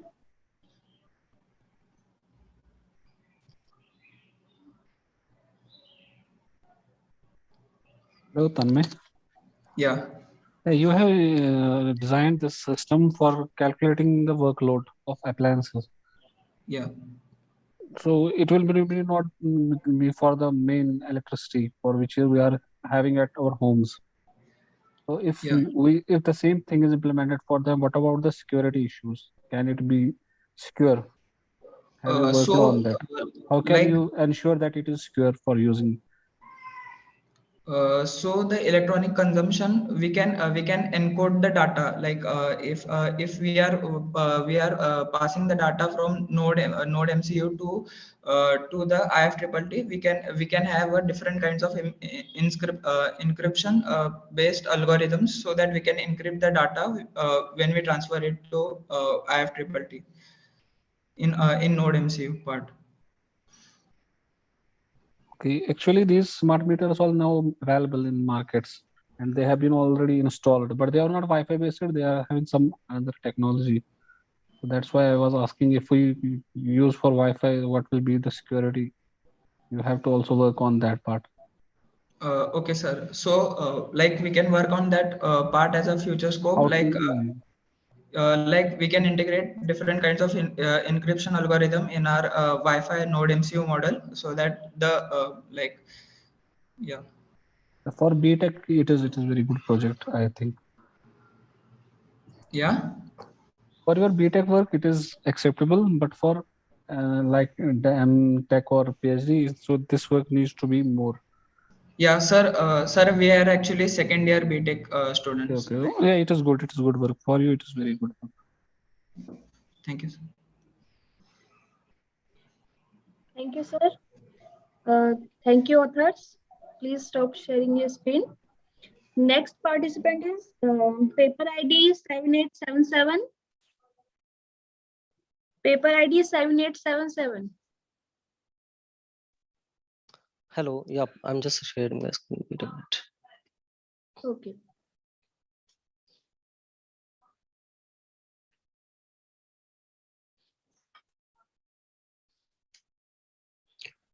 Just let me know if you're able to see my screen. Yes, it is visible. Good afternoon, conveners and all the participants and session chair. I am co-author this paper, Dr. Suyash Mishra, and I work as a director, Actimize Nice. That's a product-based company which develops the financial crime product and AML-related solutions.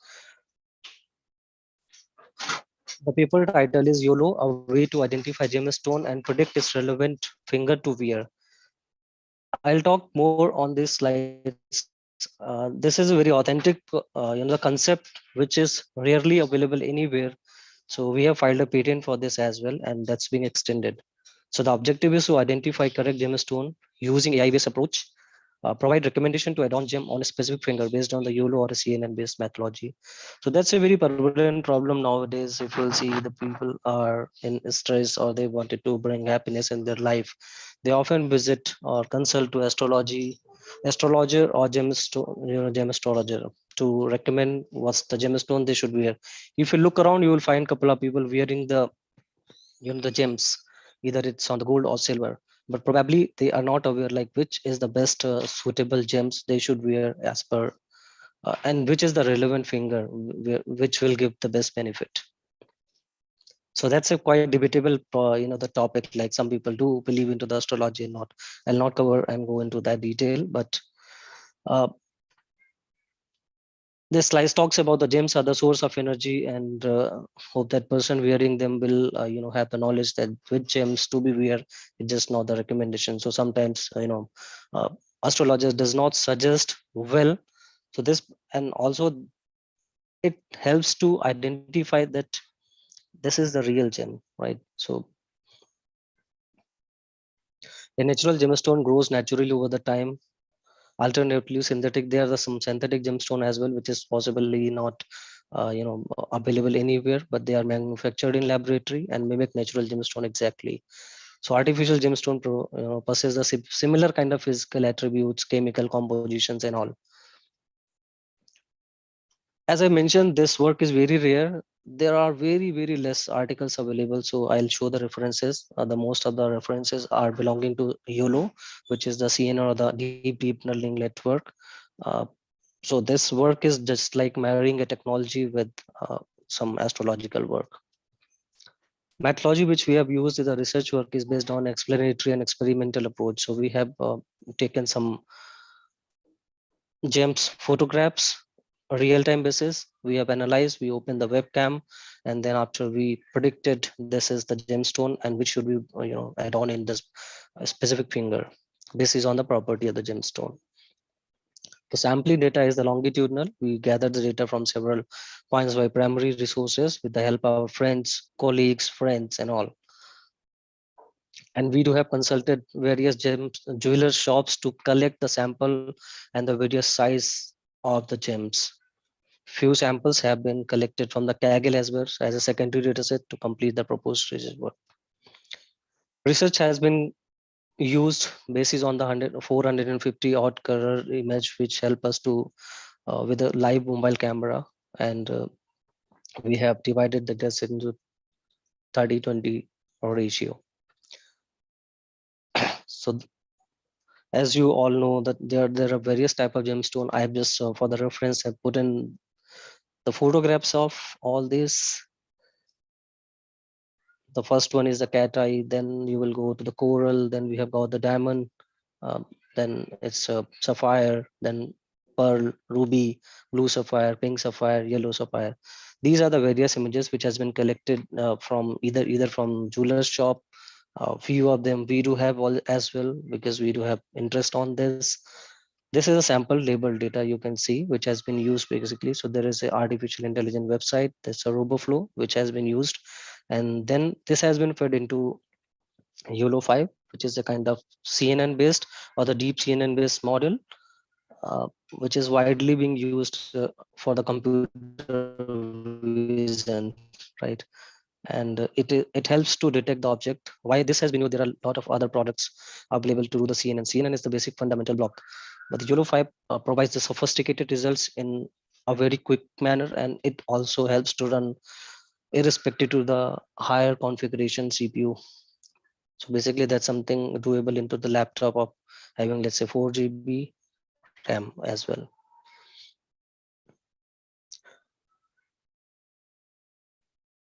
Proposed model and its a confidence. So as I mentioned, this has used the YOLO V5, which is the current available platform to detect the face. YOLO model architecture, which talks about like YOLO is basically you only look once. I mean, just look at the picture, they will do all the cleaning or regeneration of the pictures which has been distorted. Those are things are automatically taken care by this algorithm, which is heavily used in the industry. This is the basic structure or skeleton, how many deep layers it is using, what is the convolutional networks parameters. So as I mentioned, YOLO automatically learns the best anchor boxes for each data set and apply them during the training. See, automatically take care of the other issues which generally happens with the images. Model training, we have run it on the 100 epochs, and various key parameter which has been used is the image size. Epochs is the 100, as I said. Data, we have used the CFG weights for specific, then the names of the results where we want to store, cache, memory as well. Training process in 100 epochs has been run through this, and we have captured this model performance. Model is 99% accurate in the confidence, predicting the unseen images, and can detect gemstone and predict which finger it should be adorned. This index or the table shows the precision and recall, or in short, the accuracy for various type of gemstone, catstone, eye, coral, diamond. It's like most precisely you will see for each and every, it is crossing 99%. And overall it contributes as a model 99% of accuracy. So this is the real picture of my son who is holding, and the left side you can see, it is the picture of a gem, right? Which is basically a sapphire. And at the right side, when the YOLO has predicted, you can see it is predicting this is a sapphire and need to be worn on the middle finger of the right hand. I hope this is visible. You can see the comment, and the right section is basically a snippet from the YOLO algorithm. That's a real-time basis. And at the bottom, you can see the summary which is being there. Where you can see this is telling that the blue sapphire we are on the middle finger of the right hand. Similarly, there are other aspect you can see. There is other yellow sapphire which has been tested again. The third one, we tried to extend it that whether my algorithm is not biased. We have put 3 different gemstone on a palm, and at the right side you can see the model has accurately predicted the type of gem besides which finger it should be worn. That brings me to the end of this slide. The conclusion is like when problem arises in the life, people do visits astrologer or just for the sake of better prosperity in the life, they do consult, and astrologers suggest him to wear certain type of gemstone. So to knowing that you are adorning that particular gemstone in right finger, it's getting you the better result is something like I have seen in My friend fraternity and colleagues, they are wearing n number of different gems on all their fingers. It's something like, adding too much of spices in a recipe. It basically spoils the taste. Future work, as I mentioned, this is a very unique idea, and it suggests you the type of gem to be used. We are in the process to extend it with the help of bringing the horoscope element also into the prediction of the gemstone, and basically giving more accurate results. So that's work is still in the patent mode. We are about to file that in first week of January or maybe second week of January. That brings me to the end of this presentation. Any question? And there are few references, as mentioned. You will hardly see a lot of references, mostly are the technical one, wherein no such work has been done in past, precisely taking care of this.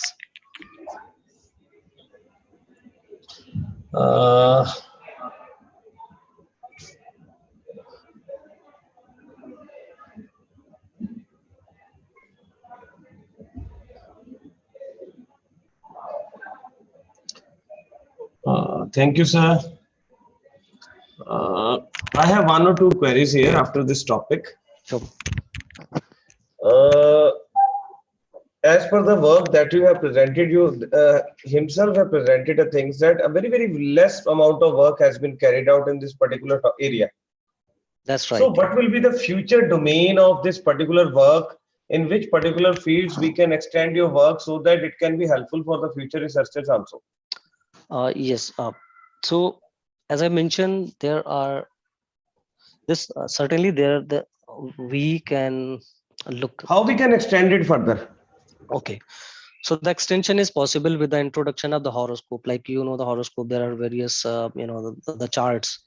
Taking input from there, the birthplace, the birth, the person's name, it's a sex, male or female. Taking all those inputs, you get to know the best possible result, because this is something like the elementary or the preliminary level of information which is giving you preliminary, like you visit to a shop. Preliminary, he will look at, okay, this particular gem should be worn on this particular index finger or your middle finger or ring finger, whatever. But when you amalgamate this information or join this or extend it with the help of your horoscope, right, it will give you more precise information, like how much longer duration you should wear. Because let's say you are having the mahadasha of moon, for example, right? It will last for 18 months, so you should be wearing the pearl for that matter, right? So these much of insight will bring to you. That's work is still in continuation. Unfortunately, I'm not getting right amount of horoscopic related information, because people do hesitate to share their age information. Sometimes they have got their what I'll say, the certificate age is different from the original one, so you will not see the greater result coming up. People need to be honest while they're responding to survey regarding to their age, birthplace and all.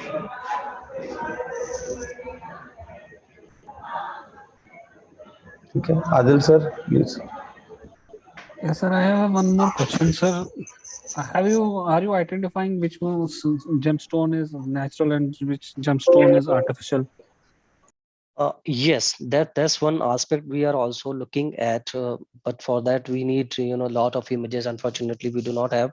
We visited some popular gemstone shops, or for that matter, we visited Tanishq, and in Delhi we visited some other renowned gemstone shops as well. We tried to collect the samples, but of course they all will have the high quality things. But there are some rural shops from where we try to go and collect the samples. Few of them were definitely not that accurate. I mean, those they were the synthetic. So it has been clearly identified by this algorithm. Okay, So we are actually, trying. you are confirming that your model is having 99% accuracy. That's right. Yeah, I mean, it's not. But how can you say it is not the biased? Your data is not biased. No, data is, when I say the data is not biased, in the sense that we are not morphing anything in terms of the data, right? If it is the real gem or the type of the gem, it will identify and give you the result, like this gem should be the For add example, on this particular finger. For your model, we are showing some stone. Okay. The color is same, but that is not a gem stone. So can Okay. it be identified? Because So what parameters are you checking in your okay. model? So Is it color, if shape, or right, something? Anything? yes. So is it, What? it is taking three things. One is the shape, another one is the color, right? And Okay. third thing is looking at the dimensions as well. So by that it will conclude similarity. I mean, if I'll answer your question, then yes, the work of this particular research paper talks about not accuracy of the gem. It believes that your gem is the gem, right? It is the actual, but by Yeah, the but extent, it is not identifying whether it is a real gem or yeah, it that's is right. fake. That's right. This is being taken care in the extensive work which I'm talking about, where we Okay. will be bringing to the element or the proportion of the originality as well. Yeah. Yep. Okay. Okay. I hope that answers your question. Yeah. It is. Yeah. Thank you, Suresh. Thank you so Thank you, much. sir. And the next paper ID is 7987.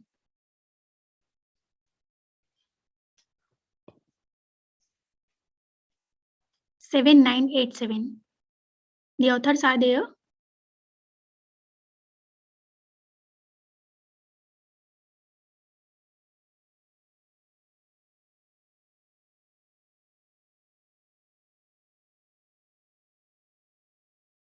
The paper ID is 7987. Bipil Kumar, Jonith, Jahan Rai. Sir, are you here?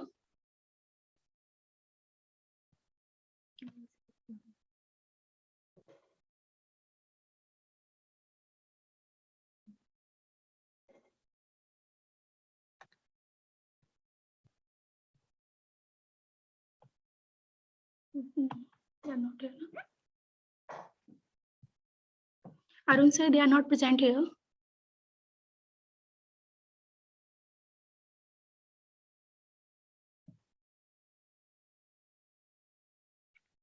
No problem. We just close the session and we will start the next session at 3 o'clock. Okay. Thank you, Dr. Vikas and Dr. Adil sir, for your suggestions. Thank you so much, ma'am. Thank you, sir. Thank you so much, ma'am, for inviting us. Ma'am, can we leave now? Yes, you can. Thank you, authors. Thank you so much. Thanks to everyone. Thank you. Thank you, Bye-bye. ma'am. Adil sir, it is requested that you fill the Google Sheet as provided to you. Yeah. I will. Okay. Thank you so much. Okay. Thank you so much, sir. Thank you, all of you.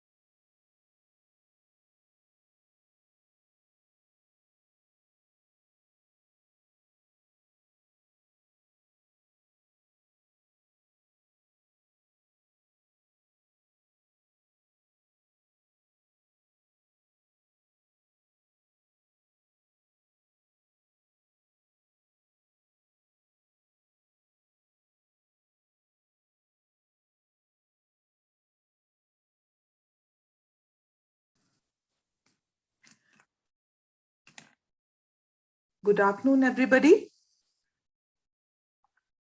I'm Dr. Vidushi this side, and I welcome our session chairs, Dr. Neelam Duhan, Dr. Atul Sharma, and Dr. Satish Kumar. Dr. Atul Sharma is from Kurukshetra University. Dr. Satish Kumar is from Government College, Namal, Haryana. Very warm welcome to you, sir. Thank you, ma'am. And we have this particular session whereby we have received almost 5 papers in this particular session, and they are based on deep learning, neural security and all. And the authors for these are Shrikant Betu, C. Sugantini, Vijay Lakshmi S. And Renihar Previano. So I hope all these papers, the presenters are there. Yes, I am available. Paper ID 8620, Srikant. Okay. So we have the paper IDs 8620, 8669, 9001, 9015, and 9451. We'll be giving around 10 to 12 minutes for the presenters to present their paper. After that, we have questions from all the panel members and the session chairs and also the participants for 2 minutes. And then the next presenter will start the presentation. Along with me, we have session coordinators. Jyoti is there. Jyoti Kaurar is there. Fine. Yes, ma'am. Yes. Presentation. Yes, please. Yeah. Is my screen is visible? Yes, your screen is visible. Yeah. Good afternoon to you all, and I'm very thankful to you for giving me this opportunity to present my paper in this prestigious conference. And my paper ID is 8620. Title is Deep Learning Based Mitosis Detection for Breast Cancer Prognosis.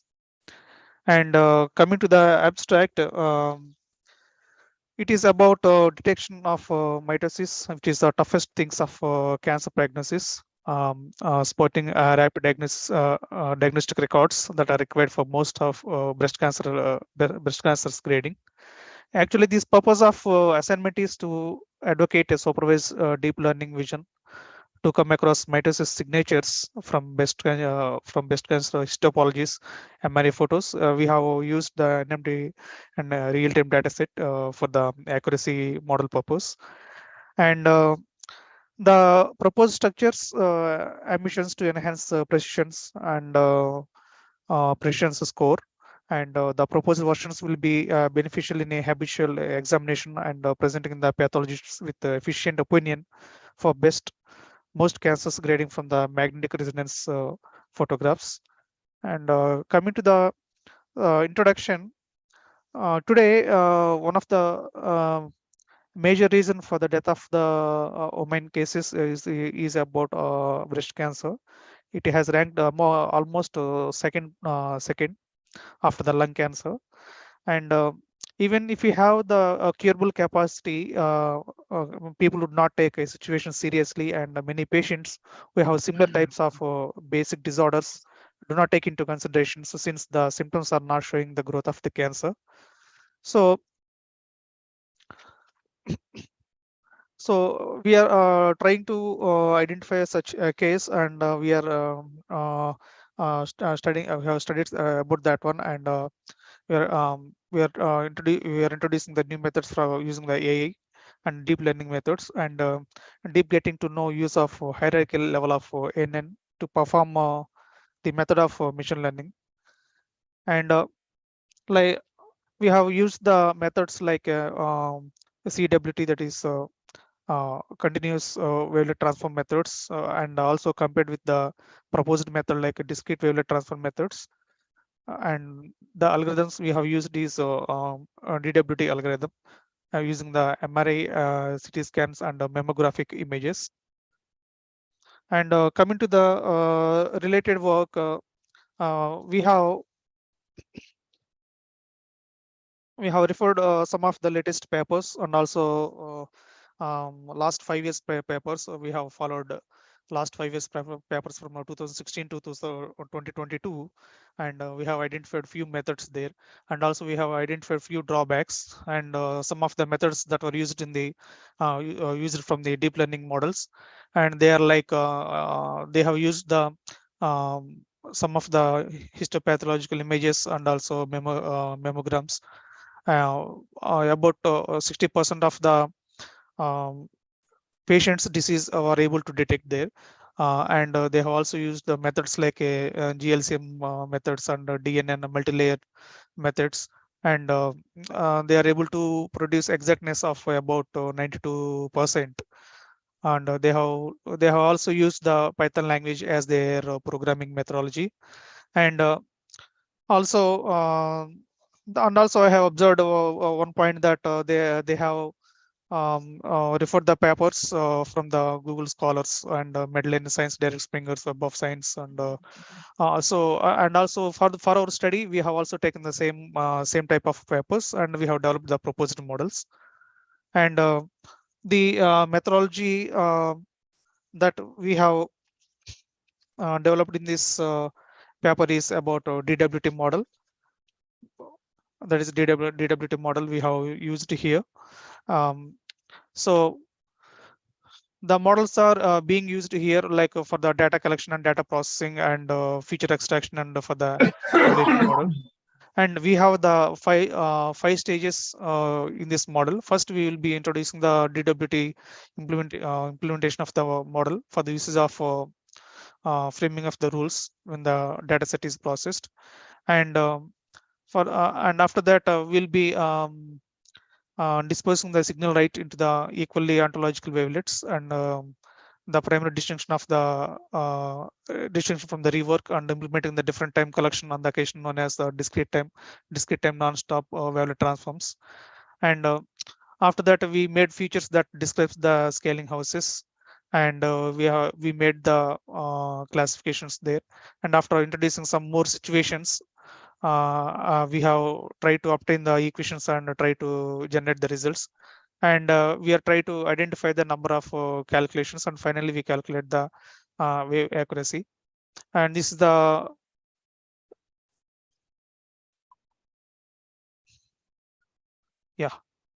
this is the methodology framework we have developed. Like so, we take the input and we process it, and after that we do the segmentations, and after that we do the feature extractions, and from the feature extraction we do the classifications, and we make the training and from the database, and from the classification we will be identifying the abnormal and normal, and after that we'll be validating the abnormal and finding the disease. And coming to the implementation, as I said that we are using the national mammography database, real-time data we have taken. Actually, the primary goal of the pre-processing is to improve the picture best to make it prepared for in addition pre-processing with the aid of disposing lowering the unrelated and surplus parts inside the background of the mammogram. The functionality of this usage is extracting features of every peak from breast MRI, which is extracting highest highlighting pixels in photos to get required values of those pixels in discrete wavelet transform. Actually, and we are trying to identify the low level frequency and high level frequency uh, to have the better accuracy. And this is a workflow of the CNN we have used here. So we collect the data and pre-process training and the classifications, finding the abnormal and normal. And we are in the abnormal case, we are trying to use the stage 1 and stage 2, like a benign stage and a malignant stage. And finally, we are trying to identify the accuracy using the image segmentation methods, DWT. And this workflow, like yes, if in the classification stage, if you see if there is no any disease, so there will be no any type of calculations. But when there is a disease, so we'll be identifying it in two stages, like a stage 1 and stage 2, benign and malignant, and using the image segmentation techniques. So these are some of the frameworks results we have developed here.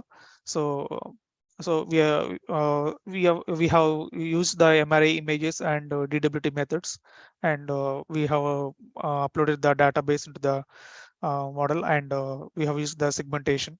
So yeah, actually it is in a three ways, like a DWT process and NN process and detection and area of detection, and finally we'll get the accuracy result in the result analysis.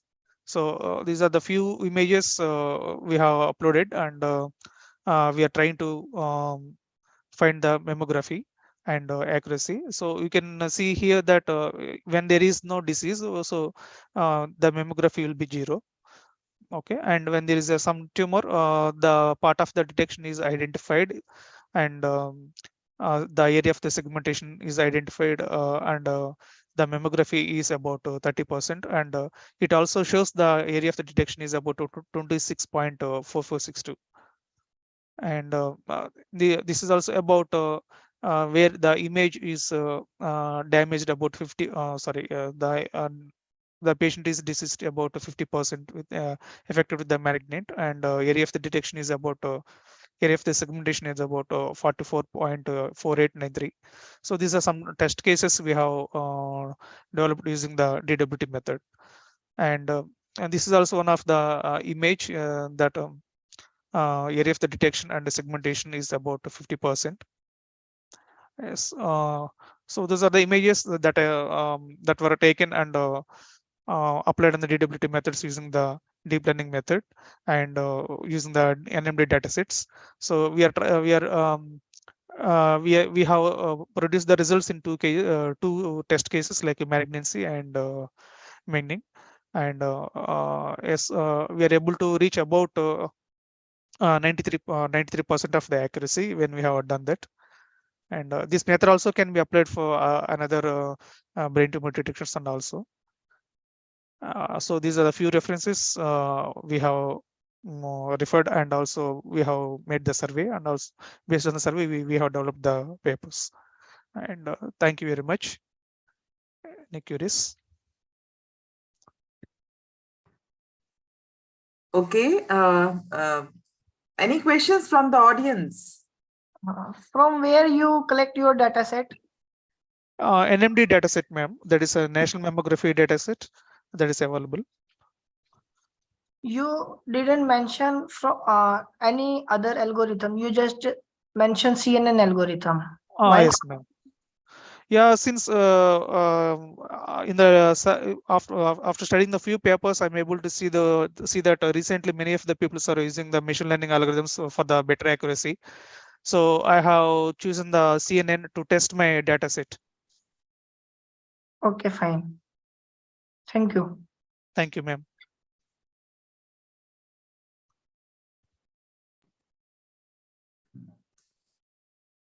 Any other question from anybody? Jyoti, you are mute. Hello. Yes, ma'am. Please, sir, go ahead with your question. Hello. Hello.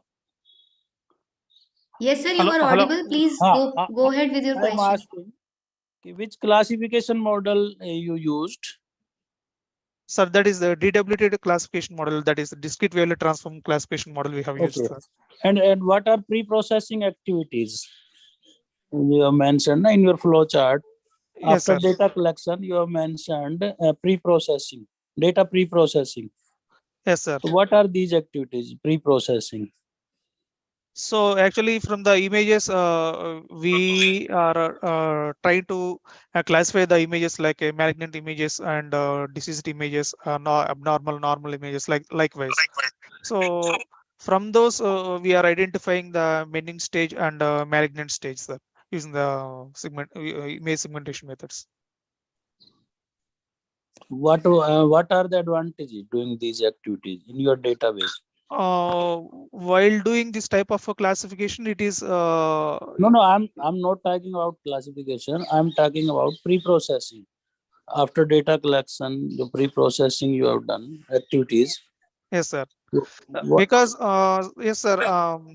After collection of the data, we have done the pre-processing, because in order to avoid the not to split my data set to train it well, because all the data set, all the images are not having deceased images. So what we have done is that so we applied the pre-processing techniques, and we trained the data, and after that it went for the classifications, and we have done the finding of the menin stage and malignant stage. Okay, and what's your strategy about noisy data? If you have get noisy data, yes sir, then what will you do? Yeah, again we need to In retrain your data collection. Yes sir, yeah. So we need to retrain the data. So we will be using the few more parameters that is able to match with the training data. So actually we are so we have not avoided any noisy data, sir. Actually, just we have also considered the data also. Okay, thank you. Thank you, sir. Thank you. Any more questions from the session, Chair? Yes, Mr. Shrikant, could you please elaborate what is the novelty of your work? How your work is different from other works? Have you compared any technique with yours? Yeah, ma'am. What is the novelty of your work? Please tell me. Previously, my screen is visible, right? Yeah.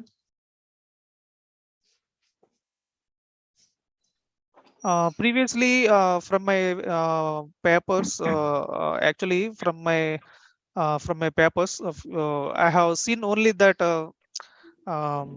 the locality. I have only seen that algorithms are able to finding the which algorithms are finding the accuracy. But from our methods, we are able to check that segmentation area, which part mostly affected, and the area of the segmentation, and how much percentile of area it is affected. We are able to show it, ma'am. But none of the works were able to detect this. Please elaborate this kind of thing. That you have done this kind of thing. Have you proposed any kind of a particular algorithm or particular technique for this also? Yes, yes, ma'am. We have proposed DWT, that is a discrete value transform method, and we have taken the national mammography database. Okay. Yeah. Thank you, Mr. Shrikant. Thank you, ma'am. Thank you. Any further questions? And a small request from my side. I have another paper to present here. Can I present now, because my college buses will start very early by 3:30? Can I go ahead? That is also in this session only. That is 9015. I would ask Arun sir to comment on this. Arun sir, please. I think the session chairs can comment on that. Yeah, sure. Because I have. If you give your consent, we can take up the second presentation too. Dr. Satish.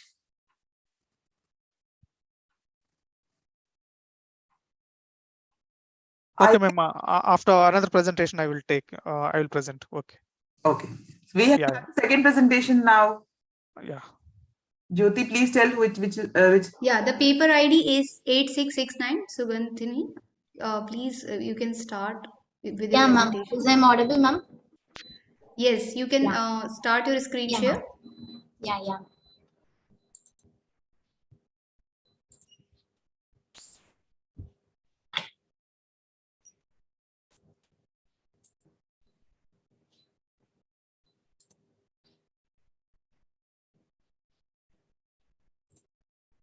Ma'am, is my screen is visible? 1 second, ma'am. Yes. Please go ahead. Up. You can reshare your screen. It is now like you have stopped sharing, so you can reshare.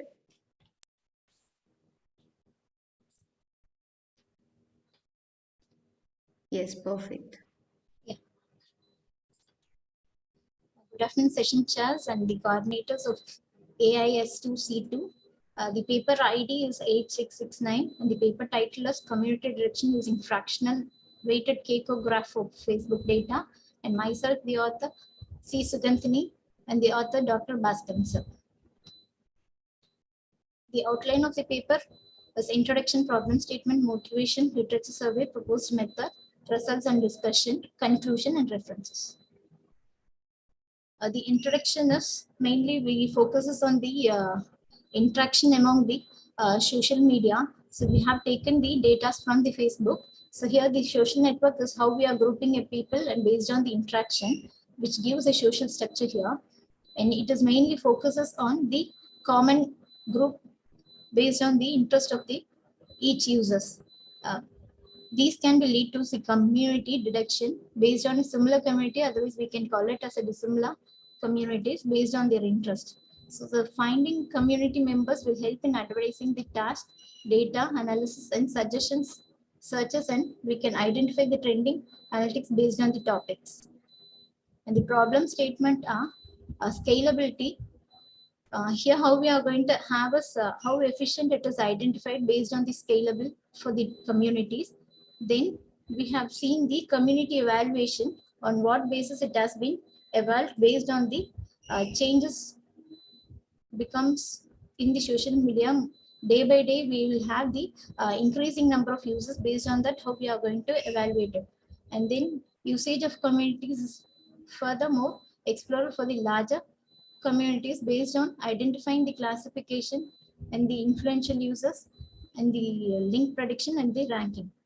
And patterns of usefulness is based on the communities, how it is identified. When you're going to compare for the smaller communities, there is no necessary condition for identifying it, but we have to check it for the larger scale of communities. And at last is the heterogeneous network, where we can have the multidimensional combination, how we can have the interaction between different social media networks. These are the basic problem statement identified. And the motivation is how we can increase the scalability while detecting the significant communities for the largest social network. While detecting the communities, we have identified based on the user codeness, which improves the scalability of the complex network. From this, we are identifying the most influential user, which in turn we can call it as a strongly connected neighbors, which will call it as a strongly connected communities based on the user interest within the largest network. And one more we have seen is using a weighted and directed graph. It has been identified for the influential communities. And the survey literatures are based on the community deduction. For the first paper author, they have included the method LPA, that is label propagation algorithm, where the concept they have identified as hybrid influential centrality method. Using that, they have identified the influential, whereas the limitation is they didn't identify the weighted and larger scale real world network and the limited solution for it. And the second paper, they have identified the method as community from edge structure and the node attributes, whereas they have detected the overlapping community, but they have not done for the weighted and directed graph. And the third paper, they have used the method called fast greedy method, whereas the concept here, they have identified the network partition among the local communities, and which is not again handled for the larger real world network. And the fourth author paper includes the method InfoMap, where they have found the maximum connected subgraph. Here the accuracy is not good, and then they didn't identify for the larger scale network. And the fifth paper, here they have identified the method as incremental decomposition method, where they have found the maximum capable subgraph, which is not done using a weighted and directed graph. And the sixth paper, they have used leading eigenvector method. Again, they have Beta, please skip this literature part and focus on your proposed work. Yeah, ma'am. That's it, ma'am. And the seventh paper, they didn't identify the meaningful communities. In the overall architecture, the given input is a Facebook data, which is crawled from the Facebook API. The first method is the pre-processing, where we have extracted the data and identified the features on it. And the next level is the graph construction based on the node identification, edge, and then the weight detection in it. And the third level is a graph dependency, where we will find the coreness and then K-core maximum level. And at last is a community direction, where we'll identify the K-core for the communities, and then from that we are identifying the strongly community, which denotes the influential user, and then the weakly community direction, which denotes the non-influential user. At the pre-processing level, we have used the Facebook fan pages, where we have extracted the post search, which includes the like, comment, shares, and all. There is a second level, graph detection. Whereas first we will identify the node detection. Initially, we are going to identify the node. Whereas the graph is empty. Based on that, we are identifying based on the interaction of how the neighbors are identified. And the next level is edge detection. The edge detection is mainly based on the activity, what they have interaction. We have taken the interaction as a like, comments, and chat. Using this, we have identified the edge detection, which is we have identified as a activity among the users. So here we have categorized as a initial interest and marginal interest and the core interest. Based on this, we will allocate the edges between the different user. And then the edge-based detection. Here we have calculated the score for like command is 0.1, command is 0.3, share is 0.6. Based on this score, we have identified the initial interest and the marginal interest based on the formulas. At last, the core interest. Who shares all for the same post, we will consider it as a core interest. Using this, we have identified the weighted for that particular edge. And the third method is a graph decurrency, where here k-core of the graph is the largest subgraph of a graph in which each vertex has identified a degree of at least a k. So here we are finding the graph's maximum rank, which will show the exact community structure. So the first method, initially we are identifying the k-core values is nothing but the degree of how it has interacted each node. So we are identifying each degree level of each node, and then we are saving as a core level. In k-core decomposition, here we are finding the maximum core level of each node. So here we'll call it as a weighted k-core, which denotes the vertices with the strongest spreading influence. Based on that, we are identifying the maximum core level. So here we can identify the biggest value as the maximum core level. So we'll fix it as a k max, which has the greatest coreness value of that particular network. And then the next level is a community direction. Here within the communities, we are finding the k-core maximum based on the previous algorithm. The input is referred from the previous one. So here the k-core in the network is a subgraph in which all the nodes have at least a degree of k. So we'll find the least k nearest neighbor method, and then we'll construct a community structure for it. You have 1 minute to wind up. Yeah. From this, we are identifying the strongly connected communities, which has a maximal k-core value, and then for the weakly connected communities, we will have the minimal k-core values. And at last, we are identifying the influential and the non-influential user. Based on the highest k-core, we have identified it as an influential user, and then based on the least k-core value, we have identified it as a non-influential communities. And we have taken the different set of data from the Facebook of news data, education data, environment, music, politics, and entertainment, sports. These are the data which has been retrieved, and then the identified the average degree and the community size of each, and then the degree distribution for that undirected weighted graph.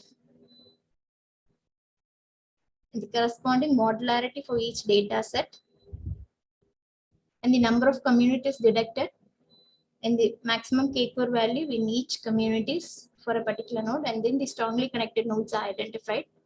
And these are the scalability for each data set which we have retrieved. And we have performed the z-score and f-score measure for the data set retrieved.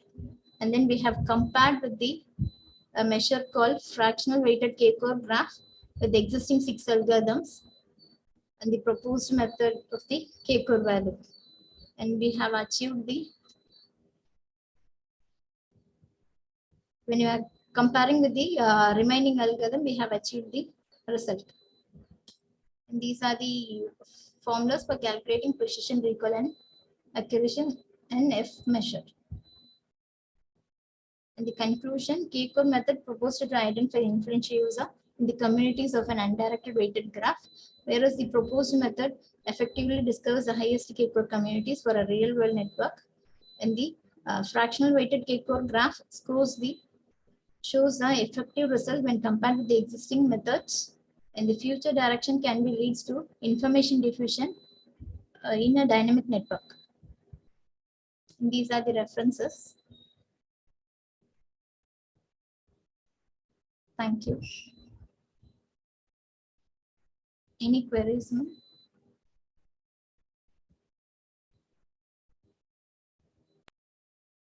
Any queries from the session Query chair? from the sessions chairs and the audience? Beta, could you elaborate what is the novelty of your work? Yeah, ma'am, identifying the influential users in the communities, ma'am. We have detected the age weight for the network, and then from that we have identified a K code, that is coreness of each network. From there we have identified the communities and then the influential of each users in it. Which tool you use for your implementation purpose? Python, ma'am. Python. Yeah, ma'am. Okay, fine. Thank you. Thank you.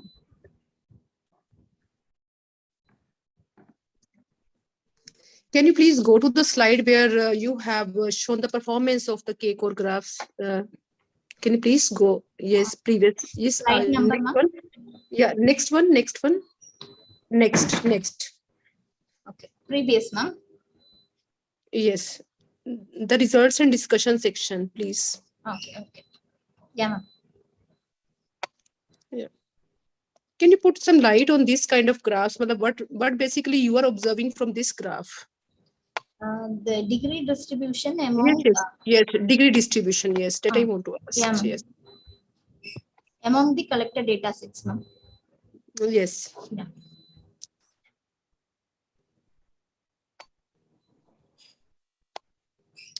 And how many data sets have you taken into consideration?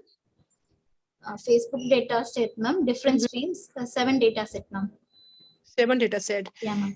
And what is the conclusion? Please go to the conclusion, the quantitative conclusion which you have drawn from the experimentation. This one, ma'am. Yes.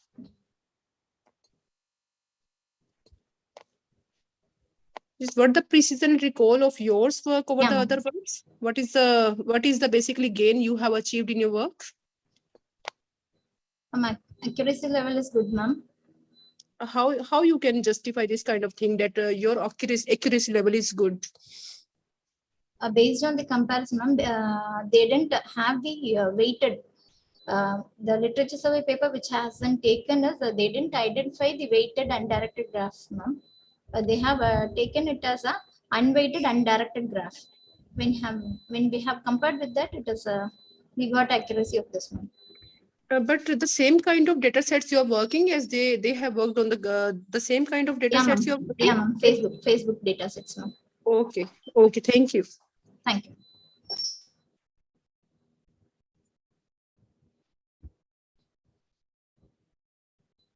Ma'am, shall I?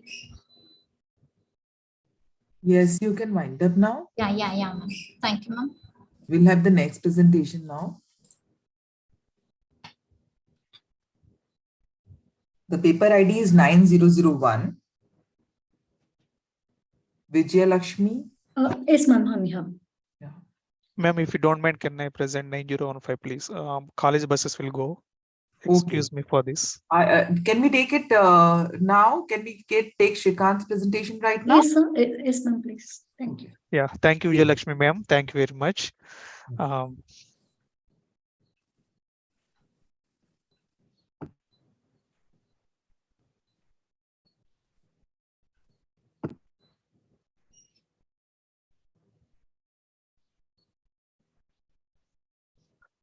Yeah, very good afternoon to you all. Yeah, once again, I am very thankful to you for giving me this opportunity and timely understanding my reason. And my paper ID is 9015. Title is Network Security and Digital Forensics Using Deep Learning. And my name is Srikant. I am presenting this paper. So coming to the main problem of this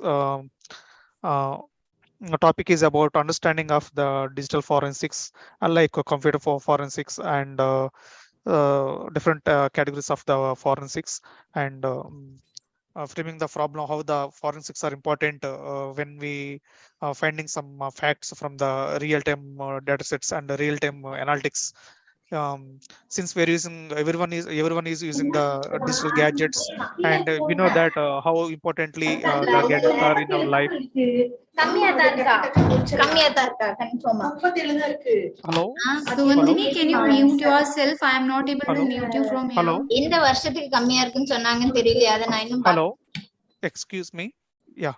Thank you. So, yeah, the main purpose of this topic is about to understand the video forensics and their evaluation using the CNN model.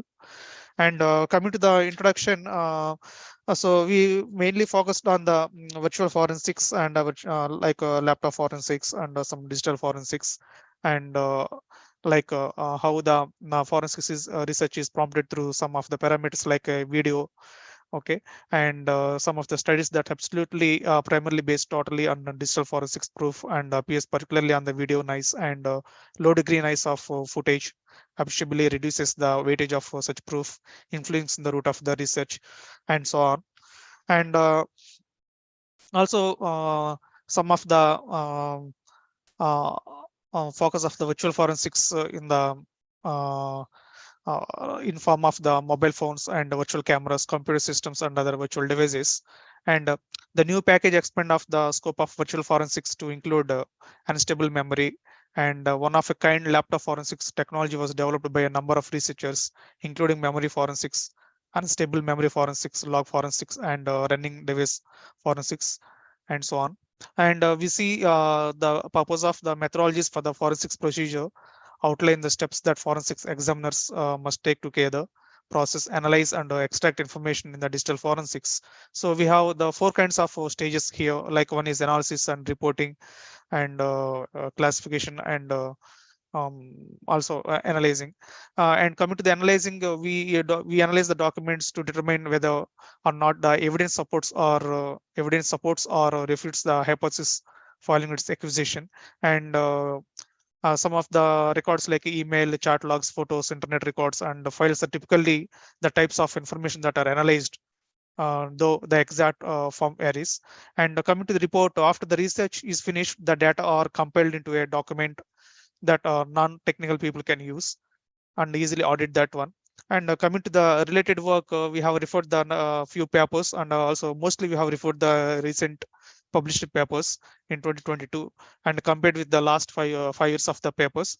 So the others like Douglas Kaplik has designed the forensic evaluation based on the some device like a telephone, smartphone, digital camera containing the photographs, and a digital camera is in the sensor pattern noise, etc. And M. Kirchner proposed the method like cell forensics and visual forensics, and using the state-of-the-art model.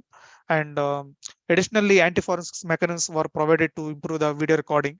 The task of the automating evolution of such videos is very cumbersome, as the model total amount of the available videos can be very large. And Hausman, the author G. Hausman, proposed a method finding and deconstruction of cache records of online video flows from social platforms such as Twitter, Facebook, and YouTube, and so on. And there are some more others like Adrian and S. Chen. They have also proposed the methods and try to identify the drawbacks in the forensics. And also they have identified the video evaluation and the tackling of the devices in their works. And coming to my methodology, I have introduced the rectified linear unit convolutional method, CNN algorithm for classification and understanding of the object detection in the online and live detection, online images, and during the live model. And also we are trying to identify the number of persons at a time present in that scene. Okay, and we are trying to use the IoT technology here, like CCTV surveillance networks, and also some of the mobile devices and home smart devices. And after that, we have used the video acquisition methods to improve the video quality. Video acquisition methods to have the video enhancement and video analysis. And after that, we divide that into video evidence items, and we analyze those video evidence items, and we detect the objects, and we train those objects using the rectified linear unit model, that is CNN model.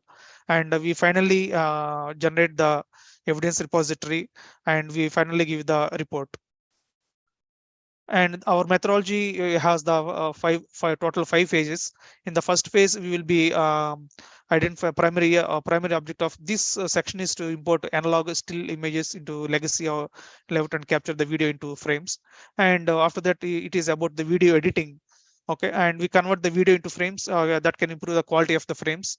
And after that, we have the evaluation on the video edited frames using the forensic methods, like it is called as forensic video.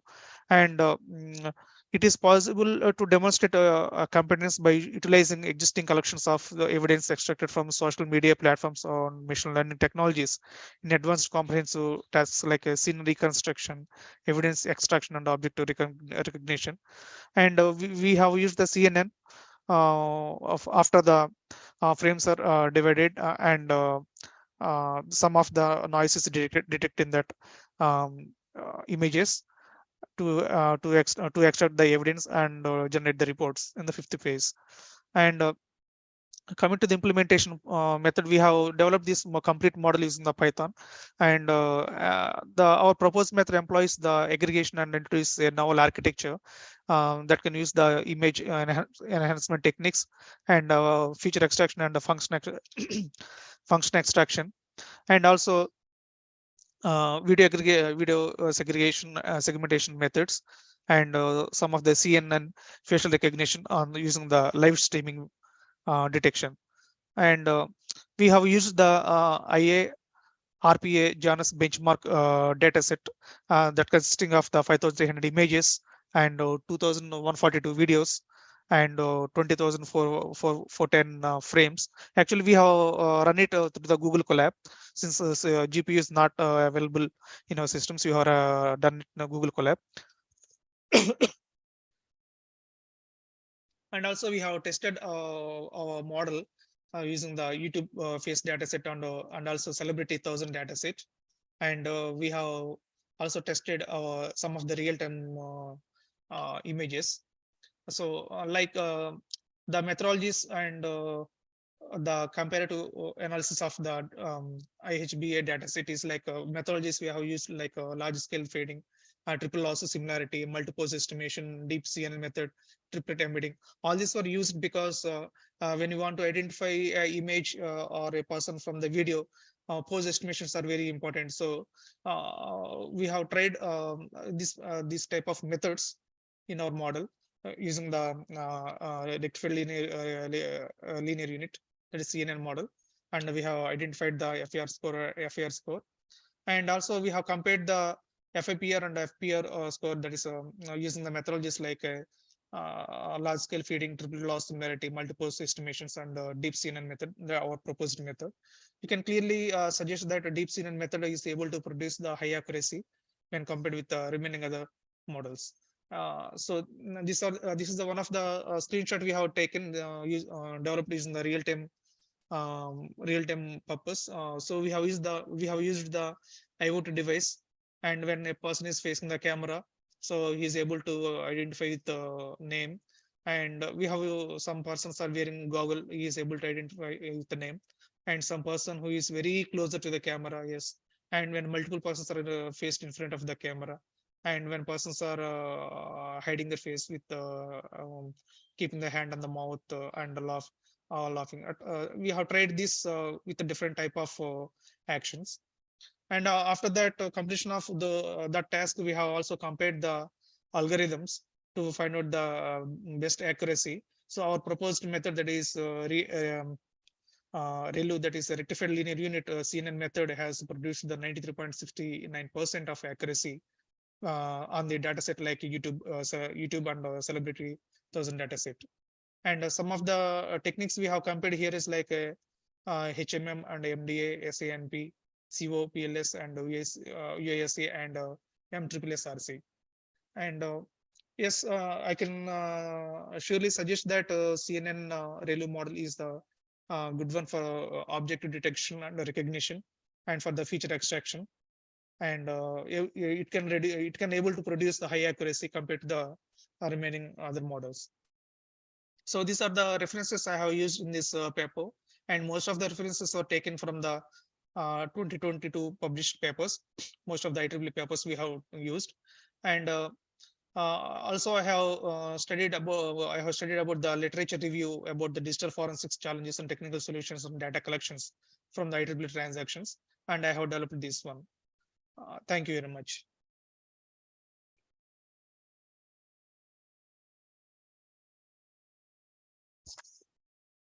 Hello. Questions from the session chair as well as the audience?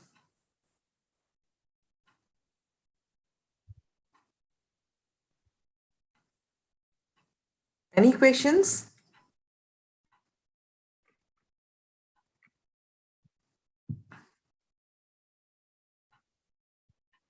I think there are no questions.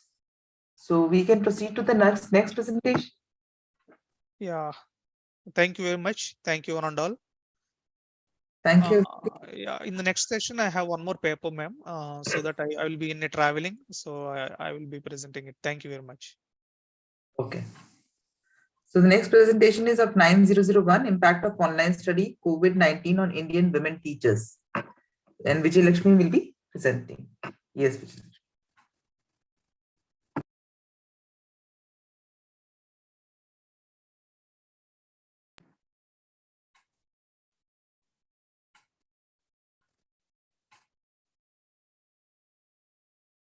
Vijay Lakshmi, you're not audible.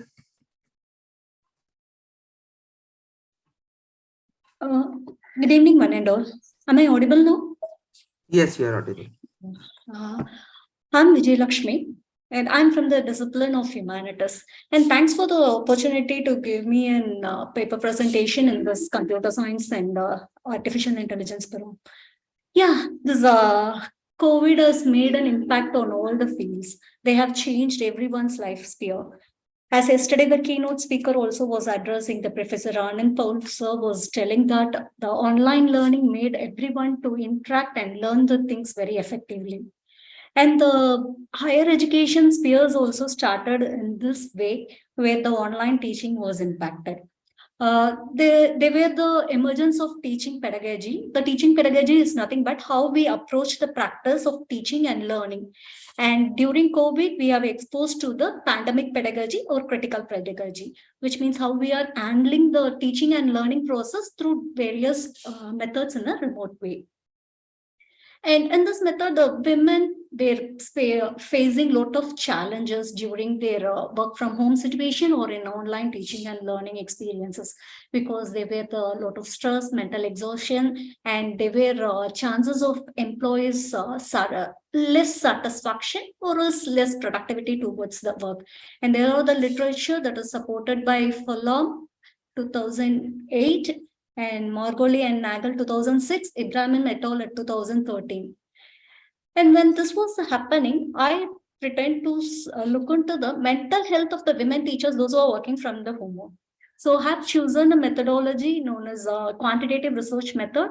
The tool used, the tool in the sense of questionnaire were be used in this research, and there were around 1,000 samples were collected, and they were used with the tools. The one is to assess the mental health of the employees. The mental health of the teachers were assessed by using Goldberg 28, which is a valid and standardized tool by the Mental Health Organization and also by American Psychiatric Association to assess the mental health of the individual. There we have 4 elements or 4 dimensions: psychosomatic, and other factors like stress, depression, and the isolation from the society. And the happiness scale, the happiness is also can be termed as a psychological well-being of the individual. And after collecting the data, the results were calculated by using correlation. There exist a negative correlation between health and happiness. Here, this health tool is having a reverse scoring procedure. Hence, the negative correlation is taken into the interpretation of positive. So, the lower the health score determines the high health. Hence, there was a positive correlation between health and happiness among the work from home employees, whereas the effect of R value in this is 0.558. That is 55% of the contribution was given to health on happiness. Health is a major domain which contributes to the main of the works in the individual's life. And when I have seen with the psychological effect through the computer science perspectives, there were very less literature that contributes on psychology when comparing to psychiatrist. IoT, these people were mentioning on IoT, CNN, these were contributed on the psychiatric view in the individual, but very less with the psychological view. Even it can be a mental health, but not, it is more with the mental illness than comparing to the mental health. And also with the bipolar disorders, that it is a kind of a mental disorder. It is more with the disorder and illness part, whereas not with the health and well-being part. That was the lacuna I find with the literature in this. And the support of this literature also says that women are more with the mental health issues during their work from home situation, and it has to be addressed as the women or the founders and pillars of the nation. And these findings may give the instructors to provide the mental health to the students as well as the instructors, and they can find more research opportunities with this. And these are my references that I've used for this article. Thank you.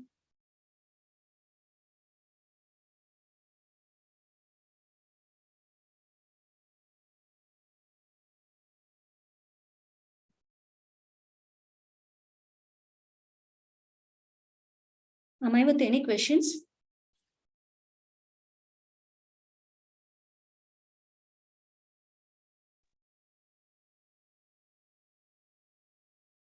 What is the novelty of your work? Also tell me what are the parameters you choose for your study?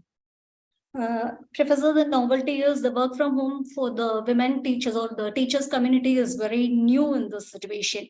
And the online learning was emphasized in the recent years, maybe from 2010, and Indian government also exposing with the MOOC platforms.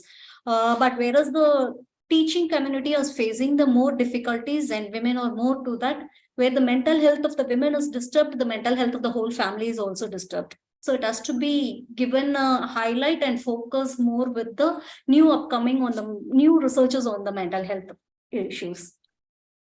And Professor, what is your second question? What are the parameters you choose for your study? Okay, Professor, the parameters like psychosomatic disorders like depression, stress, anxiety, and feeling of isolation because of working from home. They may be missing their co-employees or missing the ritual, the students community, what they face every day. So psychosomatic problems has been taken as well as the social dysfunction. These parameters has been taken. Okay, thank you.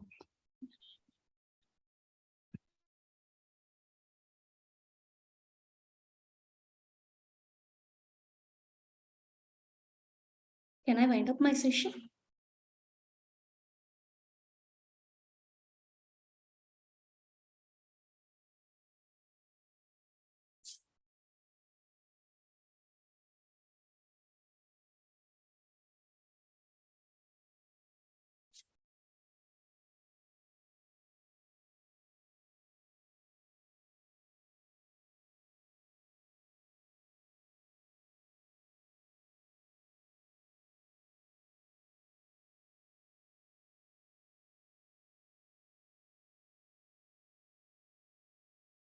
Professor, any question towards me? Just a minute. Actually, there were some network issues. Okay. Okay. Any questions from the session chairs?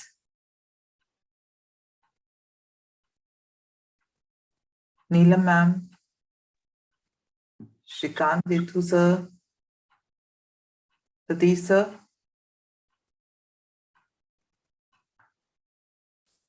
Atul sir, any questions? Ma'am, I already Yeah, there was a network issue at our end. Jyoti is also not able to join because of that. Yeah. So now we'll move on to the last presentation in this session.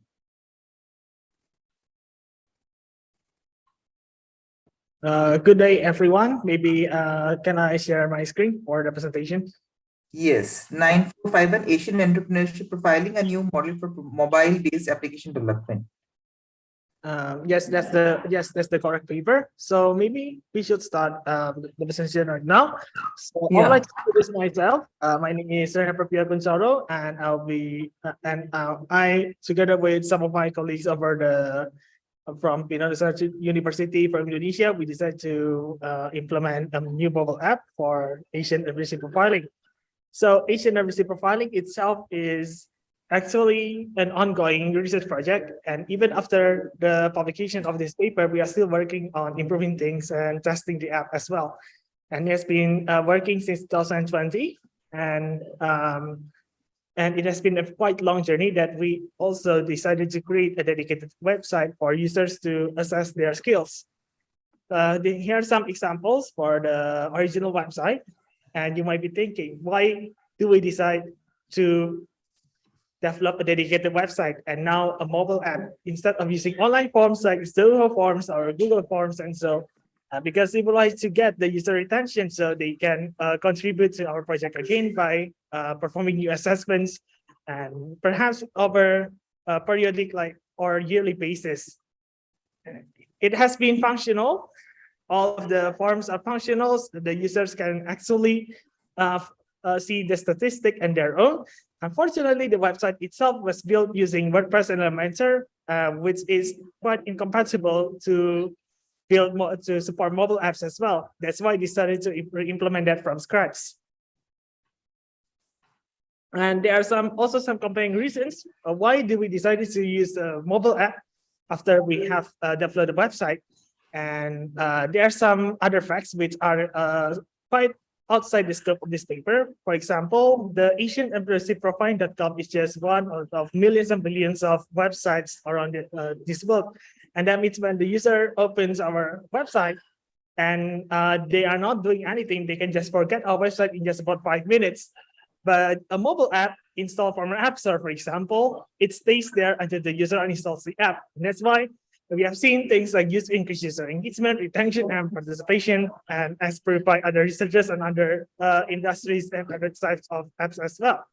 And we are quite confident enough because now there are more than 96% of Asian citizens that are at least have one smartphone. So the case of feature phone is, I think it's quite little. And again, we can promote our app to mobile application stores and to increase user participation from Asian as well. The development methods, we decide to combine Butterfly and Agile. And the reason why we call this Butterfly and Agile, despite it's looking like another Agile method, like iterative and incremental development, for example, because the design is quite fixed. The app's design, and it's not just about the UI UX design, you're also thinking about the software architecture design and so on. It has been fixed since the beginning. So it's still as rigid as Waterfall, but there are still some iterations that can be made, just like the Agile methods. And first, we decided to build the use case diagram. There are two kinds of users versus the respondent and administrator. The mobile application will largely focus on the respondent side because they need to log in and sign up, log in, and they have to perform self-assessments. And there are some fields like the demographic data fields which we need to supply, like finding a list of countries and regions or provinces in some countries, and as well as their statistics. And we decided to evolve from a simple sketch like this. We implemented into a full-fledged app using Flutter, as well as Laravel for the backend. And it's still evolving that we changed a theme I guess about 3 times over the course of the project. And it already supports multiple languages. And there are some script plans like the map screen on the left side. And we have already added tablet support as well, and even things like dark mode. So the result, this is the final result. As the at the time of the writing of this paper, the app is finally available in Bahasa Indonesia and English, available and already have authentication features, self-assessment features, and evaluation features and statistic habits app. So we read on our paper, we'll see that this is the latest one. Users can press the start button, and they can fill assessments step by step, then finally confirm. They can view the list of the answered questions and the unanswered ones before clicking submit and finally pressing enter. Yeah, and we also provided user documentation as well, and inbuilt help page is also available inside the app. This app is not yet released on the App Store or Google Play yet, because we are currently going user testing, and the result is quite positive for at the time right now. Now, there are also one of my colleagues who have been contributing as well by building a new website using the same new backend as mine. It has been published a few months ago by Napoleon Chandra and others. And we hope that the data from the new website version can be directly synced to the mobile version, so users can save their account details, their assessment details, right, with the app and the website as well. Yeah, and we have also prepared for things like App Store publishing. This is the Figma mockups that we were using to generate App Store screenshots. It is not yet available, but we are quite confident because our app submission for test flight is approved by Apple itself. So we're quite confident with that. I think that's all. We of course needed to evaluate the apps. We need to have some user feedbacks and fixing some other issues before the app is ready for everyone, especially the Asian entrepreneurs success. Yeah, I think that's all for that. Thank you so much for this presentation. Are there any questions for this, as well as some references?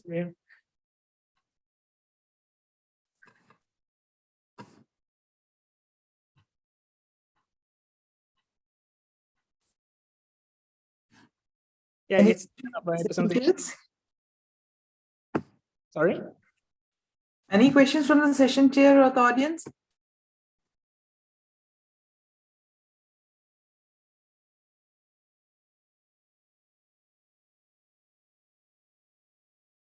Nice work.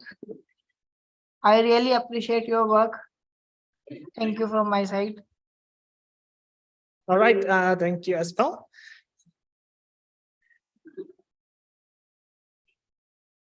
Okay, so we have come to our session presentations, and any of the session chair would like to summarize the whole session?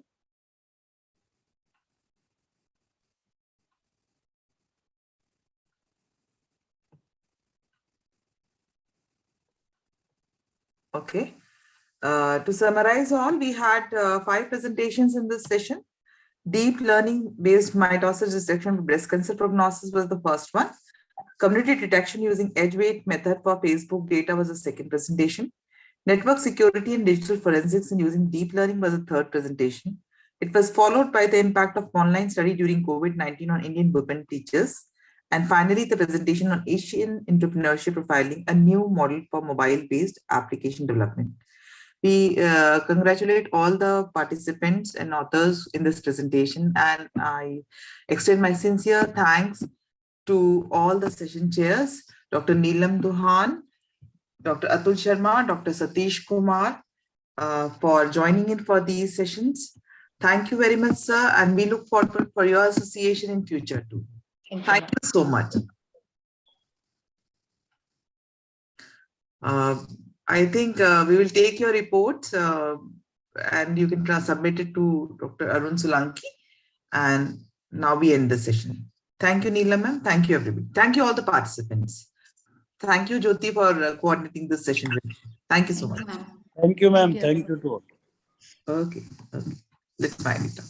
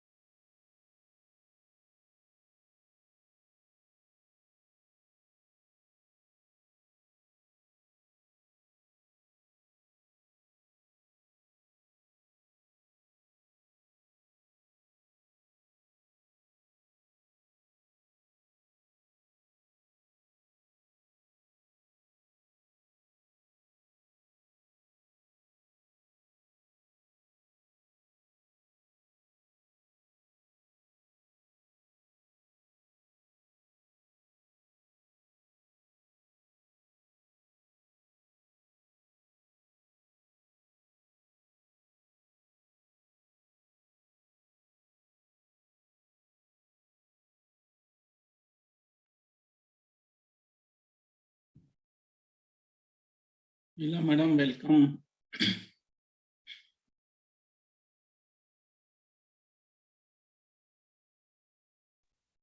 Thank you, sir.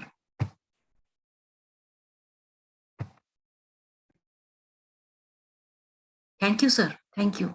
Actually, my time is at 4:15. Yeah, ma'am. So I'll join. I will switch on my video at 4:15. Sure, ma'am.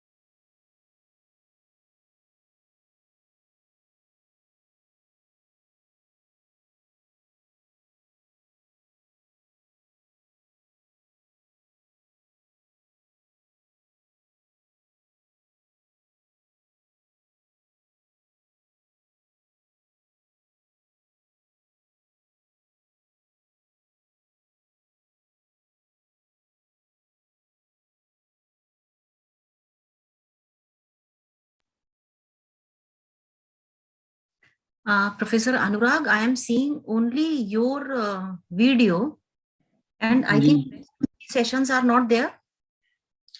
I am also not seeing the participants there yet. Let me check. I think this is the same link. Yeah, it is same link. Arun is also there.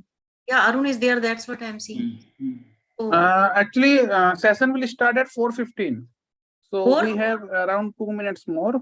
Then the other session chair and the participant will join meanwhile. Okay. Okay. Good evening, ma'am. Good evening. So before that, no session was there? Yeah, just before we just closed the session at 4 o'clock. Right, right. Meanwhile, I can say that I am seeing you after a long time. Yes, yes. That too in a cheerful mode. I had many medical issues beforehand. And that too in a cheerful mode. That's the best part of technology. Technology has changed, and if you have time, I can just share the problem of my university. Recently got almost 50 processors stolen from computer labs. That's a huge, huge theft. And the i7 processor costs a lot. Two from different labs. So we were much engaged in solving that issue.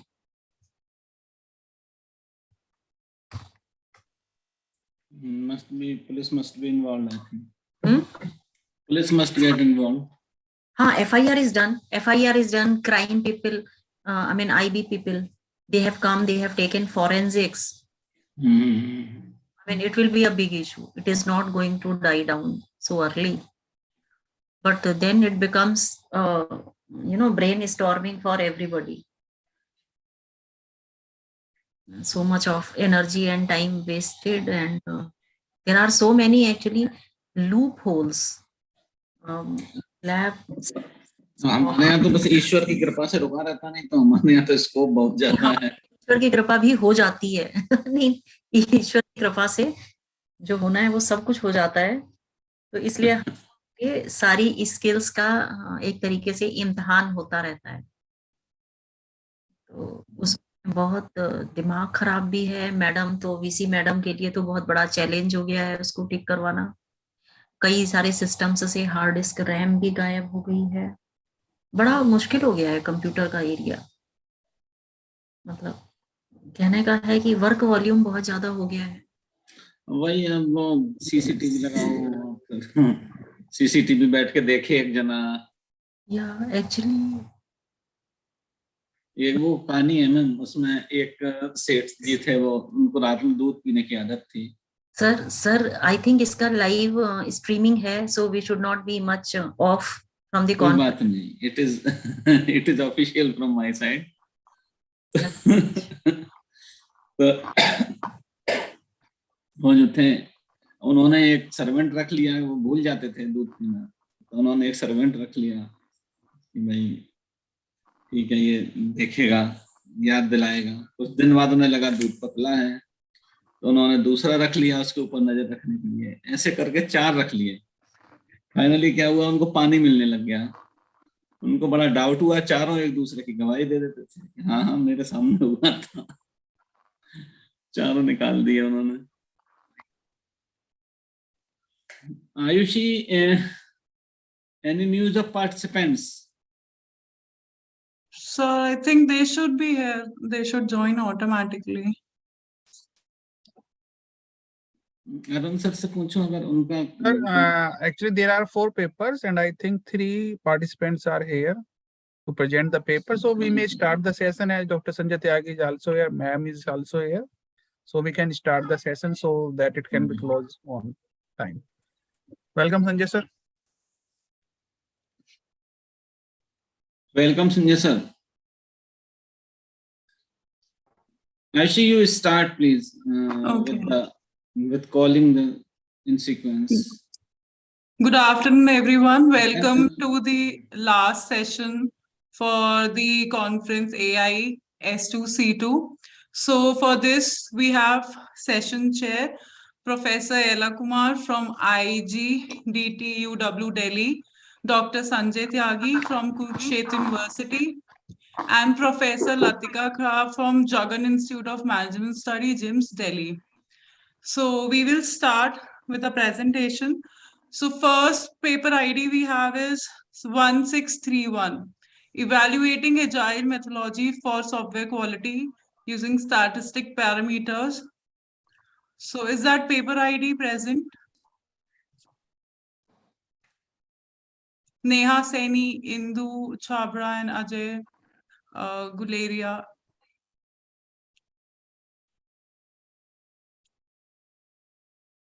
Okay, I think they're not here. Excuse me, I see one Yes, student, I think that is Vivek Verma, is having some train and he want to present his paper early. So Okay. Yes, ma'am. Like, is it possible? Yeah, sure. So we have paper ID 9544, an optimized way for implementing of round robin algorithm for process scheduling. So sir, please present your paper. Okay, ma'am.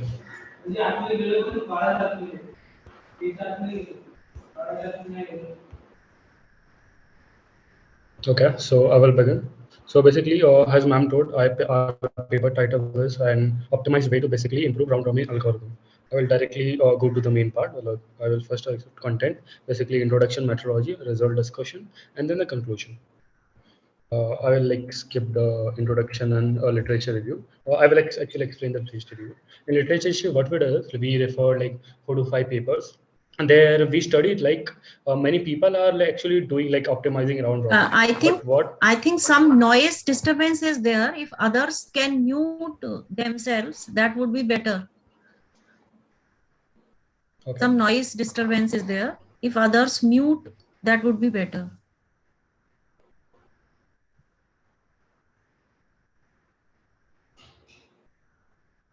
So may I continue?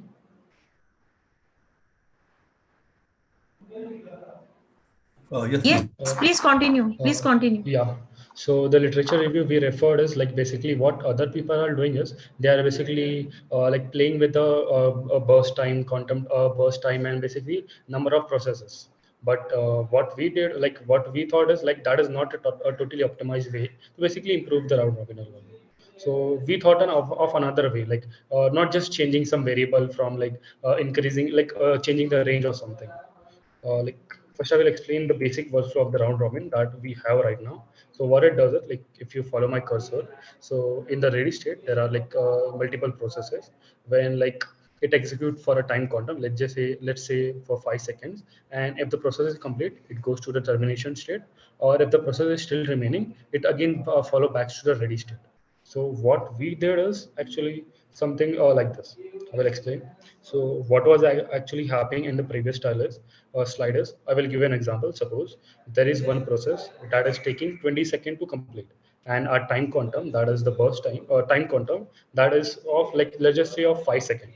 So what is happening? Suppose like this process is coming and like executing, so there are like 15 seconds left, or 15 seconds left, so the process to complete. And like suppose there is another process like is of 7 seconds. It's, let's just say it takes 7 seconds to complete, and the burst time is 5 seconds. So what will happen is after one execution, the process will only be left with 2 seconds of like CPU utilization to complete the process itself. But in the current round robin algorithm, what is happening is just to complete that 2 second, remaining 2 second, it has to wait for the whole queue basically to basically complete the whole process before them, and then take part in the CPU so that it can complete itself. So that is what we saw that we can improve. So for that, what we did is actually we created another queue. There is one ready queue. We created our own queue. We named it quickly queue. So what is happening there is suppose there is any process. Let's just take again the example of 7 seconds.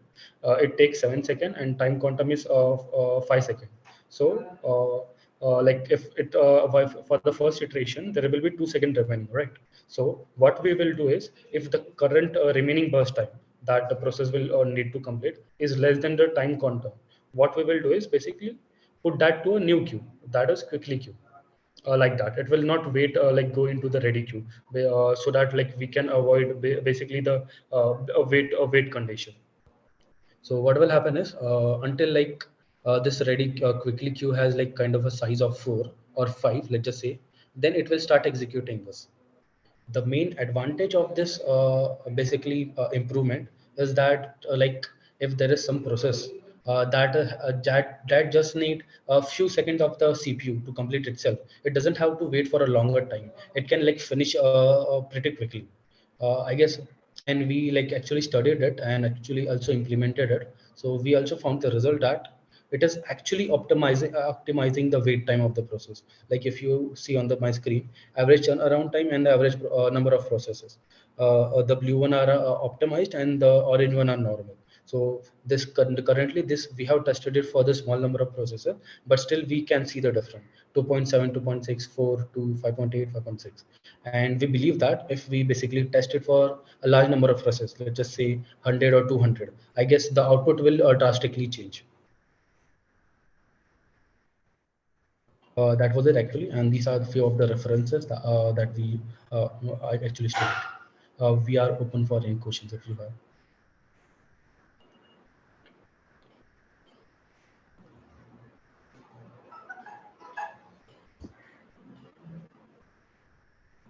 So any person in the chair has any question or panel or Well, Mr. Vivek, am I Yes, sir. audible? Don't you think that we already have the multi-queue scheduling? Yeah, sir, we actually have that, but the problem with that is like it is completely a different thing, right? We already have optimized it, but like what we can do basically to improve the round robin thing, like what we can do better. In case of multi-queue scheduling, Yeah, we assign different algorithms on yeah, different queues. Say, for example, I am having two queues, and yeah. on There are also one queue, priorities in that. in one queue, I am applying, say, round robin with some time quantum, and another queue, say, that is on first come first serve basis. So what happens? FCFS. Firstly, that the process is assigned that particular time quantum, and after that the process moves to the next queue where it will be served as on first come first serve basis. So what the difference between both of these techniques that you proposed and this one? Yeah, so like what you're saying is like the time that one basically there according to me like as well as I remember. So there actually what happens is like processes are already divided right into like this type of process will go from follow this algorithm and all. But what we did is actually like if a process is like remaining a little bit like if it it has left just few seconds or milliseconds like let's just say small amount of time for the attention of CPU, it doesn't have to wait for a longer time. That's why we are having the multi-queue scheduling. Yeah. And also we are doing multi-queue feedback scheduling for the purpose of it. Yeah. Okay.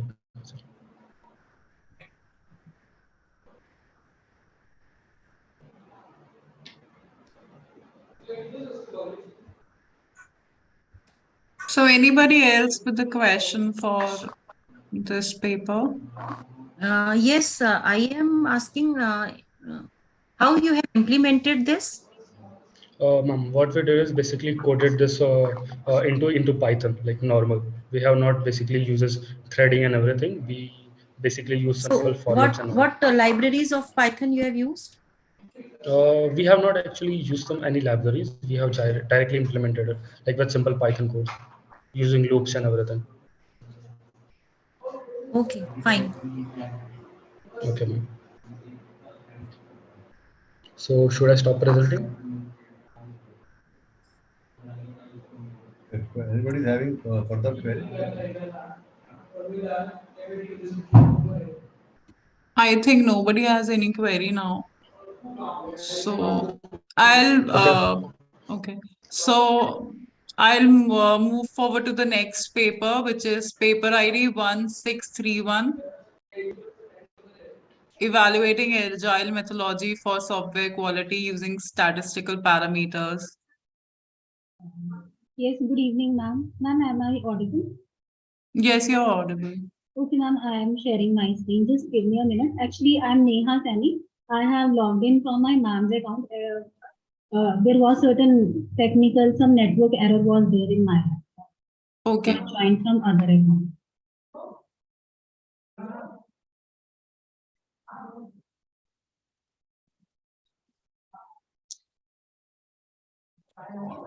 Ma'am, is my screen visible? Yes, your screen is visible.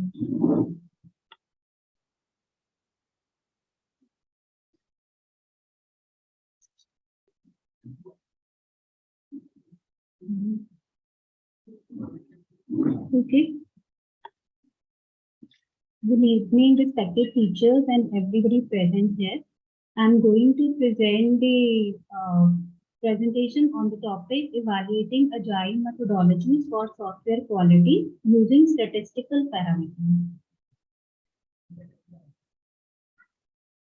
The contents of this presentation include introduction, then the problem statement, then continuing with analysis of various agile methods. I have considered 3 agile-based technologies in my work, that is Swara, FPRI, DDA, and the next one is my proposed result. Then the results and the discussion, challenges of using machine learning, conclusion, and references. So starting with the introduction, first of all, software development is a key element in the contemporary era of technology. The limitations of the traditional approach gave rise to a need for a methodology which could replace the flaws of traditional approach with the strength of the flexible approach. The agile processes have started invading the software development industry to provide good quality software in minimal time as they are customer oriented and productive. Software quality plays a significant role for the software users. Agile methods can produce software faster, but we also need to find out how it meets our quality requirements. In order to assess the quality of a supplied software project, Modern methods integrate object-oriented programming methods. So agile methodologies incorporate the architecture of testing the software based on the quality. The quality of a software project is dependent upon a lot of factors, including the total human resources that are deployed to complete the project, share profit, total effort that has been put down to evaluate the performance of the project. So this paper is actually an attempt to analyze and compare three different agile-oriented development methods, that is SWARA, FCRI, and DDA. The evaluation has been done using two statistical parameters, that is mean squared error and standard error. And the basic purpose of this research is to improve the software quality at an earlier stage of development, thereby reducing the wastage of resources. So I have tried to inculcate machine learning approaches into my research. Continuing with analysis of various agile methods, as the modern day world is moving towards more organized data and architecture, so it is hard to form quality measures just on the basis of already proven statistical simple class-oriented concepts like lines of code or function points used, etc. So to incorporate the modern day quality work as aspects, modern programming metrics need to be considered, which have been already proposed by NASA in their PROMIS dataset. So I have used PROMIS dataset as a primary dataset in my research, and the secondary dataset I have used this CAGR. Actually, Abhi, I'm in the middle of my research, so I have just used PROMIS dataset, and I have planned to use CAGR dataset also. So it suits precisely for the evaluation of quality aspects of the project. And the evaluation has already told that it has been based on three formed classes in the list and have been evaluated under two statistical parameters. So first of all, starting with the first method, that is SWARA. This SWARA work depends upon weight generation mechanism. This is actually the implementation architecture of SWARA. As we can see here, first of all, the data is divided into three categories. And those three segments could be either good quality, moderate, or poor or bad quality. Right? Then evaluation correlation among the categories of the class elements is done. Then their weights are propagated and the correlation is checked. Good quality project will contain high correlation among the provided dataset elements. Then the updation of weight of correlation, then whether it fits to the fitness criteria or not, and then it is stopped. So this is the explanation of whatever I have said, that first of all the three classes were made. And for separation of classes, various separation algorithms could have been utilized. Whatever I have utilized is the most significant algorithm which I found from the literature review, that is either k-means or iterative k-means. So I have applied k-means only. So after the application of k-means, the supplied set is divided into three categories, right? And for its implementation, I have used MATLAB. Then the next step, which was for weight generation and propagation mechanism, to generate the weight of data element, simulation has used cosine similarity. There are other similarity methods also which could have been utilized. So in my proposed, I have tried to use a hybrid method which includes cosine similarity, Euclidean distance, and Jacob similarity. In case of SWARA, only certain set of steps are only propagated. And in order to evaluate the similarity architecture, SWARA design model uses MSC as the basic measure of evaluation. Then continuing with FCRI, the FCRI puts the SWARA architecture into implementation loop that exhibits the propagation of weights in multiple aspects and manners. The first step remains common for all the processing algorithms. Then FCRI architecture incorporates multiple propagation values as compared to SWARA architecture. I have tried to show this with the help of this figure. This is the implementation architecture of FCRI, specifically of phase 2, as phase 1 will remain same in all the algorithms. in all the methods. FCRI is a propagative architecture that supports the validation through several design propagation methods. As the variation in the propagation takes place, it also boosts the weights of the propagation to reach to maximum optimality and to reduce the trade-off between the groups that are created by k-means clustering algorithm. Then, continuing with the third method, that is DDA or data-driven architecture. It is oriented towards random level features or attribute selection that is oriented in terms of data. It is all about selecting the best possible element that represents the best of its originated class to maintain high quality. DDA also supports the separation mechanism among the classes, and it enhances the FCRI architecture by introducing multiple data selection behavior for multiple number of times. So the comparison architecture works in the similar manner, that is to divide the data into three separate groups, then randomly selecting the features that fits best to the sampling region in order to improve the quality, and hence they all have been monitored on the same.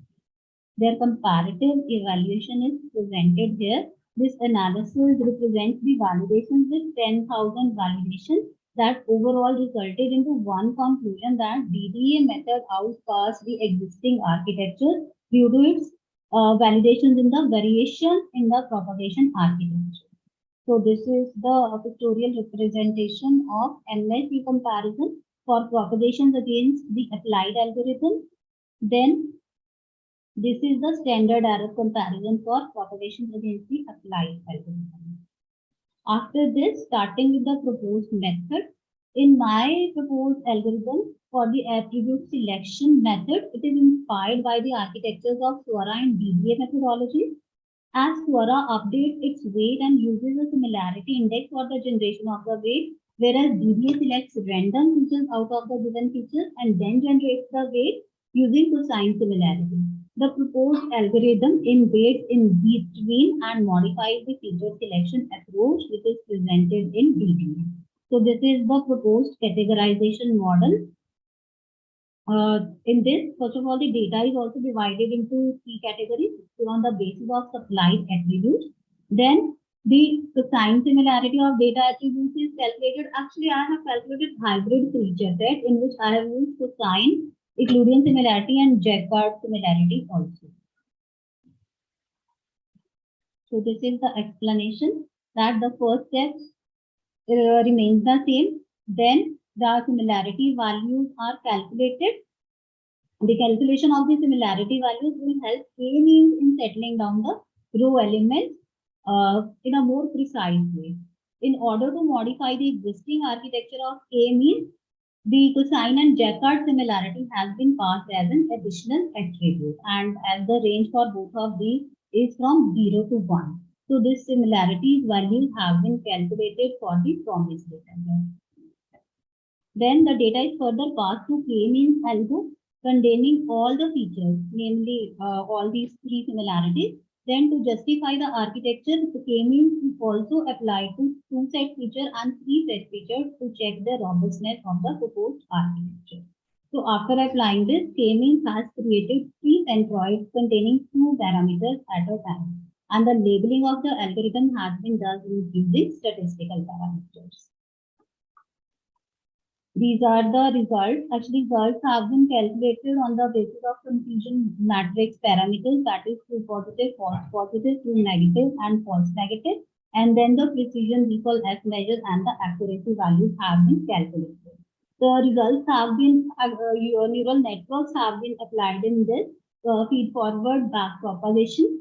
So I have done analysis using 70-30 distribution, 80-20 distribution, and 90-10 distribution. The screenshot here is of 70-30 distribution. So it is showing the TPTN, SPFM, precision recall F measure, and accuracy value. Then this is the performance analysis based on the dataset distribution.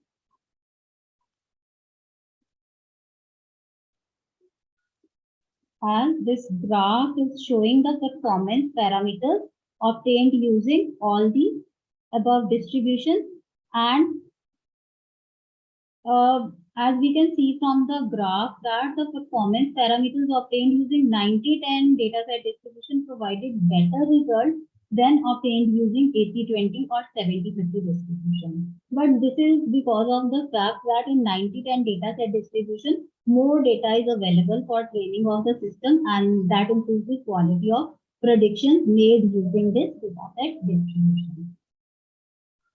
This is the discussion of the results. That when more data is used for training of the system, then there is an increase in the prediction strength of the system in terms of precision and accuracy. The implementation based on Swara plus NN exhibited weak performance even when 90% of the data is used for training in comparison to other architectures. FCRI and DDN-NN exhibited an average performance, whereas the proposed work outperformed the other agile-based technologies, even when 70% of the data was used for training of the system. So to conclude, I would say that when 70% of the data is used for learning by the system, the number of true predictions using proposed work are observed to be higher than as compared to any other agile-based technology. Similarly, the number of false predictions made using the proposed work are found to be lower as compared to other technologies. So it has been observed that the agile methods incorporated the architecture for the testing of software projects based on the quality parameters.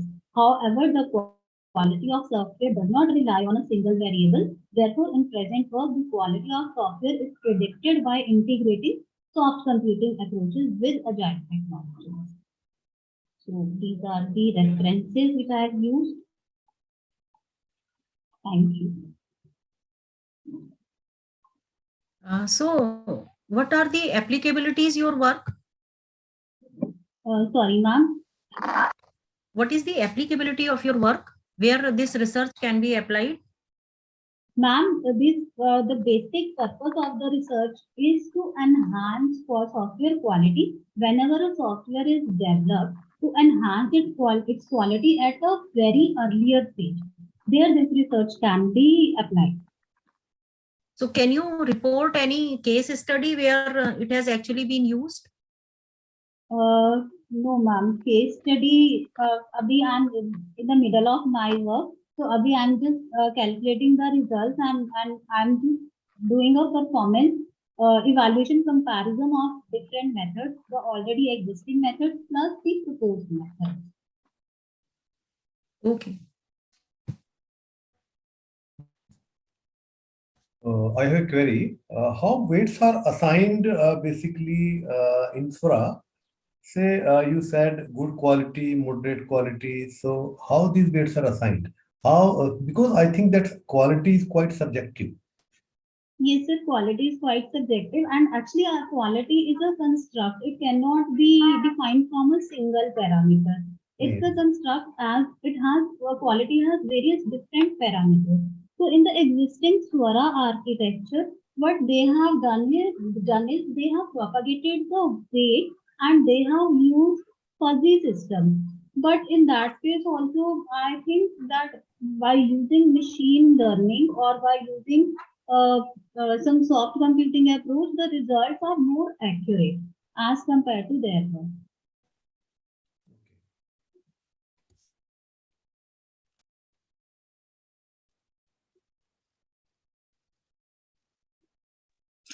So anybody else who has a question?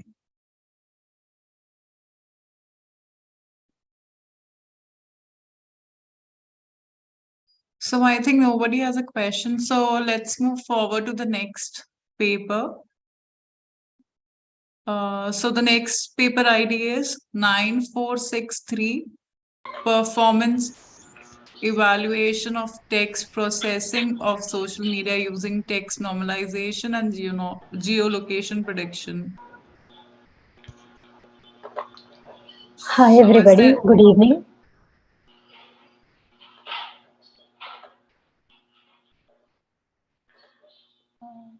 I'm sharing my screen. May I know if it is visible? Yes, it's visible. Okay. Good evening, everybody. Today's presentation title is Performance Evaluation of Text Processing of Social Media using text normalization, and geolocation prediction. Um, so I'm presenting on behalf of Srikant sir.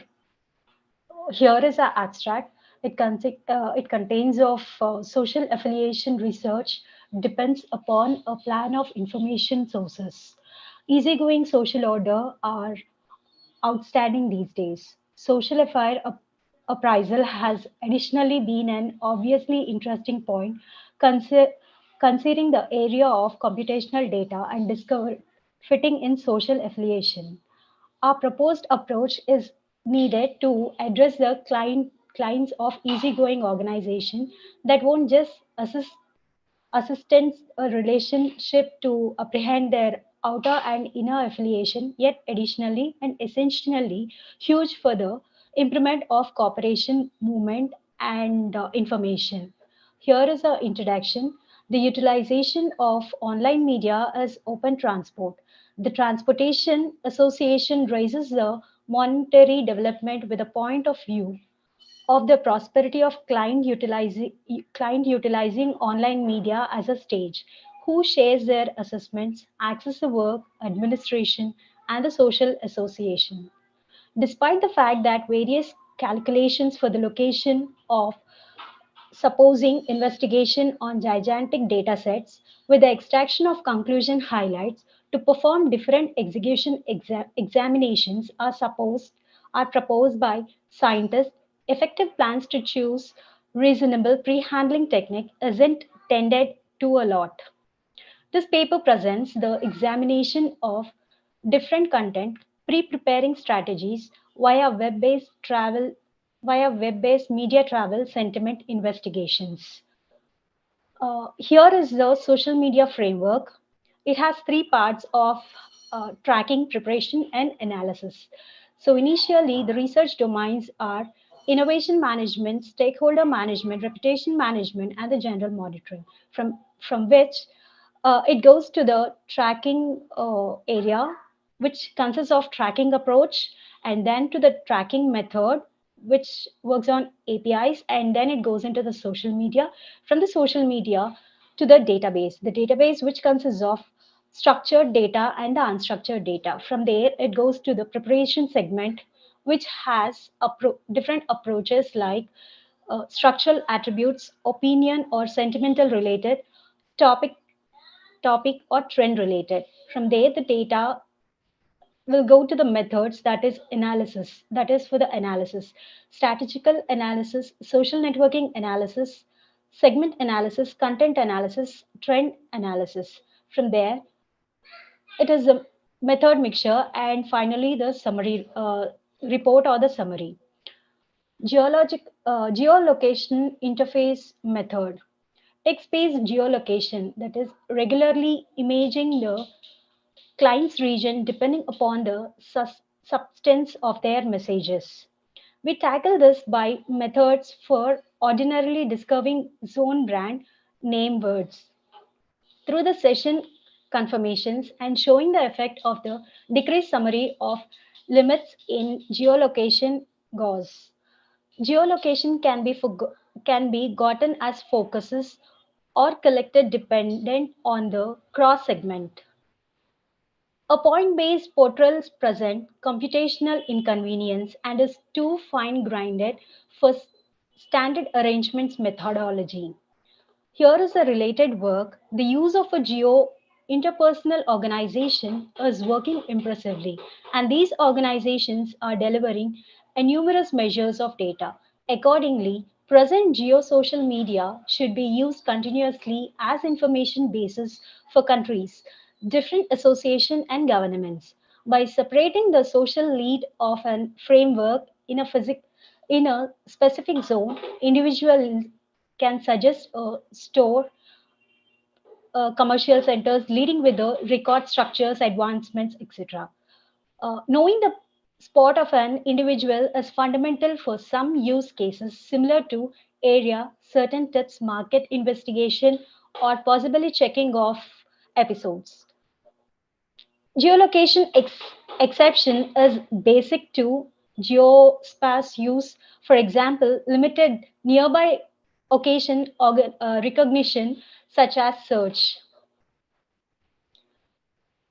This is the proposed method. We characterize geolocation like a multi-class characterization condition. The desire likewise supplements a customer's tweet information to probably the most comparable tweet noise from a zone in a pre-portrait arrangements of zone. We smoothly a lone geolocation estimate framework to which addition of critical components for improving the desired position are overseen similarly as investigated, that is, class models and moreover the consolidated sets. We propose the chance of zone expressive words and beside and that utilizes just these words instead of most token as acceptance and zone showing help with boosting the estimate. The sustainability of joint choice continues being showed up with a selection of assignments with different class interpretations, area fragments, similarly as datasets.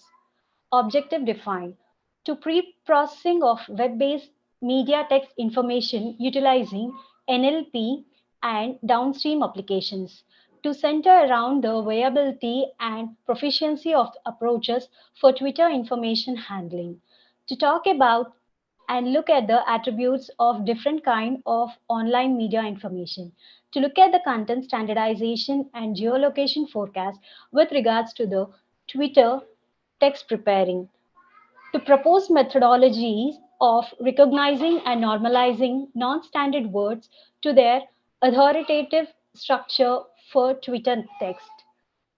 This recommendation takes a gather for a wide solicitation of how NLP-based substance managing can improve the utility of online media information, specifically text standardization and geolocation figure are dispute down regarding Twitter text arrangements. Experimental setup. Geo interface structures are worked from ill-defined arranging information to control for the size and sort of social affiliation and the wellspring of ground truth used to see the relationship with client shoulder areas. Following, we despite the information mix technique and coming about datasets, information assortment system, a status dataset was gathered for 10% model Twitter post during August 2019. This accomplished tweets, 1.3 billion tweets, from which we developed an easygoing organization. Despite the way that different sort of affiliations are possibly for trending to the clients in these posts, bidirectional warning were picked to plot the easygoing organization because of their recognition sensibility in anticipating zone, which makes them basically proportionate to the devote networks utilized in explicit frameworks before evaluation, and being less hard to get in building gigantic easygoing organization than when utilizing following affiliation, the assortment of which is kept by Twitter API rate obstructions. This is OOV model for text normalization process. And here are the results and discussion. Text standardization, non-canonical substance such as TMRW and EVA, which are very close to their solitary counterparts, are not typically found in existing NLP gear that periodically change their substance resource.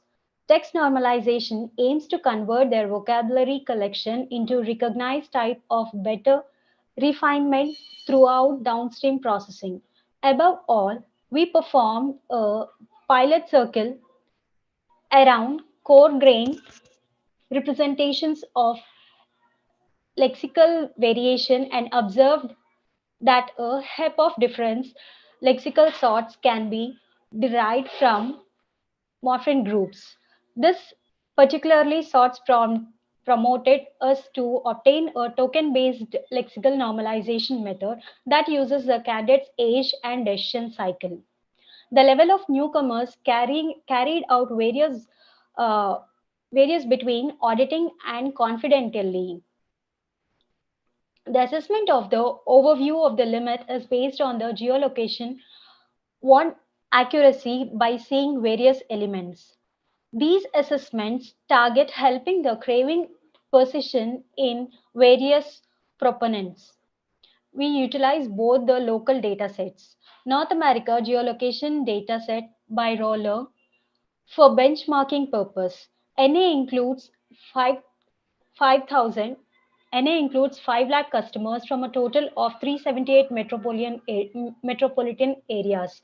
NA is used as to ensure proximity to its predecessor, while uh, while whole view dataset complied by methods of the Twitter public streaming API. The placement of tweets is also designed for various rating efforts. A blend of geotagged English data world, non-geotagged English data world plus NG, multinuclear geotag data world plus ML and metadata rich data world plus meta.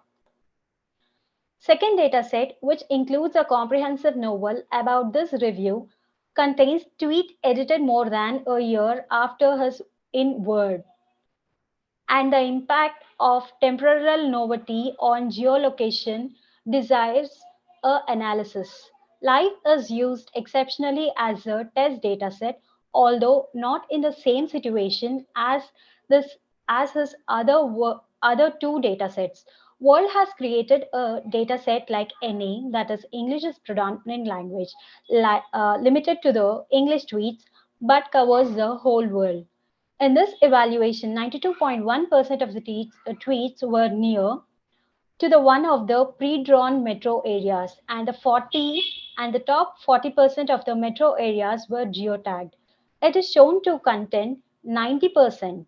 This supports our belief that most geotag Twitter's customers are in metropolitan areas. Here are the graphs of ACU exception generation graph and CDF execution generating graphs, which shows the positive and true positive and false positive. Conclusion. This proposal wants to improve the utility of online media information with NLP. In this part, we summarize our disclosure and duties with respect to this overall point. In any case, we quickly remember the problematic issue for using on a web media information. By at that point, we present the examination results on two Twitter text arrangement assignments, text standardization and geolocation measure. Comparison of existing system proposed text standardization is an inconvenient undertaking. Despite the way that the token-based framework achieves better execution, it comes to the detreatment of complex calculation utilizing particular closeness, appraisals, and freakish presumptions. Here are the references. And finally, thank you.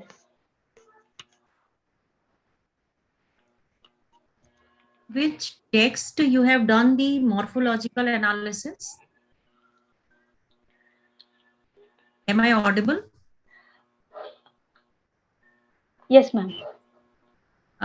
So on which text you have done the morphological analysis? So, Srikanth sir. Hello. Yeah, am I audible? Am I audible?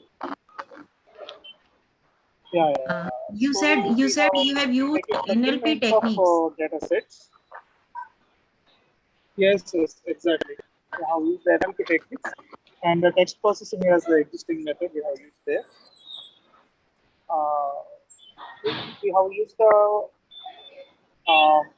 like not unmuted GLF dataset as the dataset in this pre-processing. From there, we have developed our model by using the OOD model. Okay. Okay.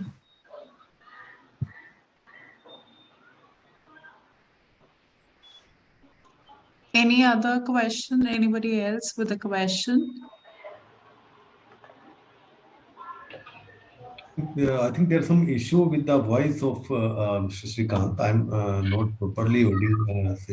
This is not audible actually. So, what about the implementation, sir? Yeah, we have implemented this using the Python actually. So we try to trace out most of the people using the social media and about the social media analytics and how far the text processing is utilized by them in identifying some location. Like suppose when you want to track some location using voice processing. So we have also used the NLP processing techniques here to improvise the results. Okay. And we have used the logistic regression. You can see the you can see the figures. AUC curve expression generating graph for true positive, false negative, false positive. So we have used the regression methods and classification models there.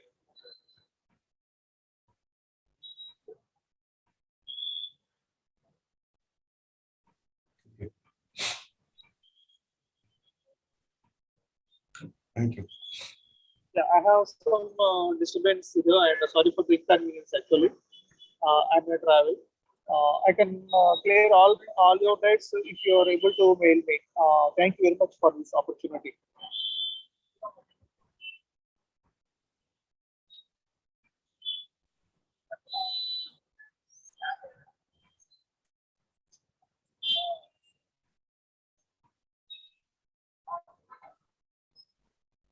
Okay, no further questions from my side. Thank you. So anybody else with the question?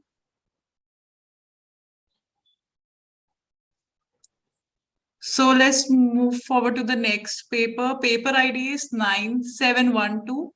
Identification and evaluation of machine learning classification algorithm to predict the efficiency of gRNA in CRISPR/Cas9 genome editing system using VECA.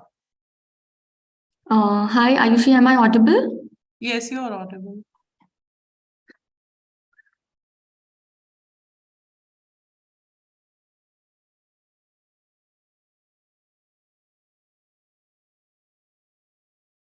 Okay, is my screen visible?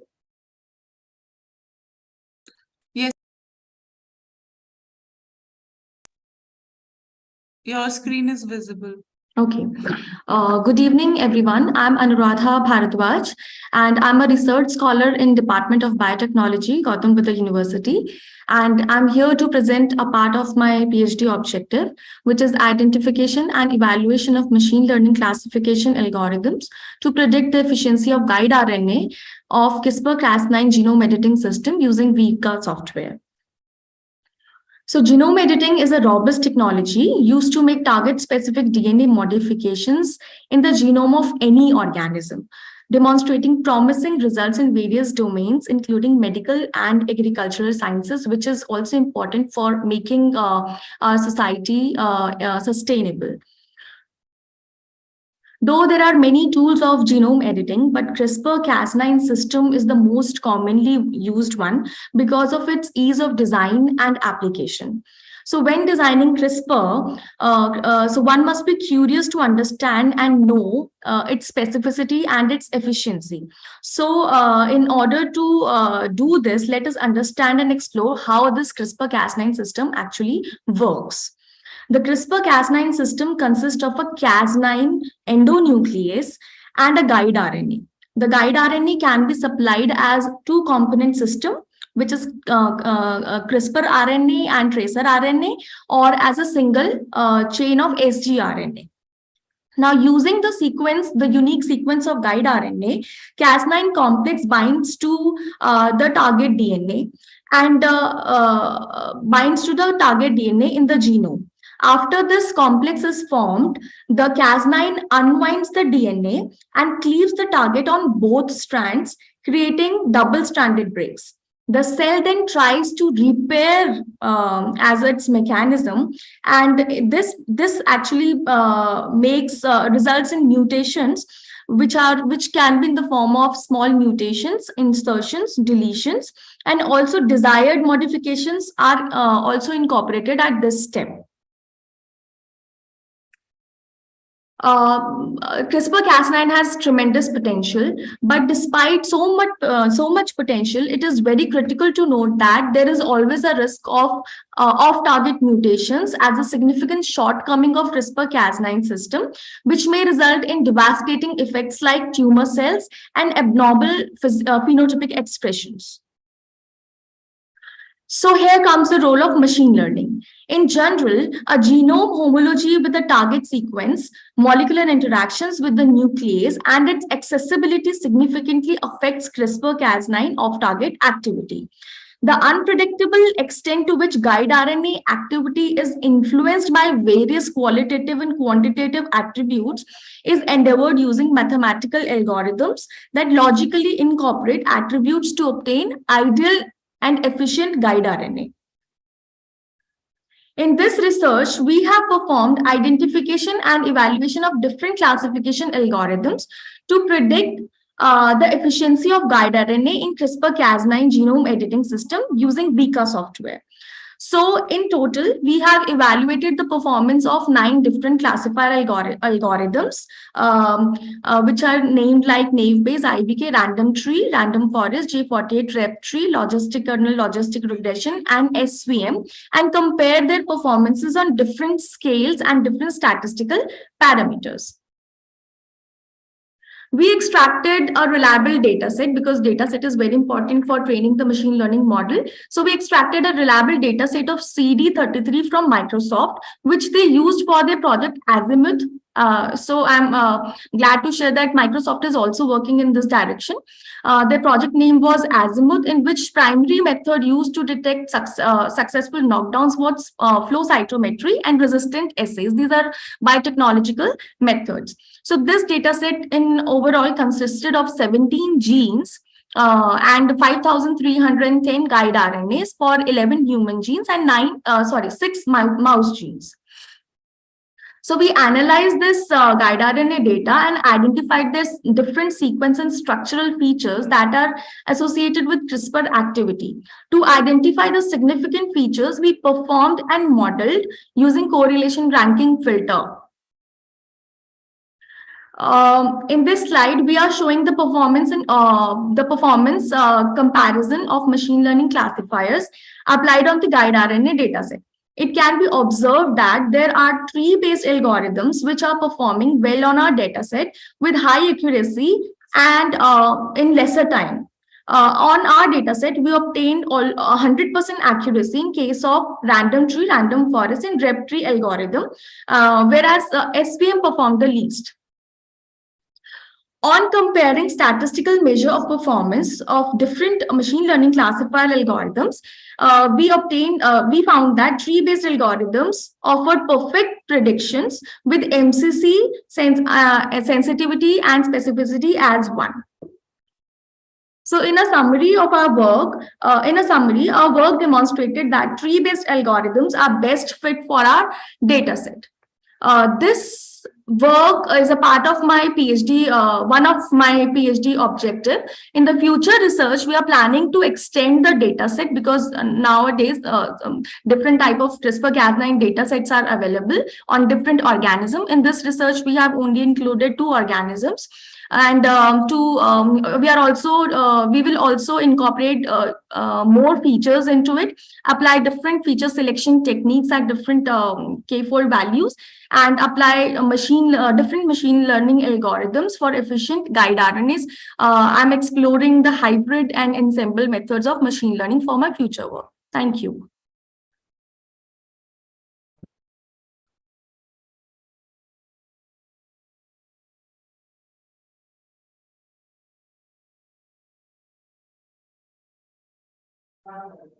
So what was the size of your data set?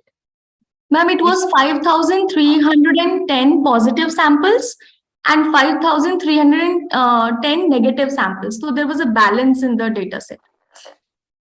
Okay. Okay.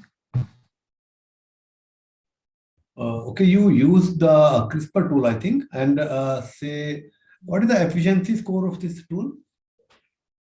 So I use the Vika software. Okay. Okay. So what So, about so CRISPR is a biotechnological tool which biotechnologists use to make to modify the DNA. And Vika software is having a high efficiency. I have seen many good research papers in good journals. Though I don't know the accuracy of the Vika software, but many good journals like Springer and in biology we have BMC. They are having good research papers using this tool, this software. Thank you. I'm also exploring Python programming because for feature evaluation of the guide RNAs, they are nucleotide sequences. So for that, I'm using Python programming, and I'm also trying to use these machine learning models using Python programming so that I'm not dependent on Vika software for playing with my data sets.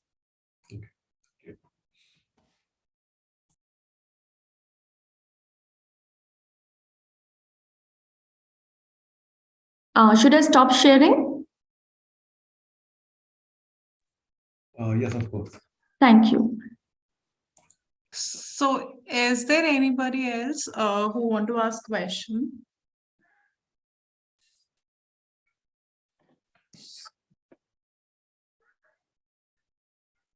Okay. So is there anybody else who's left with the presentation and want to give now?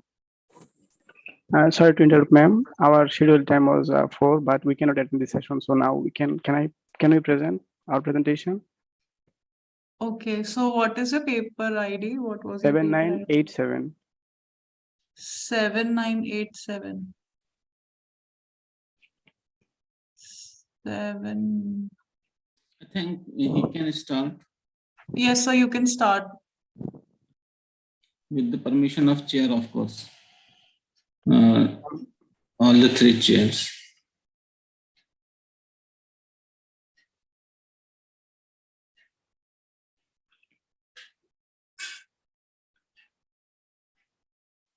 What happened? Has he not presented earlier? It was of a different session? Yes, ma'am, it was for different session. There was some reason he was not able to present at that time. Am I audible, ma'am? Okay, okay. From my side, I am okay. You can present. My slide is visible? Yes, sir. Good evening. I am honored to present at the second international conference and conference on artificial intelligence and sustainable computing. I am excited to share my research with you and engage in discussion with fellow experts in this field. I am Mohammad Junaid. Currently studying in Daffodil International University, Bangladesh. My paper title, Machine Learning Technique-Based Fake News Detection.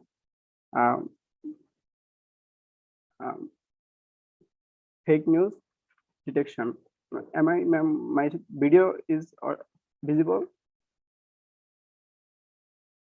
Yes, you're visible. Your video visible, your audio is audible, but I think your speech should be a little bit slower so that we can understand, because some problem with the say. Okay, then I'm starting from the start. I'm Mohammad Junaid, and I'm currently studying at the Daffodil International University, Bangladesh, and my paper title, Machine Learning Technique-Based Fake News Detection. This paper explored the potential of using artificial intelligence and sustainable computing to address challenges facing smart cities like fake news.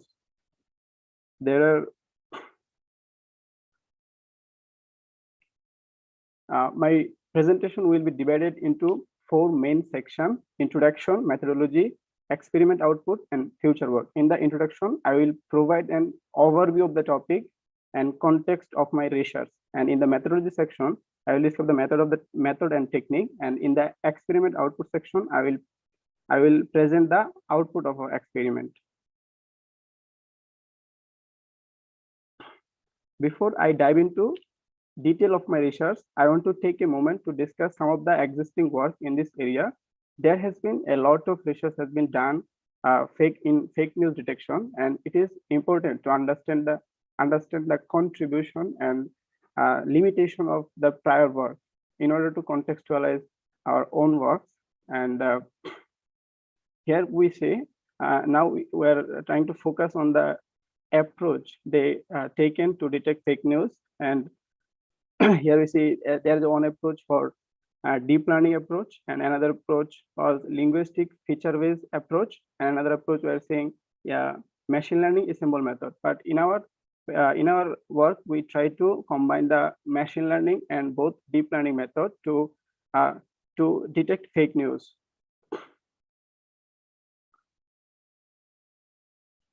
Smart cities rely on accurate and timely flow of information to function effectively and efficiently. This includes information about event, services, policies, and other issues that affect the daily lives of the citizen. Fake news can disrupt the flow of information, and fake news can also harm the citizen.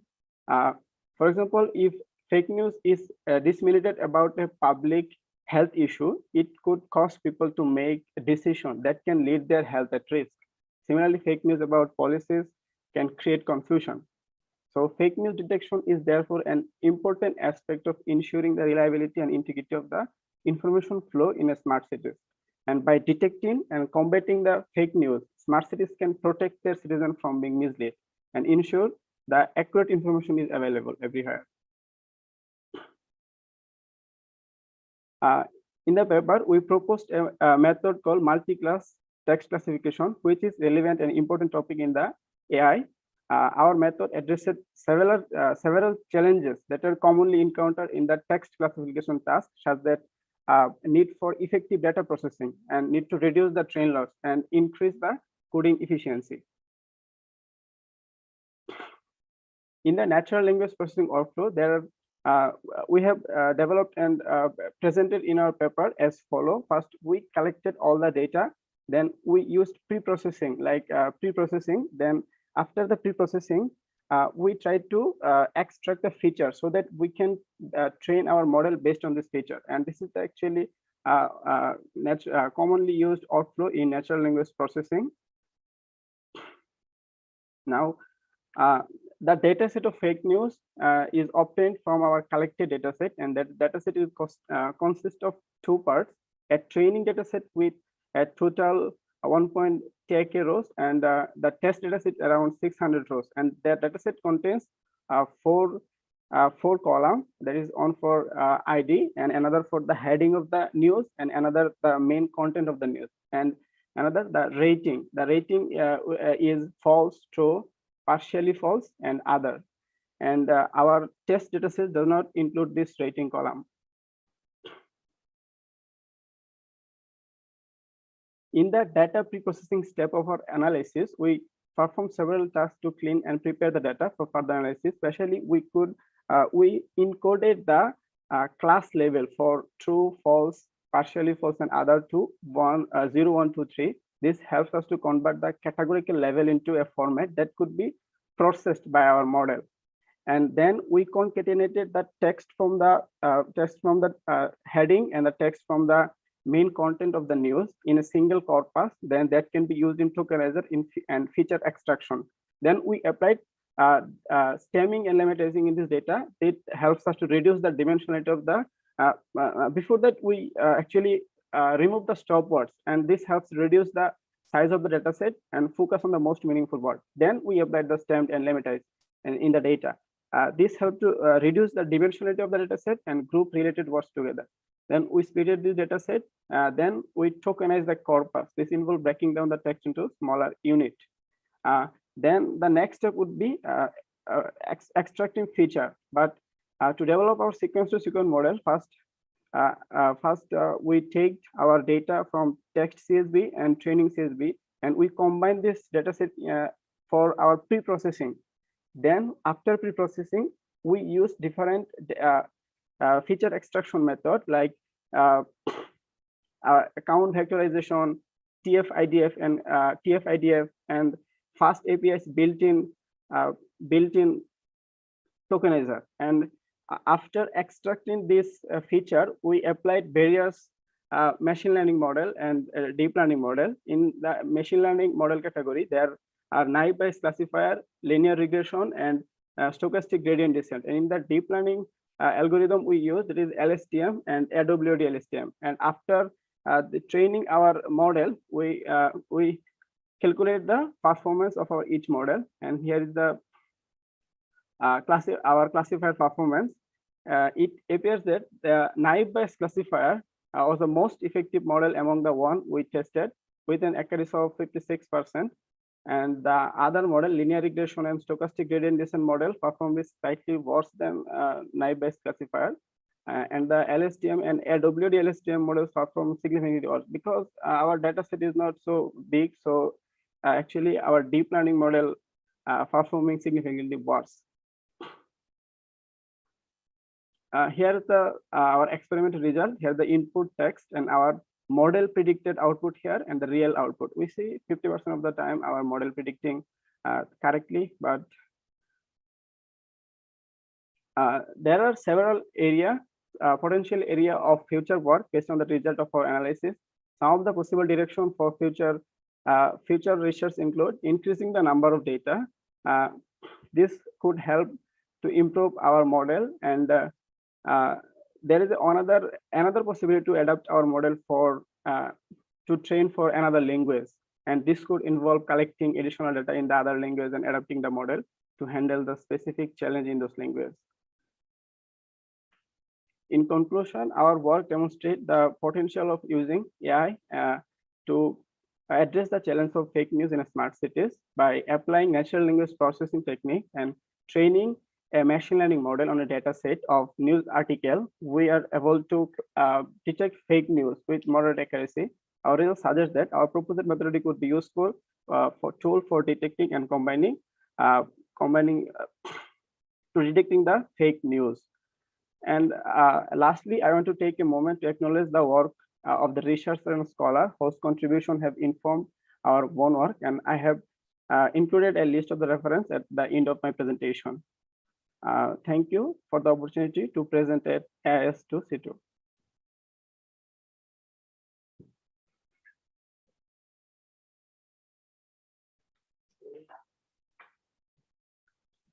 So what about implementing this algorithm on a real text taken from newspapers, let us say? Ma'am, sorry, I cannot understand the question. If I want to apply this method for identification of fake news through taking some text from the newspapers. Okay. How would it work? Our train model also available. We can just input the data where we already seen an experiment result. Experiment output, they are showing the input text are given and our model predicting based on the text. And if we include the news data, then it can predict our text. Okay. Okay, fine. Can I stop my yes, sharing? well, there are a lot of classifiers for machine learning, say, which are used for detecting the fake news. So, did you study all of them? Yes, sir. I have studied all of them, and you studied a few. All of them actually what the classifier I use. I actually studied them better, and there are any other classifier, but I don't use them. But I use naive Bayes classifier, linear regression, and stochastic gradient descent. Okay. Okay. Thank you.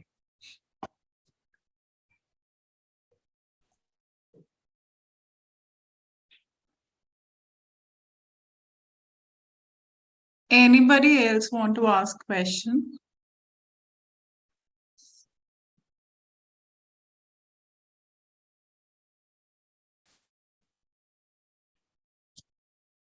So I think I'd end this. So thank you, chairs, all the people on the chair for giving your valuable time to Just evaluate these we papers. missed the opportunity to welcome Latika ma'am. Latika ma'am, welcome. Yes.